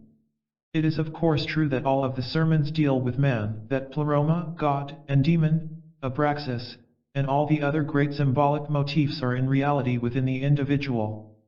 Nevertheless, the mythos of the sermons is so constituted that these themes appear to be exterior to the psyche. It is always thus: the mind projects its own deepest and most potent content onto the seemingly external screen of worlds visible and invisible. The heavens teem with the gods and goddesses who had their first and most significant residence on the empty Olympus of the human mind. The silvery moon reflects the mysterious luminosity of the unconscious, while the red planet Mars bears the imagery of the fierce power embodied in the warrior soul of man. Venus in her dual aspects of Lucifer and Hesperus reminds of the alpha and omega of the soul's diurnal cycle, which has its beginning and ending in love. The creation myths of all peoples describe, not the formation of the universes and earthly globes with waters, plants, and animals, but the birth of consciousness from the vast womb of that internal space we today call the unconscious. Similarly, the inspiring tales woven around the lives of the wise and holy souls in human history declare, not humanity's historical salvation by Krishna, Buddha, or Christ, but rather the redemption of the suffering mind by the paradigm of the individuated ego. As above so below, as with good so with evil. The ancients rightly declared homo homini lupus, man is a wolf unto man, the human being has no greater enemy than himself. Evil persons obviously do exist in the world outside of us, but our relationship with them is curiously and mysteriously interdependent with the sad failures and the woeful inadequacies concealed within ourselves. The villain without is the inseparable identical twin of all that is undesirable and villainous within ourselves. As we valiantly go about ridding the world of villains, failing to first rid ourselves of the villain inside, our crusades remain doomed to failure. It is thus that wars waged to make the world safe for freedom leave humanity in an increased state of slavery, and revolution brings fiercer tyrants to the helm than those it brought to their fall. Selten kommt etwas Besseres nach, seldom does anything better follow, is an old and tested popular saying in the German tongue, and it is not so much a product of cynicism as it is of wisdom derived from experience. In the course of history and of their individual lives, men have tended to confuse change with transformation.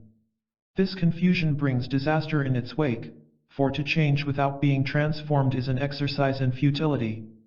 The alchemists, whom Jung regarded so highly, held that the natural world of the four elements does not transform itself, it merely changes.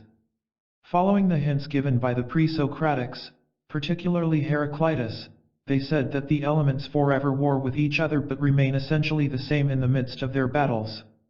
Only when the opus contra naturam, the great work against nature, is undertaken by the alchemist do the elements change in such a way that ultimate transformation becomes possible. When earth, water, fire, and air of the natural world no longer exist in their hitherto known forms, then, and only then can transformation take place.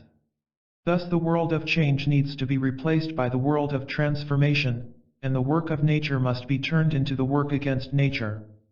With the ceasing of meaningless change and the coming of meaningful transformation in the individual, the deceptive drama of projections diminishes.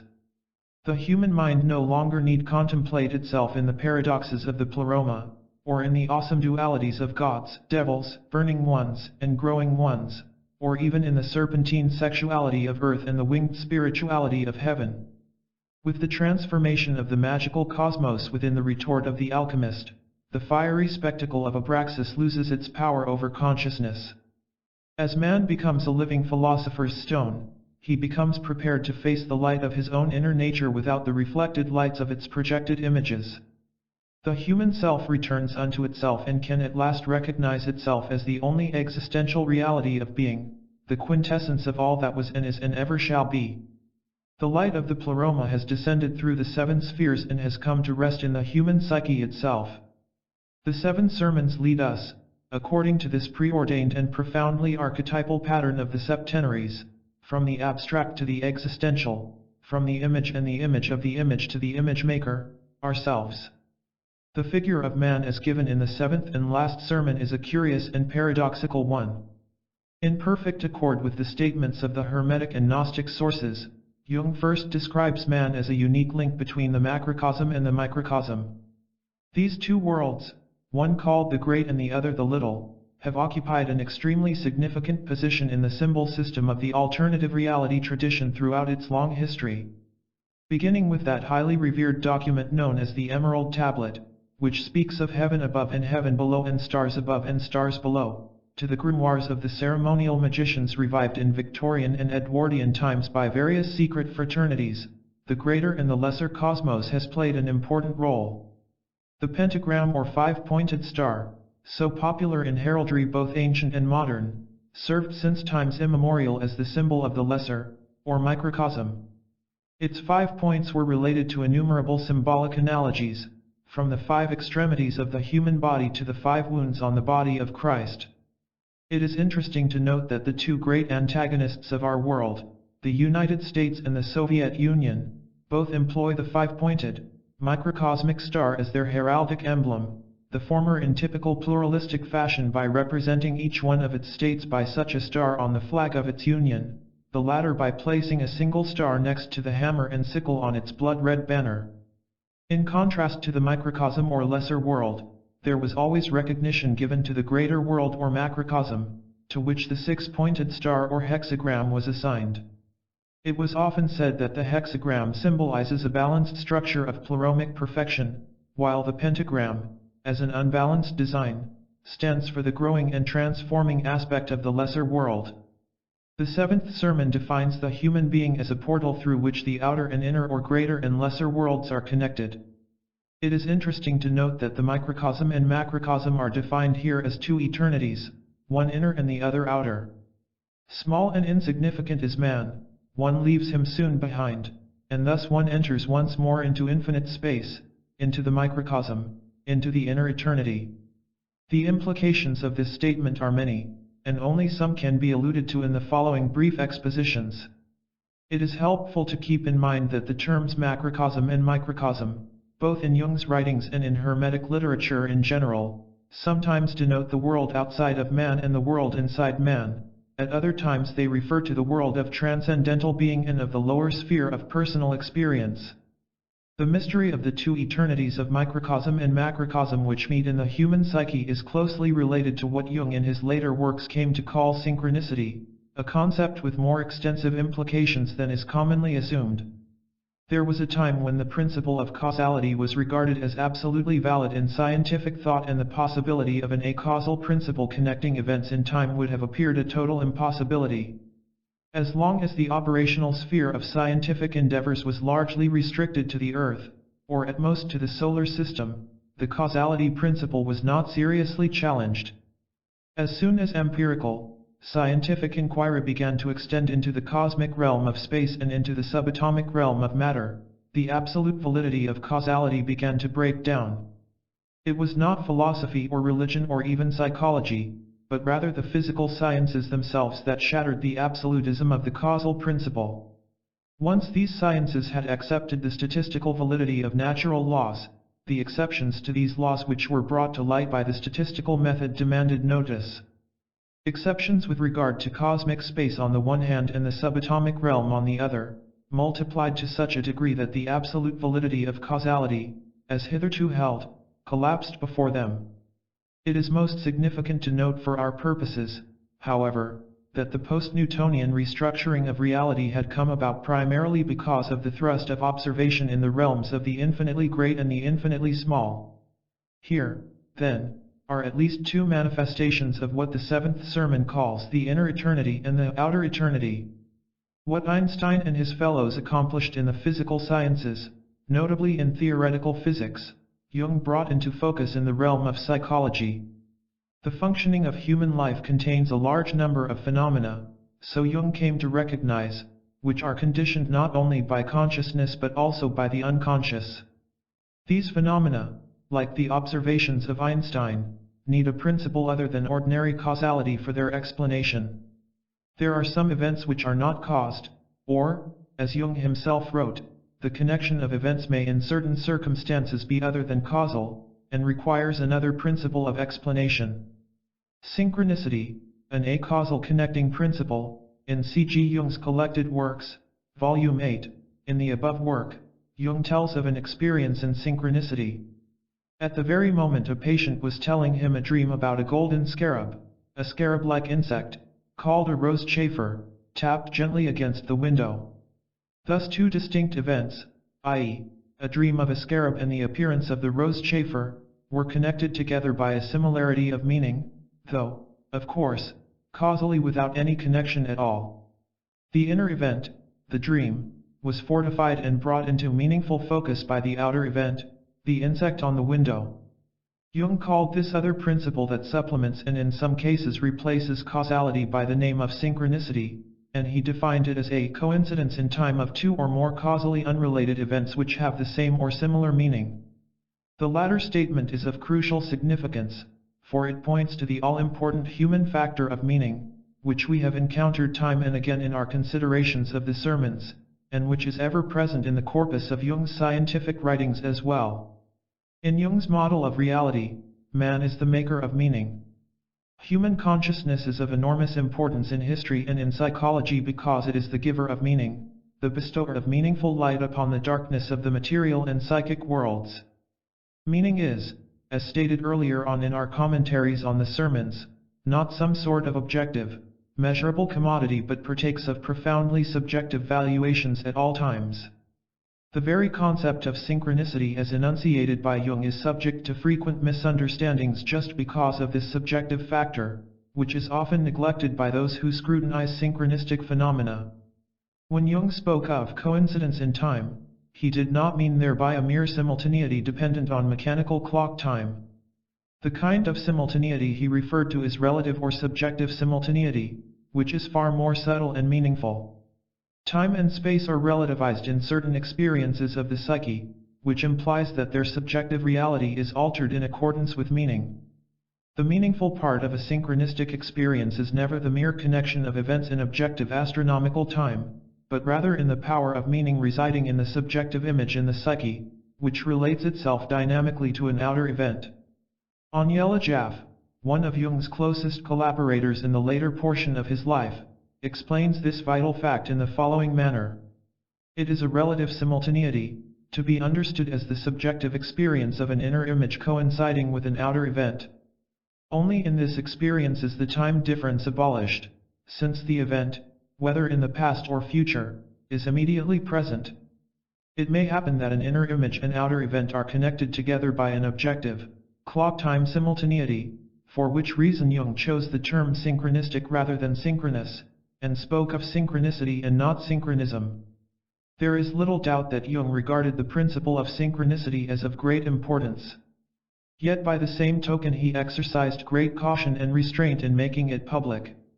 There is much evidence indicating that Jung had formulated the theory of synchronicity as early as 1930, for he mentioned both the concept and the term in his memorial address for the great Chinese scholar Richard Wilhelm, when he spoke of the psychological rationale of the workings of the oracle classic, the I Ching. It took Jung no less than 22 years to return to the subject of synchronicity. He finally published his epical essay on the subject, together with a lengthy essay on a related topic, written by the Nobel Prize-winning physicist Wolfgang Pauli.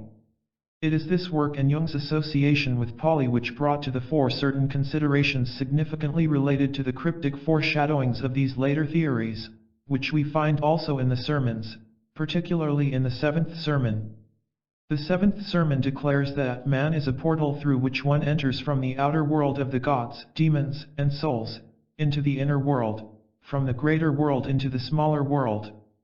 The outer world of gods, demons, and souls might be taken to mean the realm of projections and synchronistic experiences which attach themselves to the realm of sense perception, while the smaller world might in this case describe the interior, psychic, and psychoid regions of the unconscious of the individual. It is in this relationship of the seemingly exterior and the seemingly interior, of the greater world and the smaller world, that the momentous implications of the synchronicity theory become gradually evident. How does a synchronistic phenomenon occur? By way of the coming into the foreground of an archetype, says Jung. The essential requirement for the occurrence of synchronistic phenomena is not a natural psychic gift, or some yogic exercise, or a great emotional exaltation, although any or all of these may be present as secondary agencies. It is rather the constellation of an archetype within an active situation of the psyche, wherein powerful, usually emotional, energies are able to move the unconscious, and with it the archetype, into the foreground of consciousness. The gods, demons, and souls mentioned in our sermon are such archetypes, reflected on the screen of the macrocosm of sense perception. Within the human being as a portal or doorway, these archetypal forces and images meet their corresponding aspects from within the microcosm of the interior of the psyche. Inner eternity and outer eternity meet in man. The allusions to this remarkable phenomenon in Jung's formulation of the principle and theory of synchronicity are cryptic. In this formulation, Jung makes the archetype appear far more physical, or at least potentially physical, than we would be wont to assume from reading some of his other writings. Why does a synchronistic phenomenon partake of both a physical and a psychic aspect? Because it is arranged by an archetype, and archetypes themselves are not purely psychic, of the nature of the psyche, the stuff of dreams, but rather psychophysical, or psychoid, only partly psychic, so says Jung once again. The unexpected, and therefore dramatically impressive parallelism of psychic and physical events is due to a characteristic of the archetype, which Jung calls transgressivity. Thus an archetype is capable of manifesting in a dual fashion, appearing internally as a psychic image and externally as a physical event, at times even as a physical object. In spite of this split, there is nevertheless always an underlying unity between the dualities or antinomies of the archetype. Indeed, on this unity depends the all-essential experience of meaning, which is the distinguishing mark, if not actually the purpose, of the synchronistic event. Says Onyela Jaff. As we know, a thing becomes conscious only when it becomes distinct from another thing. Consequently, synchronistic phenomena, in which parallel psychic and physical events are distinct from each other yet are connected by their equivalence and thus form a meaningful whole, must be regarded as the coming to consciousness of an archetype. In general, coming to consciousness is an intrapsychic process. The characteristic distinction of one thing from another takes place in the thoughts, dreams, and intuitions of an individual. It is different with synchronistic phenomena. Here the antinomies and parallelisms, the various facets of the archetype that is coming to consciousness, are torn asunder. They manifest themselves, psychically and non-psychically, at different times and in different places. This nascent coming to consciousness is so thoroughly peculiar and puzzling that our reason struggles against recognizing the conformity of events which belong together. Yet in the border territories of the psyche, that is to say, wherever the unconscious intervenes, we can no longer count upon the clear and logical connections which are mandatory in the world of consciousness. The archetype then, when manifesting in a synchronistic phenomenon, is truly awesome if not outright miraculous, an uncanny dweller on the threshold. At once psychical and physical, it might be likened to the two-faced Roman god Janus. The two faces of the archetype are joined in the common head of meaning, which is the chief characteristic of human individuation. Far-reaching as this recognition might appear in itself, it is not yet the greatest and most portentous of the insights that emerge from the field of synchronicity. Jung's vision derived from these considerations is hinted at in the following statement: I am inclined in fact to the view that synchronicity in the narrower sense is only a special instance of general acausal orderedness, that, namely, of the equivalence of psychic and physical processes. Synchronicity, C.G. Jung's Collected Writings, Volume 8, it is undoubtedly too early to perceive the great and joyous news, the real evangel, that might come forth on the basis of these hints. Nevertheless, the idea of a general principle of an acausal order underlying all psychic as well as physical phenomena is perhaps one of the most promising and exciting discoveries of our time. The small indications given to us by Jung and by his collaborator, Wolfgang Pauli, allow us a glimpse of a cosmic psychological orderedness without divisions. The abiding predicament of the oppositional dichotomy of body and mind, of matter and spirit, even of nature and supernature might conceivably find their resolution in such a proposition. The dual forces, which were for so long, and no doubt understandably, represented by the greatest thinkers and most exalted mystics as essential and irreconcilable, might thus reveal themselves as but equivalencies rooted in the same acausal orderedness and manifesting an identical content of meaning. The psyche that animates and the physis that is animated may both be but two glorious pawns on a numinous chessboard of transcendental, self-subsistent meaning, moved to and fro by powers unnamed and unknowable that reside in a pleromic state of the fullness of being. If indeed there is an a priori orderedness embracing both poles of universal being and manifesting an acausal connection of meaning between these poles, then we might perhaps even have to revise the sad truism of the sermons, which declares that in us the pleroma is rent in twain. The seamless garment of deity, so long the plaything of the gambling minions of the demiurge, might be restored, the wholeness of the pleroma re-established. Like Isis and Thoth, who patiently gathered the disjointed members of their lord Osiris and magically brought them together in the body of a reunited Godhead, so Jung and other pioneers in the mysteries of synchronicity might win the aeonial battle against the forces of dispersion and fragmentation that afflict life in this lower eon. Man, the portal, the doorway in whose meaning the archetypes of microcosm and macrocosm meet and celebrate their long-sought reunion, could truly become the alchemist, the magician, the priest of a gnosis that would bring realization never before experienced and seldom even envisioned in the fondest dreams of the seers. While the contributions of Jung to the spiritual progress of the human race are more than numerous, this particular contribution could prove to be the most portentous of all. Lest we be accused of rhapsodizing about fantasies motivated by mere wishes, we might contemplate the following statement by the aforementioned Nobel laureate in physics, Wolfgang Pauli.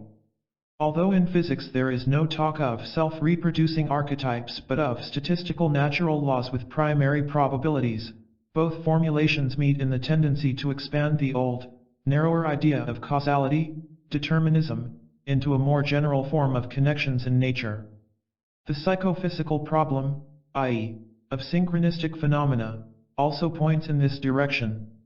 This approach permits me to expect that the concepts of the unconscious will not go on developing within the narrow frame of their therapeutic applications, but that their merging with the general current of science in investigating the phenomena of life is of paramount importance for them. As yet the truly epical significance of the principle of synchronicity is evident only to the very few. Western thought, imbued with the conviction of the absolute validity of causation for many centuries, finds it well nigh impossible to give up the principle of causality for acausal connections. Still, parallelisms of psychic and physical events continue to occur, according to their mysterious ever-recurring patterns. The physical sciences as well as psychology are increasingly pushing forward into regions that are beyond the ordinary range of direct observation and of conventional logic.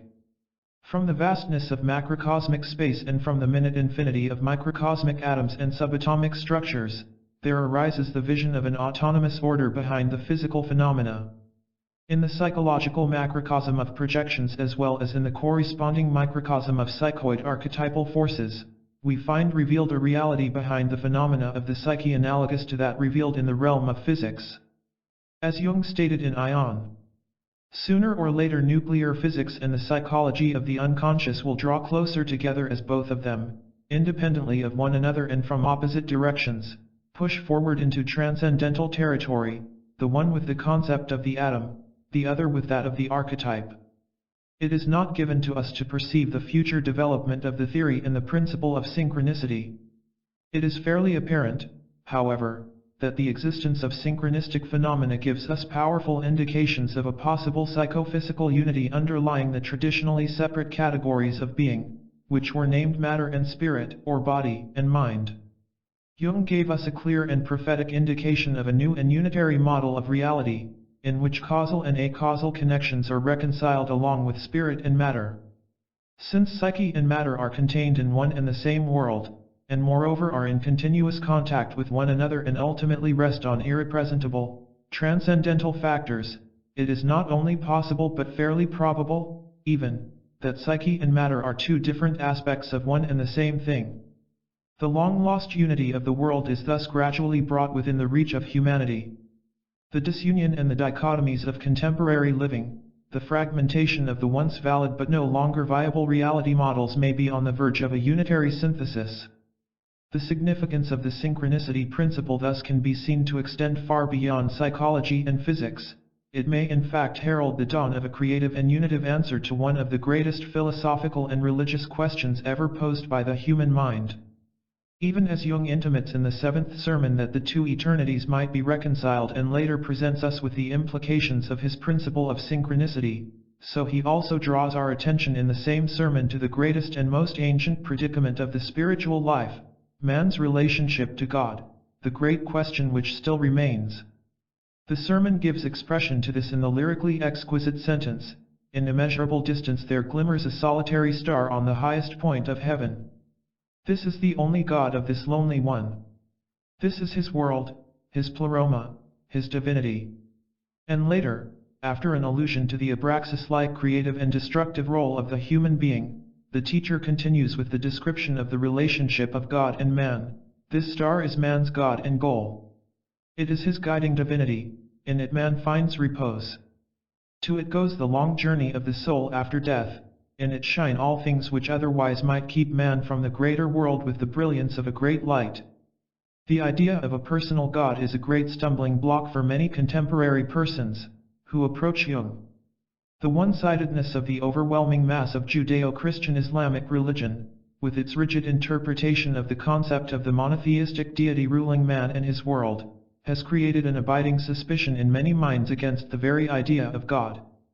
The disgust of numerous highly intelligent and creative persons in our culture with the Semitic God concept has led these same people into a condition where they have become suspicious of and antagonistic toward religion in all its recognizable forms. As against these attitudes, Jung assumed a most unusual position. Jung held that there is no such thing as a really religious person, that the professed atheist is simply one who does not acknowledge an important realm of his or her unconscious. Those who are consciously irreligious have strong unconscious concerns with religious matters, since the unconscious inevitably stands in a compensatory relationship to the conscious. The confirmed doubter in his unconscious is more of a believer than he likes to admit.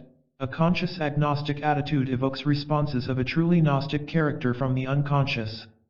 Heresy hunters and fanatical fighters against evil are usually persons whose unconscious harbors great doubts and antagonisms against their accepted creed.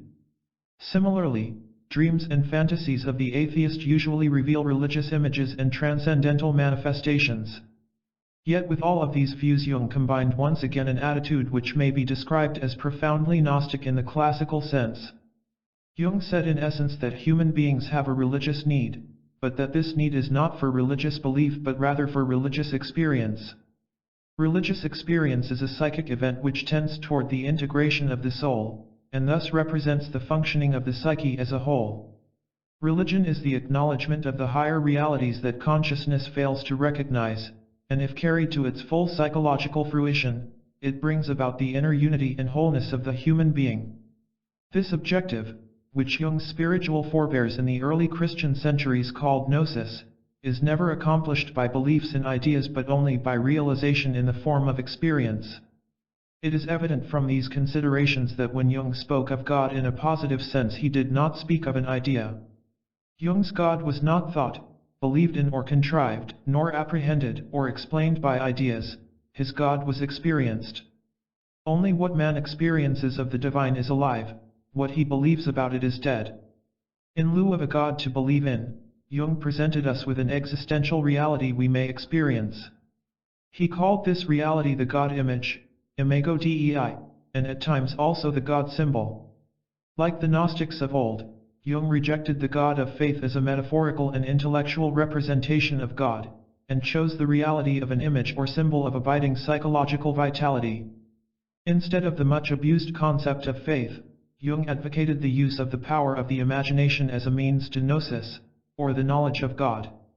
Imagination, the great magical faculty extolled by Paracelsus, Albertus Magnus and numerous representatives of the alternative reality tradition, was viewed by Jung as an actualization of the contents of the unconscious.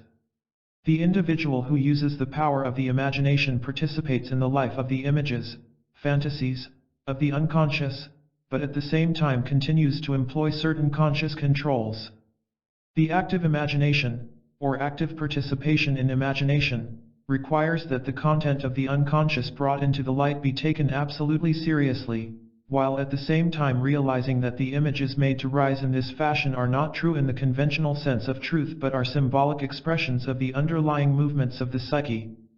In magic, alchemy and related Gnostic disciplines, the concept of imaginatio has always served as the most important key to the success of esoteric workings. The symbolism employed in alchemy has been amply documented psychologically by Jung himself. An analogous symbolic process was utilized in the practice of ceremonial magic, a symbolic system of transformation which the Middle Ages inherited from the theurgists and goetic practitioners of classical antiquity and which ultimately goes back to ancient shamanistic origins. The magician, standing in a clearly drawn circle of protection, evokes or invokes spiritual entities into an area of manifestation outside the circle and converses with them in accordance with definite formulae. The circle stands for the protection of consciousness, which will not permit the ego to become overwhelmed by the forces of the unconscious made to appear in the area of manifestation by way of the magical imagination.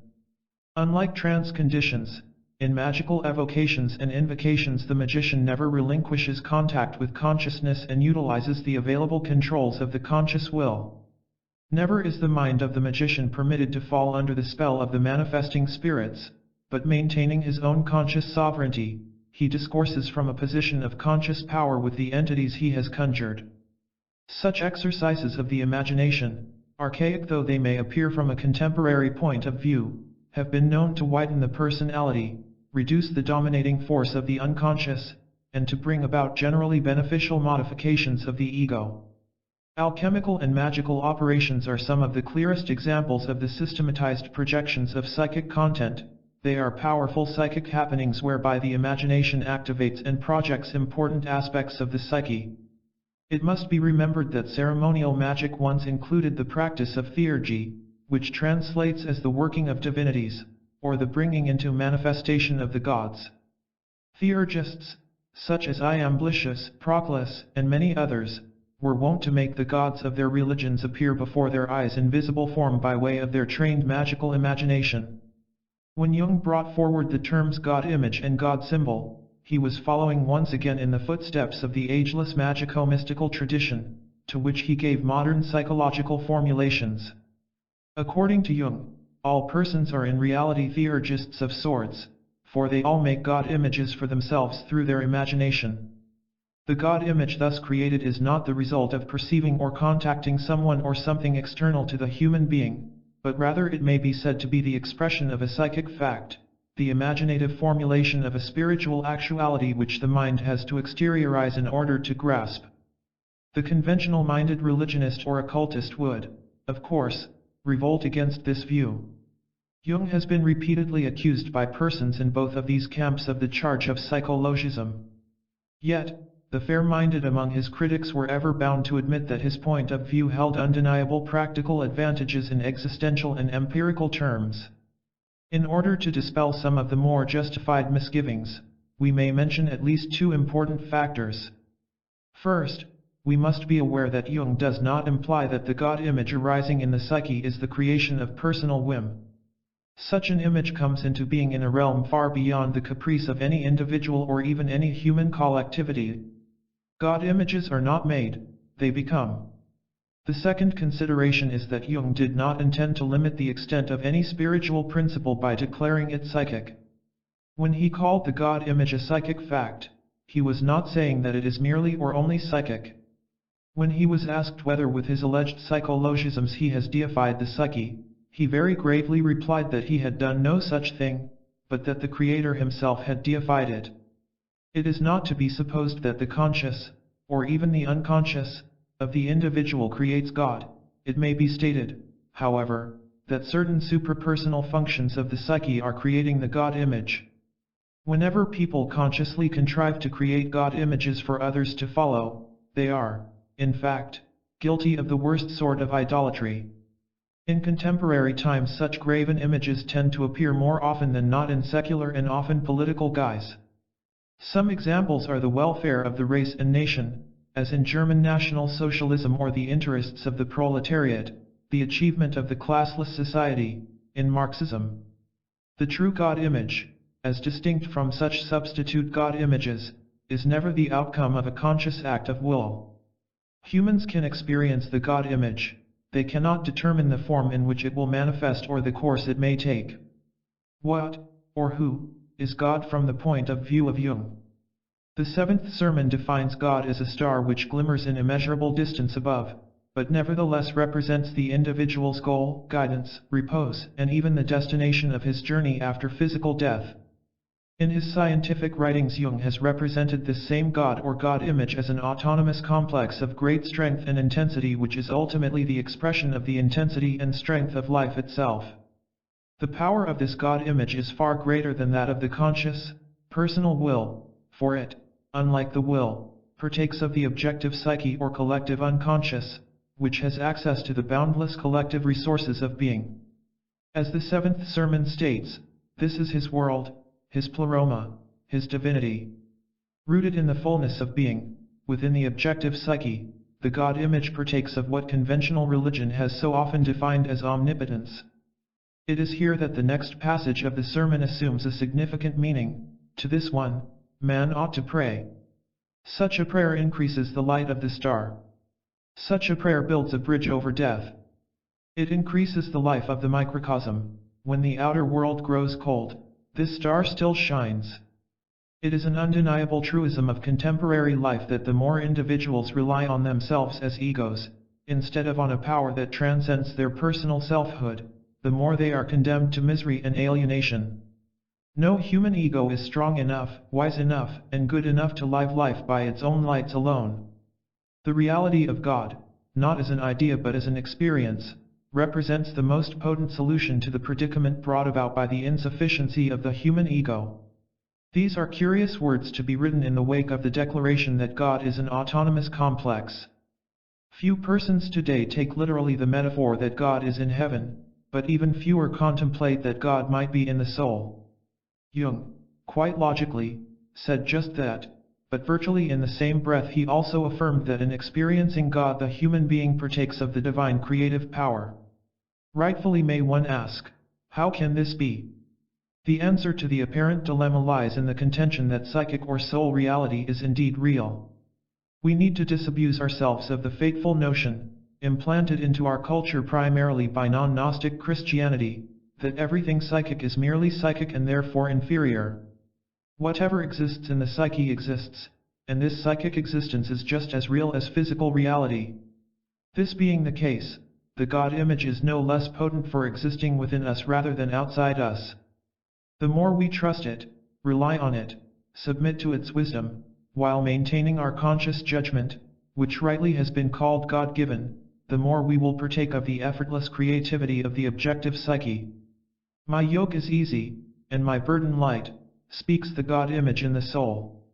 When the human ego is capable of relinquishing its self-conscious arrogance, the curse of the archons, as the ancient Gnostics might have called it, the splendor of the superpersonal resources of the God image begin to irradiate its sphere of activity. A self-conscious creativity is not creativity at all, while a creativity of self-surrender partakes of the spark of the ultimate fullness of all being. The arrogance of the alienated ego resents reliance on the God image and continues to harp on its own so-called creativity in personal artistic or similar calling. Nevertheless, if the creative power is to manifest according to its eternally ordained patterns, the lesser must become a junior partner to the greater, and man must learn how to humble himself before that existence which has been called God. It is of the self-consciousness of the ego that it was written in the New Testament, "It is a fearful thing to fall into the hands of the living God." The matter of prayer, as expressed in the previously quoted passage from the seventh sermon, brings this issue into even clearer focus. As the human ego depends on God for creativity, so God, the paradigm of being, or the God image, depends on the ego for its nourishment in the form of trust, confidence, and the acceptance of archetypal intentionality. God's dependence on man, and man's dependence on God are necessary corollaries. Such a prayer increases the light of the star, says our sermon. In one of his early works, Psychological Types, Jung quoted with much approval the noted mystical verses of Angelus Silesius, which reflect the same psychological reality as the one expressed in the sermon. I know that without me God can no moment live. Were I to die, then he no longer could survive. I am as great as God, and he is small like me, he cannot be above, nor I below him be. In me God is a fire and I in him its glow, in common is our life, apart we cannot grow. He is God and man to me, to him I am both indeed, his thirst I satisfy. He helps me in my need. God is such as he is, I am what I must be. If you know one, in truth you know both him and me. I am the vine, which he doth plant and cherish most. The fruit which grows from me is God, the Holy Ghost. While the doctrine of man's dependence on God has been stated with great frequency in religious preachments and teachings, the necessary corollary, i.e. God's dependence on the human soul, has been far less frequently expressed. This idea has been called the relativity of God, and in it Jung has revived important Gnostic motifs, as well as linked his own realizations with those of several representatives of the alternative reality tradition. The light of the divine star is increased by the prayer of the human being precisely because this star is not outside him but resides within him. The doctrine of the relativity of God rests, not on theological belief or philosophical speculation, but on experience. It goes almost without saying that the kind of prayer alluded to in the seventh sermon is not the usual human petition to God for favors. Mystical religion in the West, in accordance with the ancient Gnosis, has always recognized a form of prayer that was far beyond the mere asking of God for benefits. This view has ever held that prayer in its purest form is the human soul's delight in its experience of a full communion with deity itself. Rather than asking anything of God, such a prayer is the soul's joyous giving of itself wholly and unreservedly to God. It is the breaking down of the last barriers between its separate existence and the allness of the Godhead, the finding of its total unity with the inmost self of all. Jung once defined God as a mighty activity within one's own soul, which, unlike the absolute God who exists beyond all human experience, is a matter of immediate and vital concern at all times. Ralph Waldo Emerson, the American transcendentalist philosopher, put it with unique directness when he wrote, "Man is weak to the extent that he looks outside himself for help. It is only as he throws himself unhesitatingly upon the God within himself that he learns his own power and works miracles. It is only when he throws overboard all other props and leans solely upon the God in him that he uncovers his real powers and finds the springs of success." These statements embody a very important principle, namely that what one does not use one will lose. This adage is well illustrated in the Gospels, in the parable of the talents. While the secularized contemporary person trusts only in his or her own conscious ego and the devout soul is praying to an outside power for help, the creative energies resident within both are atrophying. The cultivation of the relation between the outer ego and the indwelling capabilities of the objective psyche constitute the true gnosis cardias, science of the soul. The yearning of the ego to awaken and to enjoy communion with this divine immanence is the real prayer that increases the luminosity of the God image, poetically represented as a star in the sermon. The seventh sermon makes two references to Abraxas also, which are interspersed, as it were, with the main theme. One of these statements reads, "In this world man is Abraxas, who gives birth to and devours his own world." At a later point in the sermon we read, "There is nothing that can separate man from his own God, if man can only turn his gaze away from the fiery spectacle of Abraxas." Abraxas, as noted earlier in our commentaries, is the fiery force which acts as the primeval union of the opposites at the foundation of psychic life. As Abraxas appears in classical Gnosticism as a cosmic ruler, placed into the seventh of the heavenly mansions, so the Abraxas symbol in the sermons is that creative life of the psyche which forms and transforms the personal cosmos of the individual. It would appear that Jung throughout his works has shown us two functions of the spiritual nature of man, or, as he sometimes called it, of the spirit. These are the power to create and the power to experience meaning. The former is what might be called the Abraxas power, if we are to utilize the terminology employed in the sermons. The Abraxas power then in all likelihood is that part of the unconscious which has not yet attained to consciousness.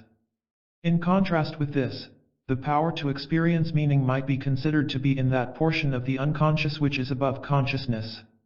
Jung purposely never used such terms as subconscious and superconscious, for he did not wish to attach a valuation to the idea of the unconscious. In his view, the unconscious is as much below as it is above consciousness, and no value judgment should be attached to any of these attempted descriptions. At the same time, a distinction should be made between the creative force which has not yet reached consciousness, which forever strives to break through into conscious awareness, and the element of meaning which is above consciousness, or is superior to it. It must be admitted that with all this, creativity remains somewhat of an enigma, even in Jung's teachings. About the only certainty that emerges from his various statements is that creativity is always in some manner connected with and dependent upon the unconscious, although the kind of connection and degree of dependence may vary.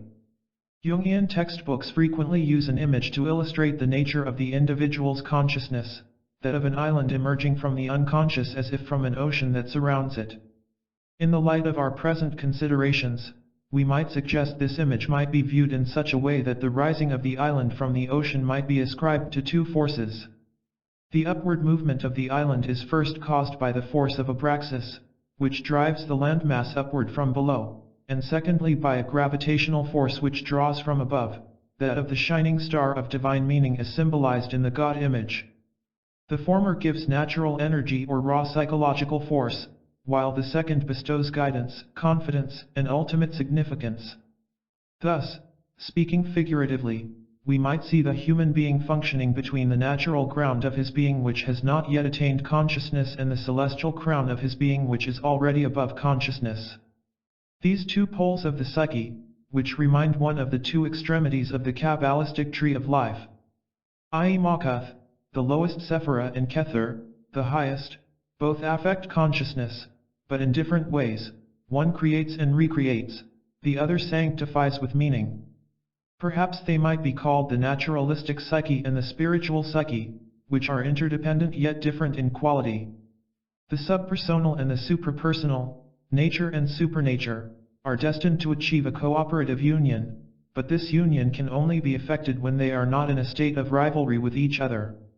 In one of his statements, Jung referred to a danger whereby spirit might turn man against life in a state of extreme sublimation of the psyche, an infatuation which would sacrifice all life to spirit, or would, in our terms, sacrifice abraxas to the star.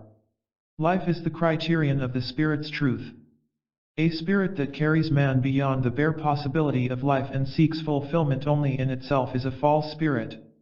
Life and spirit are two forces or necessities, and man is placed between them. Spirit endows his life with meaning and the possibility of large developments. But life is indispensable to spirit, for the truth of the spirit is nothing if it cannot live. At the other extreme, and encountered with perhaps far greater frequency, we find the possibility against which the seventh sermon warns us, namely, that the fiery spectacle of abraxas diverts the attention of the psyche from the starlight of meaning and spiritual guidance.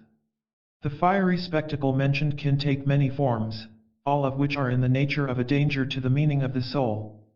The creative power of abraxas is resident in innumerable pursuits and facets of activity and living, each of which can become an influence diverting the psyche from the vision of the star.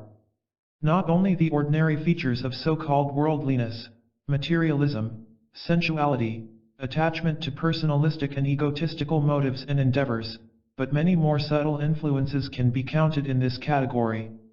We shall give one of the manifestations of the fiery spectacle a somewhat more extensive treatment because of the deceptive subtlety of this particular trap, which, just because of these qualities, is the subject of some ill-founded criticism directed against Jung. This is the widely held attitude of a certain spiritually false optimism. In a sense, this false optimism is rooted in the Western religious heritage with its Semitic background, which in a rather primitive manner extols the virtues of physical life and the joys of a world which it regards as God's and therefore good. Jung pointed out the importance of life, too, but in a much more total way, as consciousness and as the opportunity for the acquisition of additional meaning and transformation. Like the Gnostics of old before him, so Jung also was accused of being gloomy and pessimistic in his outlook. Perhaps the best illustration of his attitude is found in the dream of a woman patient, mentioned earlier, who saw herself submerged in a pit filled with a dangerous substance and who then perceived Jung pushing her right down into the pit with the words, not out but through. It has been reported that whenever Jung discussed this particular dream in public or before friends, he showed visible enjoyment, delighting in the fact that such a clear recognition of his essential attitude should have emerged from the dream of his patient. To Jung, life has always two movements, one upward, the other downward. To the Pollyanna optimism of the spiritual adolescence, there is only one direction or motion, and this is up. Whether we look to the so-called born-again Christianity with its once popular slogan "one way," or to the 19th and early 20th century New Thought schools with their near obsession with the concept of evolution and the power of positive thinking, this false optimism seems to be prominently represented. It is to be doubted whether genuine spiritual growth is possible under such circumstances. Suffering accepted, darkness recognized, and sorrow understood are great assets to the authentic life of the spirit. Composure, serenity, and authentic psychic strength all arise from the recognition and acceptance of the reality of evil and darkness and not from their denial due to false optimism. Heedless cheerfulness, on the other hand, almost inevitably changes eventually into sorrow and discontent, for it denies the reality of one important aspect of life. His last amanuensis, Agnella Jaffe, writes of Jung in this regard. Jung followed the downward movement of life if it was in keeping with the intrinsic truth of the moment. Yet he could experience joy whenever it came his way as few were able to, and wholeheartedly joined in the joy of others. Only when one got to know him better, over the years, did one discover that he was never without the canker of a secret care, for he knew the play of life's pendulum, the inevitable compensation of high by low. "Have you suffered a success?" he would ask at a suitable moment, half mocking, half amused. He saw where it would end. Continuing her reminiscences about this side of the personality of Jung, Agnella Jaffe continues. Any kind of joyful Christianity or sentimental prettification exasperated Jung to the limit. Never shall I forget his outburst of scorn and anger over a card announcing the birth of a child, garnished with the customary embellishments. The sorrows of life, the wretchedness of the times, were alive and present for him every moment as realities that had to be endured. This open-eyed alertness he expected also of others. It is precisely this open-eyed alertness that has been anathema to those who, as the Gnostics might have expressed it, are under the spell of the demiurge.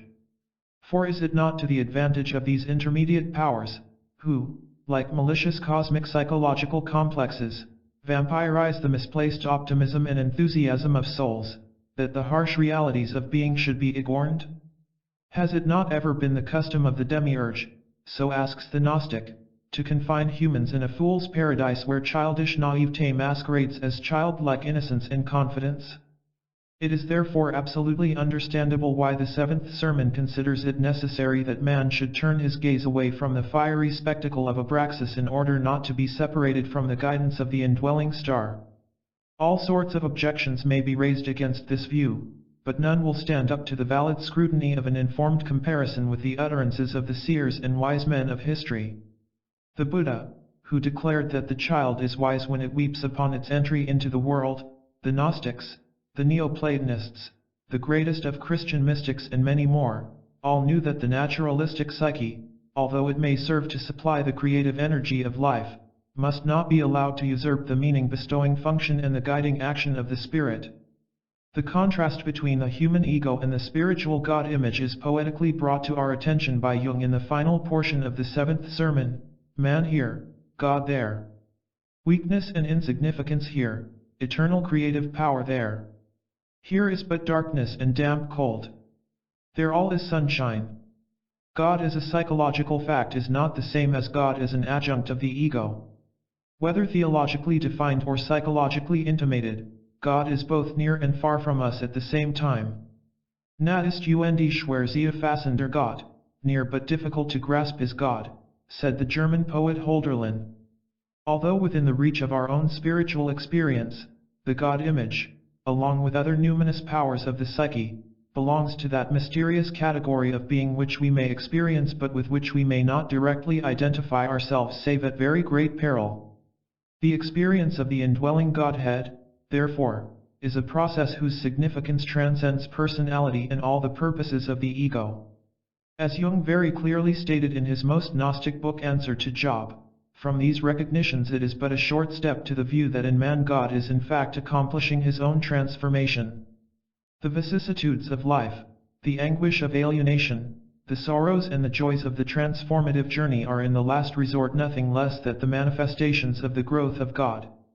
The pattern of the emerging of deity is impressed upon the mandala of our own lives, and the ways in which we move within this, our own magic circle, are in turn meaningful and useful for the accomplishment of wholeness on the part of God. Our human experience is related to what is going on in God. Our weakness is also God's weakness, and our victories tend to bring the imperfect Godhead closer to its own pleroma, or ultimate fullness of being. While the final portion of the seventh sermon appears to affirm the self-separating man and God, in other works, including Answer to Job, the interrelatedness of the two are indicated.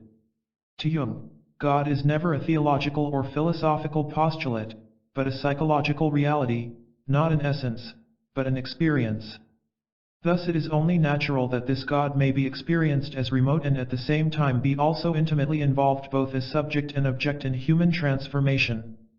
Once again, we are dealing with the principle of the opposites which converge in the experience of the psyche. In his book Ion, Jung gave a psychological paraphrase of a statement written originally by Saint Ignatius Loyola, founder of the Jesuit order. The Jungian version of the statement is as follows. Man's consciousness was created to the end that it may, 1. Recognize its descent from a higher unity, 2. Pay due and careful regard to this source, 3. Execute its commands intelligently and responsibly, and 4. Thereby afford the psyche as a whole the optimum degree of life and development. In this statement is summed up what in certain ways might be considered the quintessence of the relationship of the human psyche and the star-like God image that overshadows it. Recognizing our descent from independence upon a higher unity, we are aware of the star which, like the legendary Star of Bethlehem, shines down upon our own nascent divinity. All the other steps of the process of individuation, as outlined in the above statement, follow from this recognition. The star which is described as man's God and goal is the bright radiance of the divine soul or God image shining in the innermost recesses of individuating human minds and rising with the individuated ego, as it comes forth, from the dark night of its immersion in eonile unconsciousness and incomprehension. High above the damp and dark cold of alienation and of personalistic concerns shines the guiding star of human life. To it goes our long journey, perhaps not only after death but during our lives as well. Out of our travails and our searching, we come, in the end, to a vision where the dynamic simplicity of ultimate meaning naturally unites the lowest with the highest, and where all human knowledge is replaced with Gnosis.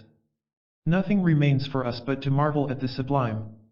Everything is meaningful, everything is miraculously right in its own meaning, and this rightness is as tenderly comforting as the smallest light beam of the most distant star of the heavens, yet as powerful as the thundering chariot of Abraxas himself.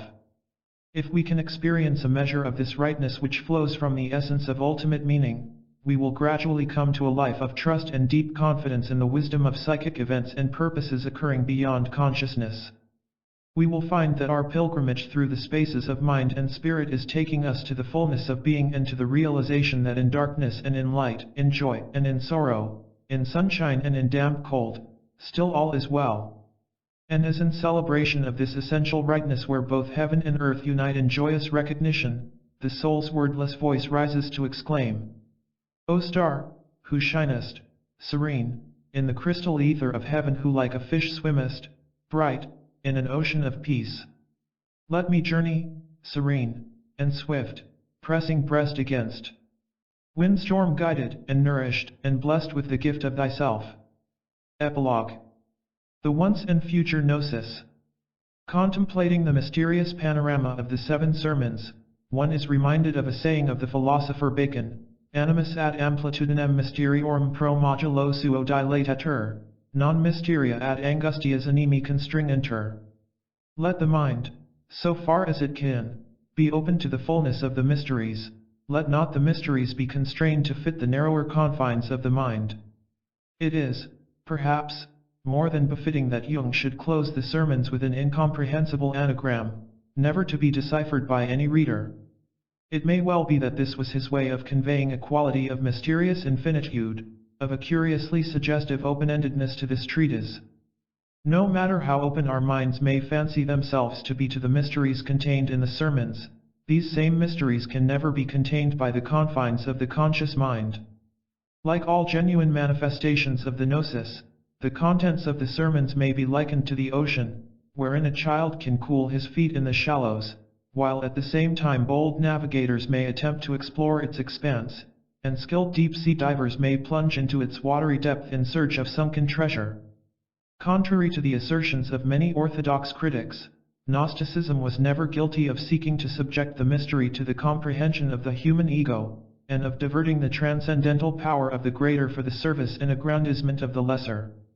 The gnosis of old was always a gnosis cardias, a knowledge of the heart, rather than the ego knowledge of the head.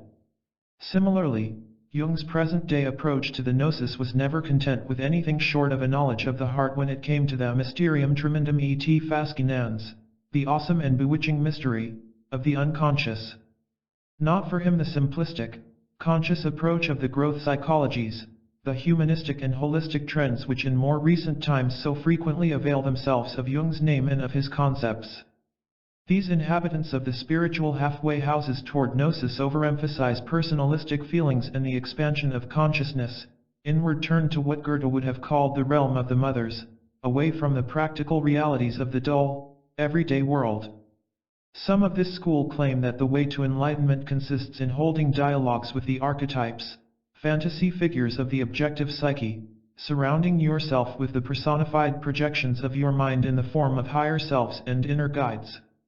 Not so, says the voice of the once and future gnosis, for this is precisely what your mother, Sophia, did long ago. Sophia, so Valentinus informs us, in her hubris lusted for the impossible task of personally comprehending the fathomless abyss. Thus she fell into the dark anguish and pain, imprisoned by the elements of earth, water, fire, and air, which arose as projected manifestations of her grief, fear, bewilderment, and ignorance, and she gave birth to monstrous children of arrogance, who became rulers and lords of limitation of her very consciousness. The personal mind is no fit vehicle for the forces of the vast and mighty mysteries of eternity. To adopt a facile attitude toward the dreadful darkness of the depths of being can yield no satisfactory result. It would be both fatal and regrettable if present-day psychology committed the ancient error of philosophy and attempted to trivialize the ineffable greatness. Similarly, the New Age optimism and superficiality of those who reduce the dark mysteries of Jung's gnosis to the shallow level of their own limitations are apt to make people into the victims of the very unconscious they tend to treat so lightly. Those who naively wish to use the archetypes for their personalistic ends will be made subject to their cruel tyranny. The 7 Sermons to the Dead serves as a true example of the Gnostic principle which declares that the mysteries cannot be made to fit the limited scope of the personal mind. The secret of the sermons is not in the least diminished by the kind of exegesis we have attempted in the foregoing. Nay, it may even be said that such attempts can only deepen the mystery and render the secret more profound. One of Jung's most creative disciples, Marie-Louise von Franz, pointed out, in her splendid work, C.G. Jung, His Myth in Our Time, that Jung recognized himself as being deeply related to the figure of Merlin, the archetypal magician of the Arthurian and Grail mythos. In the French versions of the Grail saga as referred to by Jung, Merlin dictated to his guardian, the priest Blaise, the story of the Holy Grail, and while so doing he instructed the scribe, the apostles write nothing concerning our Lord that they have not seen or heard for themselves. Thou too must write nothing about me except what thou hast heard from me. And because I am dark and always be, let the book also be dark and mysterious in those places where I will not show myself. The inscrutable profundity of the sermons is thus by implication revealed, according to Merlin's example, to be none other than the dark mystery of Jung himself. Who or what Jung truly was may indeed remain a secret forever. He was a figure not unlike the magical and alchemical god Mercury, who appears in the old texts as embodied in wind, ocean, in the flight of the eagle, and in heroic humanity as a mobile, shape-shifting spirit pervading all things. Like Taliesin, the Welsh magician and bard who joined Merlin in his forest hideaway, Jung could have exclaimed also, I am the wind that blows upon the sea, I am the ocean wave. I am the murmur of the surges, I am 7 battalions. I am a strong bull. I am an eagle on a rock, I am a ray of the sun. I am the most beautiful of herbs, I am a courageous wild boar. I am a salmon in the water, I am a lake upon the plain, I am a cunning artist. I am a gigantic, sword-wielding champion, I can shift my shape like a god. Duplicating in some ways Taliesin's poetry, Jung himself exclaimed when describing his life at Bollingen, "At times I feel as if I am spread out over the landscape and inside things, and am myself living in every tree, in the plashing of the waves, in the clouds and the animals that come and go, in the procession of the seasons. Here, in space for the spaceless kingdom of the psyche's hinterland." This mystery, the psyche's hinterland, is Jung's true kingdom, and it is also the kingdom where the 7 sermons to the dead originate and where their true meaning will ever repose in the shadows. Like Merlin's celebrated cry, Jung's Gnostic voice will continue to be heard in the great forests of the mind of humanity, echoing from rock to rock and from tree to tree. The words he wrote about his mythological hero, Merlin, remain true when applied to himself and to his Gnosis. Men still hear his cries, so the legend runs, but they cannot understand or interpret them. Parsifal is a Christian hero, and Merlin is his dark brother. In the 12th century, when the legend arose, there were as yet no premises by which his intrinsic meaning could be understood. Hence he ended in exile, and hence Lecri de Merlin, which still sounded from the forest after his death. His story is not yet finished, and he still walks abroad. It might be said that the secret of Merlin was carried on by alchemy, primarily in the figure of Mercurius. Then Merlin was taken up again in my psychology of the unconscious and remains uncomprehended to this day. The available corpus of Jung's contribution to the spirit of our culture is here for all to see. His writings are unique. They speak louder than any exposition or commentary of lesser minds, declaring wisdom, sanity, and a balanced and creative approach to human life. At the same time, like all mystic and Gnostic scriptures, they conceal vastly more than they reveal. The cry of Merlin issues forth from them, and the growing, transforming soul discovers and understands in this cry only what it is able to grasp as the result of its own interior growth. Unchanged by time, unaffected by criticism, unsoiled by the mud flung at it by the rationalist's fury or by the dogmatism of the orthodox, Jung's ideas stand today, as they did when first uttered by him, like majestic and ever unmovable rocks in a stormy sea. He confronted Freudian reductionism, with its dreary preoccupation with infantile functions and sexual repression.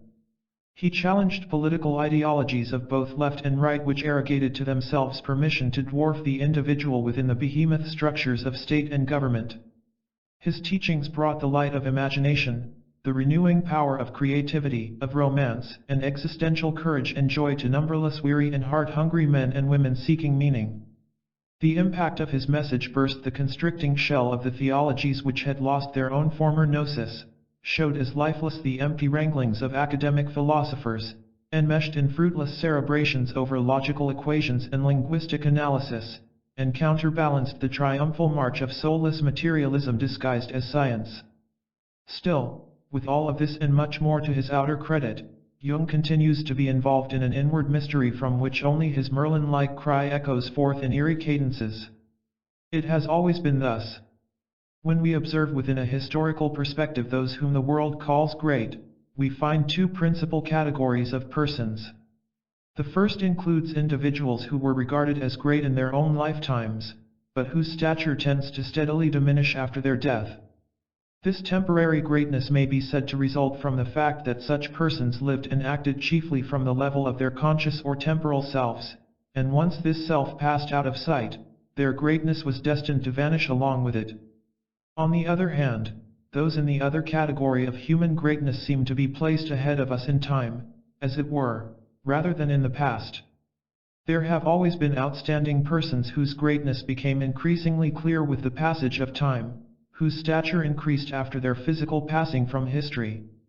Though time has confined them to exile in the magic forest of death, as the enchantress Morgan did to Merlin, the utterance of their word from the shadows becomes perhaps mightier than it had been when proceeding from the daylight. The truly great spirits loom larger on the scene of history after the passing of the years than in their own lifetimes. This is exactly what has happened and is happening to Carl Gustav Jung.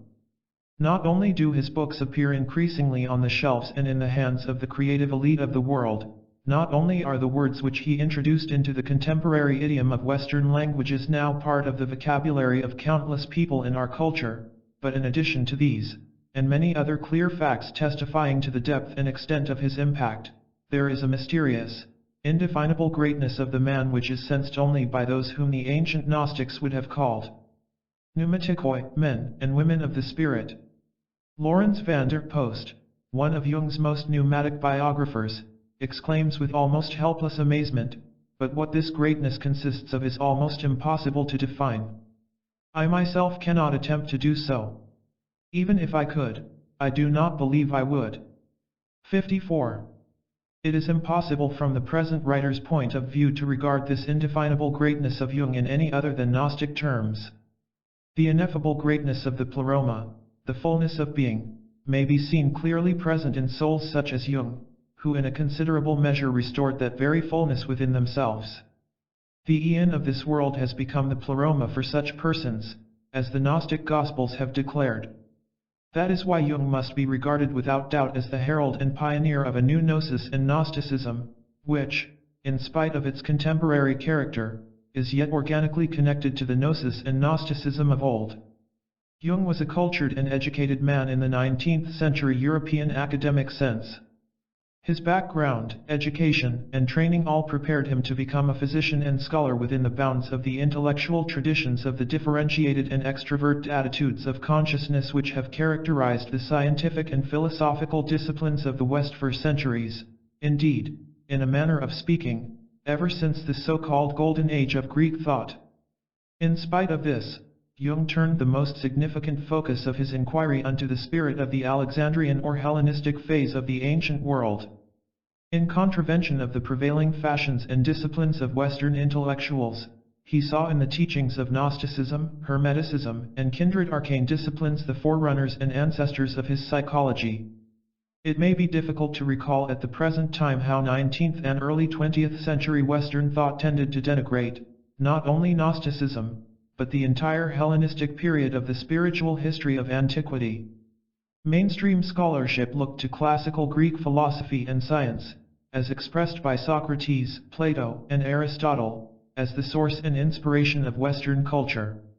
It was generally accepted by the intellectual world that the Gnosis of the Hellenistic period was a phenomenon of decadence which contrasted sharply and unfavorably with the intellectual knowledge sought by the representatives of the earlier Greek spirit. Western intellectuals for centuries had shown a decided preference for what they called the clarity of the Golden Age of Greek philosophy over the search for mystery and distrust for extrovert rationality shown by Gnostics, Hermeticists, and the like.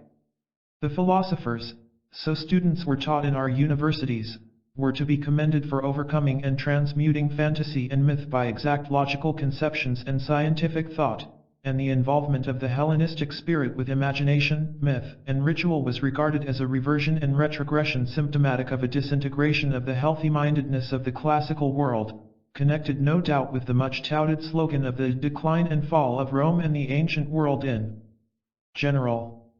As against this view, Jung recognized that in these despised and supposedly decadent manifestations of spirituality could be found transformative insights and inspirational wisdom which are psychologically far more valuable than the logical and rational clarity of Aristotle. Not that Jung ever renounced the philosophical and scientific heritage of Western thought. Far from it. He regarded this heritage as a rightful achievement of the differentiated and extrovert ego of Western man which should not be allowed to vanish. At the same time, he recognized that man, whether Western or any other, does not live by the solid fare of the differentiated ego alone, but that he must address himself to the unconscious mystery within as well. The Hellenistic period of the history of late antiquity was, according to Jung, precisely such a phase of the development of the culture when this internal task became once again imperative and demanded urgent recognition. The Gnostics and their fellows responded to this request of the psyche, even as Jung felt that he must respond to a very similar emergency arising in the psyche of the contemporary world. In his noted treatise Modern Man in Search of a Soul, Jung analyzed and, with prophetic insight, foretold the rebirth of the ancient Gnosis and of Gnosticism in our era. We must admit the fact, however difficult it is for us to understand, that something which previous ages have discarded should suddenly come to our attention. We can compare it only to the flowering of Gnostic thought in the 1st and 2nd centuries after Christ. The spiritual currents of the present have, in fact, a deep affinity with Gnosticism. There is even a Gnostic church in France today, and I know of 2 schools in Germany which openly declare themselves Gnostic. The modern movement which is numerically most impressive is undoubtedly Theosophy, together with its continental sister, Anthroposophy. These are pure Gnosticism in Hindu dress. Compared with these movements, the interest in scientific psychology is negligible. What is striking about Gnostic systems is that they are based exclusively upon the manifestations of the unconscious, and that their moral teachings do not balk at the shadow side of life. I do not believe that I am going too far when I say that modern man, in contrast to his 19th century brother, turns his attention to the psyche with very great expectations, and that he does so without reference to any traditional creed, but rather in the Gnostic sense of religious experience. The modern man abhors dogmatic postulates taken on faith and the religions based upon them. He holds them valid only in so far as their knowledge content seems to accord with his own experience of the deeps of psychic life. Jung could perceive several decades ago that something previous ages have discarded is with us once again, the Gnosis. The stone that the builders rejected becomes the cornerstone of the building. In the great economy of the spirit, rejection does not involve loss. It is thus that our humanity may justly reach in our days for a radically and cruelly rejected element of Western culture, which after years and years of persecution, underground existence, and neglect emerges into plain view once more. It could be argued, and indeed has been argued, that the need for a rediscovery of this nature has never been greater than today. It has been said ad infinitum, and at times ad nauseam, that there is a great crisis in our world today that brings all of us very close indeed to the brink of vast and unprecedented disasters. Depending on their predispositions and prejudices, different people perceive this peril from radically different directions. The menace of nuclear weapons, imbalances introduced into the ecology of nature, the overpopulation of the earth, the lengthening shadow of totalitarian regimes bent upon world conquest and world revolution, these factors, and many more are held up as the causes of global disaster.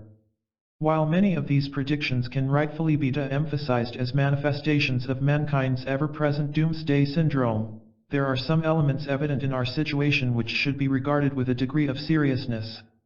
When observing the contemporary world with that attitude which the ancient Romans regarded so highly, which they called sine iraet studio, without hostility or interest, we find that all of the serious ills of culture seem to be related to psychological concerns, which in turn are joined to human behavior or action. It is neither politics, nor the economy, nor ecology, nor the sources of physical energy such as oil, coal, or nuclear fission that are failing us so disastrously, but our conduct and the ethics which motivate our conduct. It is not our political acumen, our economic efficiency, or our understanding of nature that is at the back of our woes, but rather an ethical crisis, which in turn affects these areas of concern along with others. The relevance of Jung's role, as well as of the rediscovered Gnosis which he mentions so often, can be discovered precisely in this most urgent area of ethics, or the motivation of behavior. Beginning with Plato and Socratic philosophy, it has been a generally valid principle in Western culture that ethics are based on some form of metaphysics. The meaning of human acts and the worth of life has ever been involved in the larger question of the nature of the world and the meaning of man. Since the 3rd and 4th centuries AD, the metaphysical structure that dominated Western culture was the belief in an anthropomorphic, that is, man-shaped God, who acted as the one and only lawgiver and judge, as well as the policeman and executioner, of the universe. Upon the law given by this deity, much of the morality of the ensuing 1500-odd years was based. God was in his heaven and all was well with the world, as long as his commandments were adequately observed by his children, who could expect to be treated in a kindly and loving fashion by their Heavenly Father only as long as they did not displease Him by disobeying? With the passage of time, this anthropomorphically ruled universe became less and less credible to the thinking elite of humanity. The first serious assault on Jehovah's hegemony came from the most abstract of the physical sciences, astronomy. Kepler, Copernicus, and Galileo brought forth a serious challenge to the medieval world picture at the time of the Renaissance. Their discoveries were prevented from producing far-reaching effects by the vigilance of the Inquisition and by the inability of science to absorb them adequately, but the process of the gradual destruction of Jehovah's world could only be slowed down, it could not be prevented. Thus, with the coming of Isaac Newton, a now irreparable blow was struck against the old world image, which transformed the model of the universe from one ruled personally by a great heavenly man, to another, resembling a self-regulating and self-propelled machine. Newton established the existence of an automated universe, which neither needed nor possessed a personal directing agent.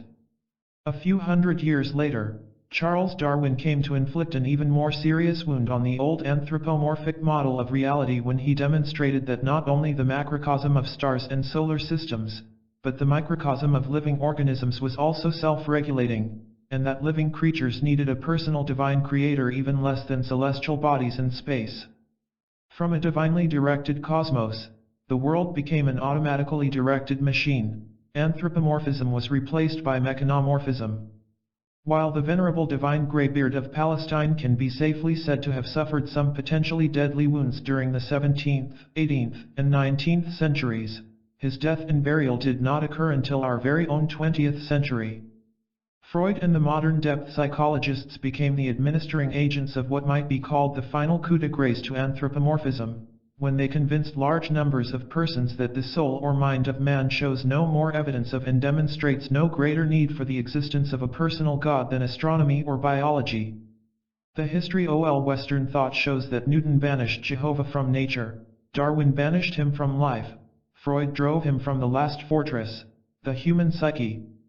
The Newtonian world image displaced the theology of revelation and made room for the natural theology of the Enlightenment. Freud in turn drove out remaining vestiges of theology, preparing the way for the death of God theology. In the 18th and 19th centuries it was still possible for thinkers to assume that the destruction of the old-time religion would in some mysteriously illogical way leave the old-time morality untouched, that the demise of Jehovah would not herald the demise of Jehovah's law. The psychological revolution, which burst upon our culture with Freud's publication of his epical book on the interpretation of dreams in the year 1900, has effectively destroyed this naive hope. Kant could still hold to the belief that the moral law within would give man direction, even though the personal God, author of the commandments, has been banished from the universe. Naive 19th century thinkers could still say, a man can believe the universe is blind and life aimless and yet behave as nobly and as cheerfully as any saint. After Freud, such notions became less and less tenable and effective. Conscience, the categorical imperative of Kant, the inexplicable moral obligation assumed to be inherent at least in civilized humanity, all these mighty shibboleths have been unmasked by the iconoclast of Vienna as the result of conditioning imposed on the young for the convenience of their elders. As Freud explained in his noted study Totem and Taboo, ever since primitive times the power elite has inculcated restrictions into the minds of the young and the powerless, which were calculated to keep them from those pleasures which the old and the mighty wished to enjoy without youthful or proletarian rivalry. It is, of course, true that other leaders of modern psychology, notably C.G. Jung, have drawn different conclusions from the data offered by the depths and heights of the human psyche, and have been kinder to both the mythos of religion and to the rationale of morality. Yet, the Freudian rationalist argument proved more effective, and led to the virtual destruction of the remaining underpinnings of the old morality of the old-time religion. The unshackling of consciousness in Western culture from the anthropomorphically based morality has so far proceeded fairly slowly. It has taken nearly 300 years for a more or less consistent picture of the failure and defeat of the old morality to be worked out. Even today, or perhaps one should say, especially today, there are large numbers of persons who carry on elaborate crusades designed to bring this dead morality back to life. Recent history has experienced two great liberating periods when the conclusions derived from the above-noted data were freely drawn by large numbers of persons. The periods we refer to are the 1920s and the early portion of the 1930s, and the later 1960s and early 70s. One may observe that these periods were not only noted for their liberating influence but also for their self-indulgence and compulsive nonconformism. Such indeed is the law of the workings of the psyche. The opposites always coexist and complement each other. As the sermons rightly say, to every blessing of God the Son, the devil adds his curse. The excesses accompanying progress and liberation should not rob us of the appreciation of those moments in history in which consciousness receives new opportunities for growth. Long after the fleeting intemperance and compulsive fervor of the newly unshackled minds have passed into oblivion, the enduring achievements of these historical turning points will still be apparent. Following both of these periods of liberated consciousness were times of relative retrogression and reaction, wherein the previous gain seemed well nigh to have vanished. The era of the flapper was succeeded in Europe by the frightful tyrannies of Nazism and fascism, while in America the upheavals of depression and war led to the inane period of the 1950s, characterized less by neo-Puritanism than by sheer unconscious trivial-mindedness. It is not unreasonable to conclude that the age of the hippie will now be followed by a period of aggressive reaction, highlighted by counter-evolutionary forces. Still, these are but temporary developments which of necessity are destined to yield to the sweep of the zeitgeist. The old morality is dead while no new morality can be said to have emerged, and the agony of the culture thus continues. Jung himself referred to our age in his work The Undiscovered Self as a period that the ancient Greeks would have called kairos, the right time, wherein the metamorphosis of the gods takes place. He referred to the momentous transformation in the soul of humanity at this time and pinpointed this phenomenon as a change within the unconscious of man.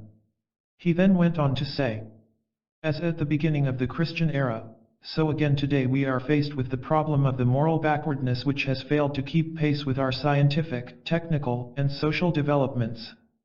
So much is at stake and so much depends on the psychological constitution of modern man. Is he capable of resisting the temptation to use his power for the purpose of staging a world conflagration? Is he conscious of the path he is treading, and what the conclusions are that must be drawn from the present world situation and his own psychic situation? Does he know that he is on the point of losing the life-preserving myth of the inner man which Christianity has treasured up for him? Does he realize what lies in store should this catastrophe ever befall him? Is he even capable at all of realizing this would be a catastrophe? And finally, does the individual know that he is the make-weight that tips the scales? Happiness and contentment, equability of soul and meaningfulness of life, these can be experienced only by the individual and not by a state, which, on the one hand, is nothing but a convention of independent individuals and, on the other, continually threatens to paralyze and suppress the individual. The social and political circumstances of the time are certainly of considerable significance, but their importance for the will or woe of the individual has been boundlessly overestimated insofar as they are taken for the sole deciding factors. In this respect all our social goals commit the error of overlooking the psychology of the person for whom they were intended and, very often, of promoting only his illusions. I am neither spurred on by excessive optimism nor in love with high ideals, but am merely concerned with the fate of the individual human being, that infinitesimal unit on whom a world depends, and in whom, if we read the meaning of the Christian message aright, even God seeks his goal. The world in this latter quarter of the 20th century does not appear to be a particularly promising place. Lifestyles and mores which were heretofore accepted as normative have receded into an at least partial limbo in many lives, while the vociferous few desperately labor for their restoration. Messianic prophecies and movements abound, ranging from expectations of the return of Christ to the enthusiasm for the political advent of Marx, or the fiercely simplistic tyranny of religious fundamentalism. As always before in history, these developments appear to be primarily projections of the individual human being's need for psychic redemption and meaning. The fragmented souls of men and women cry out in agony and a great pall of collective soul weariness blankets the land. As William Butler Yeats expressed it in his celebrated poem, The Second Coming, the center will not hold, the best lack all conviction, while the worst are full of passionate intensity. Still, it appears that it would be erroneous to conclude that the progress of the spiritual history of humanity could be arrested by such passing phenomena. It is more than likely that what we are experiencing today is none other than the prolonged death agony of the old morality combined with the birth pangs of the new. It has been noted that when caged animals are set free, often time is needed before they realize their newly recovered power. Similarly, moral emancipation takes getting used to, and the periods required for such an adjustment might extend over hundreds of years. A new life, a new morality, a new world slouches towards Bethlehem to be born. Will it be a better world, a more worthy setting wherein the jewel of the human spirit might repose and shine with increased brilliance? What, if anything, may we do to advance such a possibility? In his own unique way, Jung gave us the answer to the constantly reiterated question, what can I do? I know no other answer except become what you have always been, namely, the wholeness which we have lost in the midst of our civilized, conscious existence, a wholeness which we always were without knowing it. Today, just as in the 2nd or 3rd centuries, humanity's greatest need is that attainment to wholeness or fullness of being which comes to the soul in the form of gnosis. Religious and moral fervor, faith in God or in political ideologies, advocacy of harsh law and rigid order, apocalyptic messianic enthusiasm, not only are these imperfect solutions to our problems, but in reality they are no solutions at all. As long as vast numbers of individuals expect all problems to be solved and all ills to be remedied outside themselves, they will be beset by inhumanity upon inhumanity, holocaust upon holocaust. We are not faced with a problem we can solve, but with a predicament from which we need to extricate ourselves, a predicament of gnosis, of a lack of intimate, personal, and first-hand knowing of our authentic nature. The once and future gnosis is with us again. Men and women walk the earth who are willing to assume the burden of consciousness, and with it to take upon themselves the equally heavy burden of freedom. They are now as ever, the salt of the earth, and the leaven whereby the level of expression of the world's spirit will be altered. Jung spoke of the task of these new Gnostics, the contemporary heroes of consciousness, when he wrote, "The effect on all individuals, which one would like to see realized, may not set in for hundreds of years, for the spiritual transformation of mankind follows the slow tread of the centuries and cannot be hurried or held up by any rational process of reflection, let alone brought to fruition in one generation.